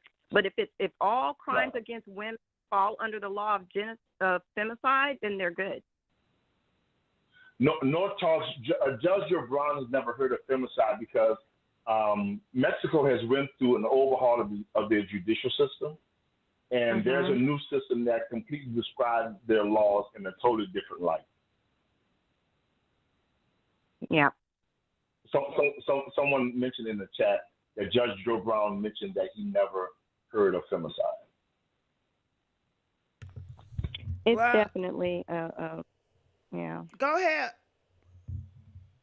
No, I was just going to say it definitely, there may be additional charges that we're not privy to, if that's the one charge that they spoke about. I mean, they can always amend it to what it is. I've seen that done in lots of trials, so we'll just have to wait and see. All right. Well, thank you so much. We're going to let you go. Calling from 702. You're live on the air. Let's give a big old thank you to Mika. Mio donating $2. GG, tap me in. Let me explain.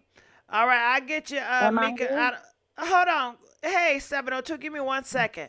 Let's give a big old thank you to Deanna donating $20. They said, Q, do you think they did put something in her drink?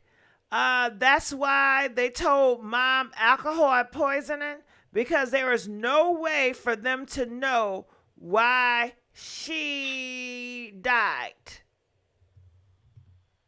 I think that they went off of what the people that were with her said, instead of doing the due diligence to wait for a toxicology report.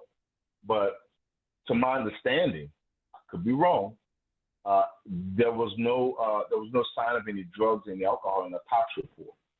And at the same time, that really does not stop the United States from actually doing their own autopsy. I'm not sure, was there an autopsy done on American soil is the question of the day that anybody knows of. They're going to let you know in a minute. Did they do the autopsy in America or Mexico? But you should. Mexico don't care. They did it in Mexico. But they did it in Mexico, but I don't know if they did another one, which would be standard protocol, if they did another one in the United States. All right. I'm going to let y'all answer that. Calling from 702. You're live on the air. Gigi, I have been trying to call you forever, girlfriend. Hey, this girl. Is what I think happened. I seen a video when this very first happened. You can't see it anymore. There was 5 people in that room. There was 2 men up against the wall. There was 2 ladies out in the middle of the floor, and there was another lady over by the door when that fight first broke out. And then I watched a interview of the mama, and the mama said that she'd been planning that trip since June. And so they were all planning on going there for a long time. And I believe that Daejanae, and I don't know this is just my opinion, but I believe that she was transsexual because I seen that blow, and that was a man that did that to her. And that's why they're calling it femicide, because it was a man on a woman and a violent crime. Hold on. I got to stop all the misinformation. It's already been confirmed that she was a female. They know the family and the upbringing, so we got to stop the misinformation. Well, I'm telling you, I seen the original video before they took it down. I hear you. But are you talking about Winter? I don't know who it was. I'm telling you. I don't know so which one Winter it was, is light skinned. I watched. Okay, hold on. Wait. Stop the misinformation. What's the lady light skinned that were active? Was she light skinned? The one that did the body slam? Yeah, was she light skinned? No. Okay, well, you're talking about something different. Misinformation. Because the video we're referring to, the one that nobody have seen, that a few people have seen, she was light-skinned. So you know that was misinformation right there. Winter is half damn Puerto Rican. No, Winter is black and white, so just more misinformation, confusing everybody. Calling from 504, you're live on the air. Okay, there go another demon. Calling from 504. At least you know it's not me. Calling from 432. You're live on the air. 423. Hello? Hello? Hey, GIGI. Hey, what's going on? Talk to me. Nothing. I was just wanting to say that I was watching the video where the guy who said he was rubbing her hair and face and stuff. If you would go back and watch that video carefully, he's pretty much telling on himself, and he catches himself of what he's supposed to be saying. But go back and watch that video carefully. He letting you know that she was already gone when he got there, and that he kept saying that he don't know why they hit her and jumped her. And you knew what happened before you got there. So that's what I want you to just go back and watch that video carefully. Because she was already gone. They said she was stiff, she was cold, and rigor mortis had set up in her. Mm-hmm. So she couldn't have been alive when he got there. Couldn't have been. Right. That's I a believe whole you. lie. And if you watch that video, I want you to go back and watch it. And listen. He'll catch himself when he get off track. He be almost about to tell it.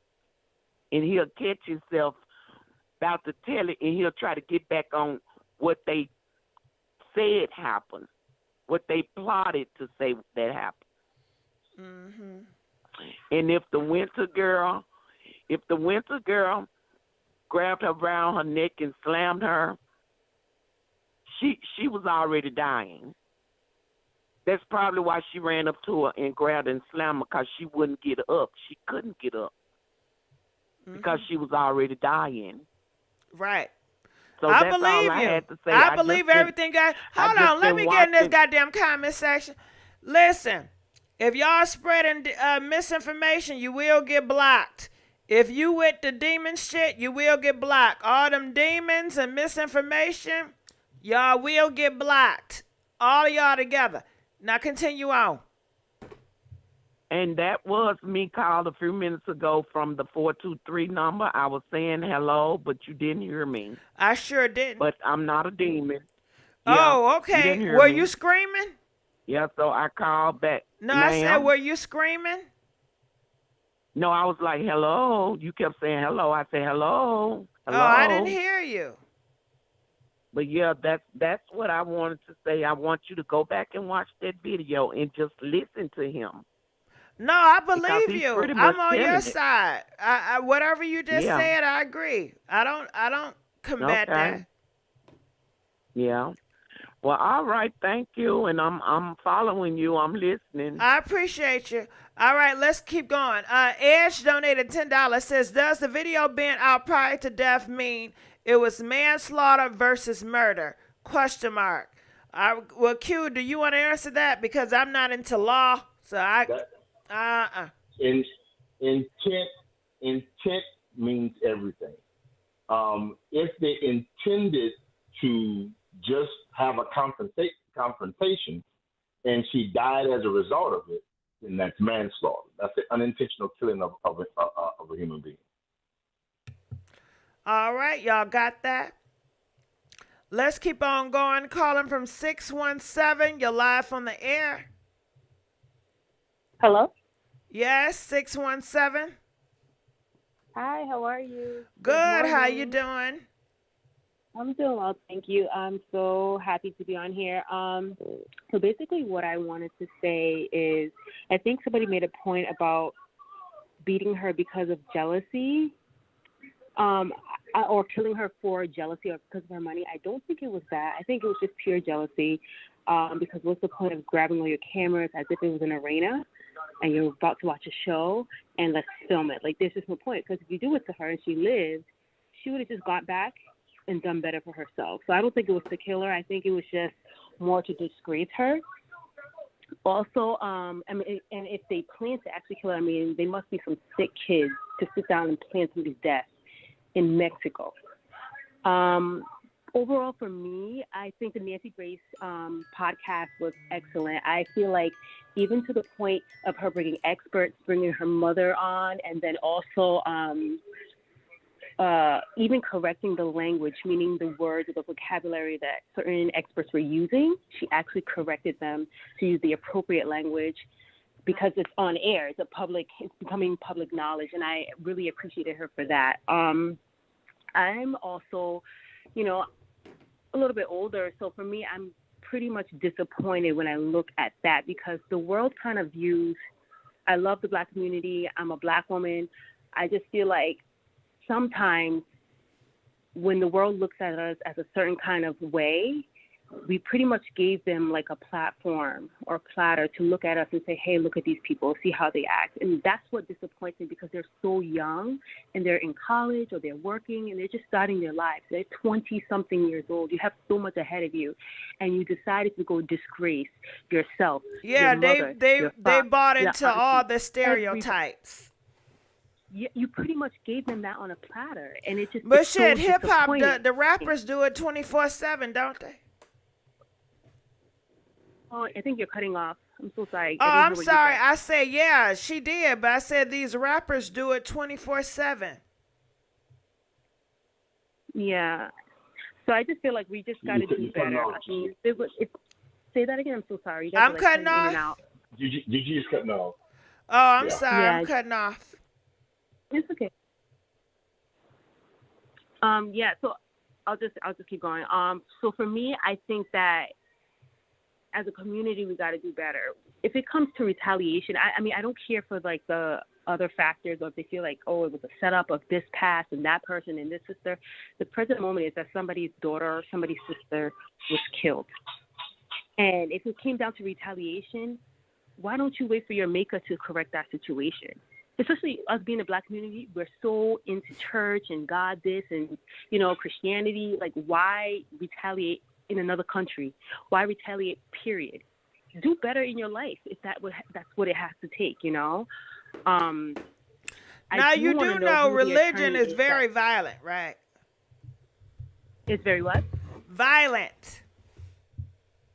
It can be. Religion is very violent. I'm saying it very softly, in the sense that, like, even if it doesn't come down to your religion, retaliation for what?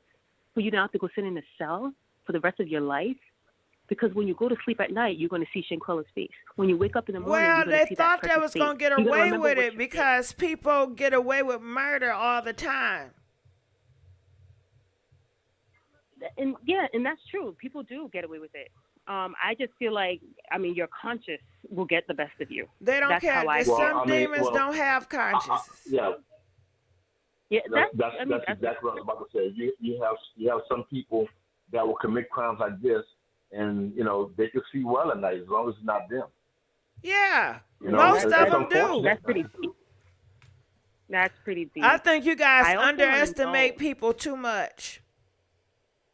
And that's very true. And that's human nature.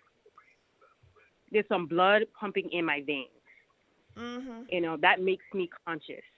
Child, they'll take your life and go back home and eat with their family and act like nothing happened. That is that's sick. Well, do people do it all the time? Yeah. I also want to know who is the attorney because I'm sure they're not going to go for anybody that's like a public defender. But, like, I wonder if the attorneys that will represent them will do it pro bono, or are their families collecting any money to represent them if it goes to trial? And I'm sure they're going to still need an attorney prior to if they don't decide to go to trial. Ma'am, have you ever seen the movie My Cousin Vinny? Yeah. A long time ago. I guarantee you that the attorneys that they have in Mexico will be worse than him. If they do, I feel people keep saying that they feel like Mexico is going to fumble the bag. I feel like also, too, when people go to prison here in the United States, it's people like you and I who pay tax dollars that have to pay for that. Can Mexico even afford to keep them there? And do they have the resources to even keep them there? So I feel like even if it comes to anything, they probably don't even want to deal with that. So for me, I feel like if they have any attorney that's smart, they're going to tell them it's premeditated. Because as long as it's premeditated, they're staying in the United States and they will serve their time here. They won't ever see as long as it's premeditated. And I feel like if they're smart enough, they're going to say it was premeditated because they're going to go down regardless. Okay. Well, I mean, it doesn't necessarily work like that. In order for them to serve any time in the United States for anything, they have to have due process. It's going to have to go through, the entire trial process. It doesn't work like that. So, nevertheless, in Mexico, I'm not sure, under their new system, how they operate, whether or not they investigate and then file a bill of information, or they file a bill of information and then investigate. But I know that they have already put out that a femicide has taken place. So I'm just hoping that they're able to at least correct the verbiage that's on the bill of information, if that has been filed, or they put the proper thing on the bill of information when they do file it. Okay, and when was this new system made? Because, I've worked in legal. I feel like it takes not even working in legal, when you have laws established, it takes time and phases before they really go into full effect, until they're really executed. When did this new system happen? And then I think Mexico new system, I want to say it's only a couple of years old. It's not brand new. If I'm not mistaken, I think I read a review on the Wilson Center where they were talking about the problems with their new power system. But they have a new government. If you just I'm trying to remember. Their government seems to be. I don't feel like it's going to be effective because honestly, this is like, I'm not saying it's a developing country. I feel like it's not going to be as iron fist as we would want it to be. I just don't see that happening. I don't. Well, you had doctors, you had paramedics there. They couldn't. In fact, if those kids really wanted to save her life, honestly, you don't even have to call their local authorities or public help or public service members. You could have called the U.S. Embassy, and they would have definitely sent medics there for you, for that young lady. So for me, I just feel like even if they couldn't do anything for her, they would have called the U.S. Embassy, and the U.S. Embassy they have people there, assigned there by the President of the United States to be in that country. They are assigned there by whatever administration is in, which is now the Biden administration, to be there to help any of their citizens. If the war was to break out, you would have to know. They would have to know exactly where you are to come and get you, or for you to be able to be safe and brought to the United States. So for me, it's just I feel like I don't think it's gonna be. I don't think it's there yet. I don't think their system will hold responsible for anything. Mexico started the process on their new judicial system in 2008, but of course the new judicial system had to be able to mesh with any international treaties that they had. So it didn't fully go into effect until 2016. So that's when it actually happened. So it's, like I say, it wasn't brand new, but it went nationwide in 2016. Yeah, I see them throwing the case back to the United States. I honestly see that happening. I see them doing their time probably here.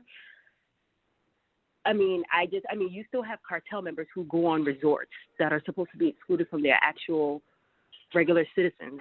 So for me, I don't see them doing their time there. I don't think they even want the responsibility. I mean, unless they're cold-hearted like Russia, where we have our other sister over there serving like 10 years in a freaking slave camp, which she's going to be the example to the United States to never mess with Russia.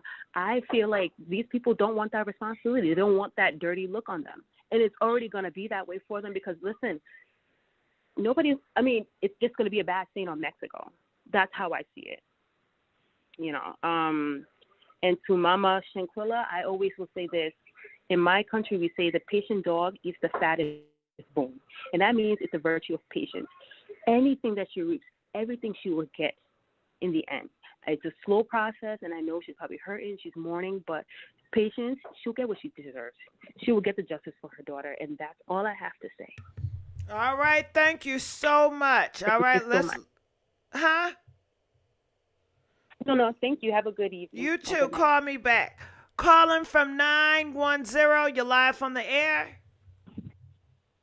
Hey, Gigi. Hey, how you doing? Hey, Gigi. Talk to me. Hey, I called the other day. That's like fine. You can call every day. I don't care. Go ahead. Nah, I've been on hold for like over an hour. I'm sorry. Okay, so that's okay. So like I said, I'm not with the conspiracy theories at all and the what ifs. But, okay, I'm trying to understand something. Okay, the femicide thing. That's what I think. I think they was charged with femicide because, for one, I did hear femicide holds more time in jail. And I think they charged them with femicide initially because there's men and women involved in the crime against this woman. So, and the other thing, like, people saying, like, Mexico is fumbling the ball. I don't understand how Mexico fumbling the ball if there's a warrant for extradition. Isn't it on really the FBI fumbling the ball right now because they're not handing the people over or the person? No, they're not handing, like, it's in their hands, right? Not necessarily so. The FBI has to do their due diligence with trying to establish who has jurisdiction. Now, as it relates to the femicide, let me see the best way I can explain this to you from a legal perspective. A witness, okay? The way that Black's Law Dictionary describes a witness has to be someone who has witnessed a crime, or someone who has been summoned to testify in a court relative to a particular case. That's the only way you can be considered a witness. So if you're being called as a witness, I can't be called as a witness too just because I'm related to her, just because I know you. I have to fall underneath that criteria. So I'm thinking now, like I said, I'm not 100% about Mexico's new system and how things are going with describing their crimes or the essential elements. But based on the verbiage that's in describing femicide, I'm taking it word for word, which is on account of or because of she's a woman. So when you get a chance, just Google femicide in Mexico and just take it word for word and see what it means. But maybe I could be wrong. That's what I'm saying. Maybe that's what they have to start, because the people, packed up and left this person for dead, and it wasn't just like a one-on-one person. It involves several people and not just one gender. It involves both genders on a female. Right, but was the crime perpetrated against her because she was a female? So you saying you thinking the FBI? Harley Quinn said no, women can be charged with femicide too. Yes, if the crime as to why she was killed was because either her femininity or something relative to her being a female. Like I said, I could be wrong. But we don't know that. Yeah, he could be no. He said he could be wrong. Shit. So nobody knows. To be honest with y'all, can't confirm or deny. Hey, well, who knows? I'll put it like this. Hear me out. If you're a white person, if you're a white person and I'm a black person, and I beat you up, and I come to beat you up, and I don't say a word to you while I'm beating you up, the only way that you could establish that it's a hate crime, you have to prove my intent, right? Okay. So that's why when things like that take place, they go back and look at a person's Facebook page to see if they say anything racially toward the person of the opposite race, or if I say anything about your race, and black people don't know this, but if you whoop on a white person, you call them a honky or a white person, something like that, that could be considered a hate crime, and vice versa. So it provides intent. So you think that's why the FBI not sending? I mean, because they got the paperwork. Like Mexico was asking for, bring this person back. It's like, I feel like it's more on the the FBI, because this is the thing I'm thinking about. And I know, I live near Fort Bragg. I was in the military, and I know it was a case, and a guy killed I think it was his wife or girlfriend or something. He fled to Mexico, and the U.S. asked for him to be extradited back here to face the crime. So they did send him, but it was under the stipulations that the U.S. would not ask for the death penalty. But Mexico still handed him over. So I'm saying, with us, why is it so hard? I feel like this is going to mess up. Tell me about that crime again. One more time. Okay, the guy, he was a soldier. He killed his wife or girlfriend or somebody. He burnt her body, buried it, right? He fled to Mexico. The U.S. asked for Mexico to, for the person to be extradited back to the U.S. Right. Mexico agreed under the conditions that the guy would not face the death penalty because, I guess they don't believe in the death penalty. So the U.S. agreed because those was the conditions, and they sent the guy back. Well, I mean, but I'm saying, that is proper. Yeah, that is proper because the crime initiated in the United States. But that's what I'm saying. It's just right now, because I know we got what is it called? Extradition a sanction? A sanction with them, yeah. So how, I don't not understand why it's so hard for us to do the same thing. If they're asking, they literally already sent the paperwork. It's not hard, and not to mention there are scores of cases of people, American citizens, going to places like Mexico, killing somebody who was an American citizen, coming back to the United States, and the United States charged them with murder. At this juncture, this case is a little bit unique, but the United States is trying to establish jurisdiction. Now, for all we know, I don't know, this could be a part of their new judicial system in Mexico. Remember, I said they have a new system, whereas prior to this new system, things would have been handled a little bit differently. So, But you said since 2006, right? Well, because I know this. 2016 is when it went national within Mexico. But they started on that law in 2008, I believe. It started on revamping the judicial system in Mexico in 2008, and it didn't come into fruition until 2016. Okay, because the situation I mentioned about the guy that killed the wife was it within that time frame, so I'm sure it didn't change enough to where it affected that. No. Their judicial system for that particular case had nothing to do with how quickly they got him back here. It took a couple of months. But I'm saying that case was clear that it clearly started in the United States, and that's where they had to get him back to the United States. Okay, I'm sorry to interrupt y'all, but I'm like, what's going on? Okay, but I appreciate you guys for you to call. Did you get everything? Say what you have to say. I guess I'm just trying to understand, like I said, to sum it up. When we want somebody that went to Mexico, if we can give they you hand them answers over, but we don't. To sum it up, it's a lot of things is not going to be answered. No, because everybody feels like Mexico is kind of fumbling the ball, but I feel like they already sent the paperwork requesting for the person to be extradited. It seemed like it's not Mexico fumbling the ball. I feel like it's the U.S. Got it. Okay, well, that's how you feel. I'm going to argue with that, All right, well, thank you for letting us know how you feel about Mexico. We're going to let you go.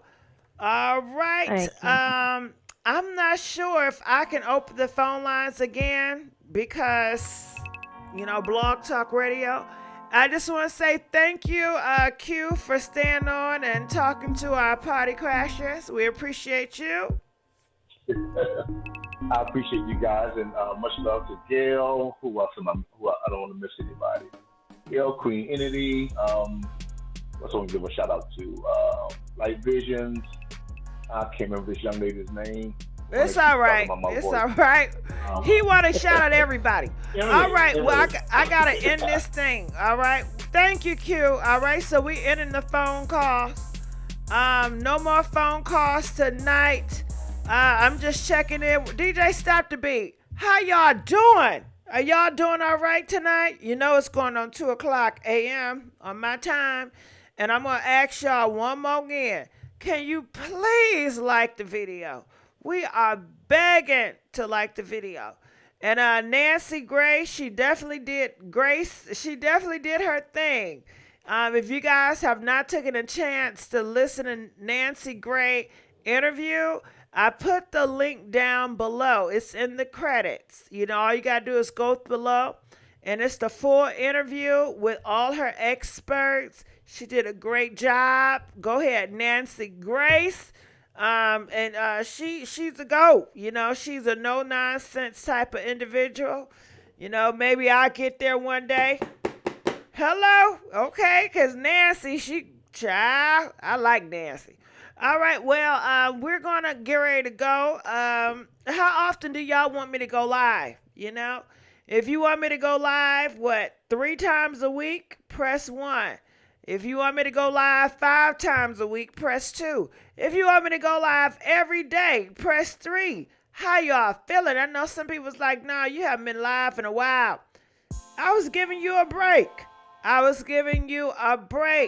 Okay? Don't you want a break? Shit, it's giving you a break.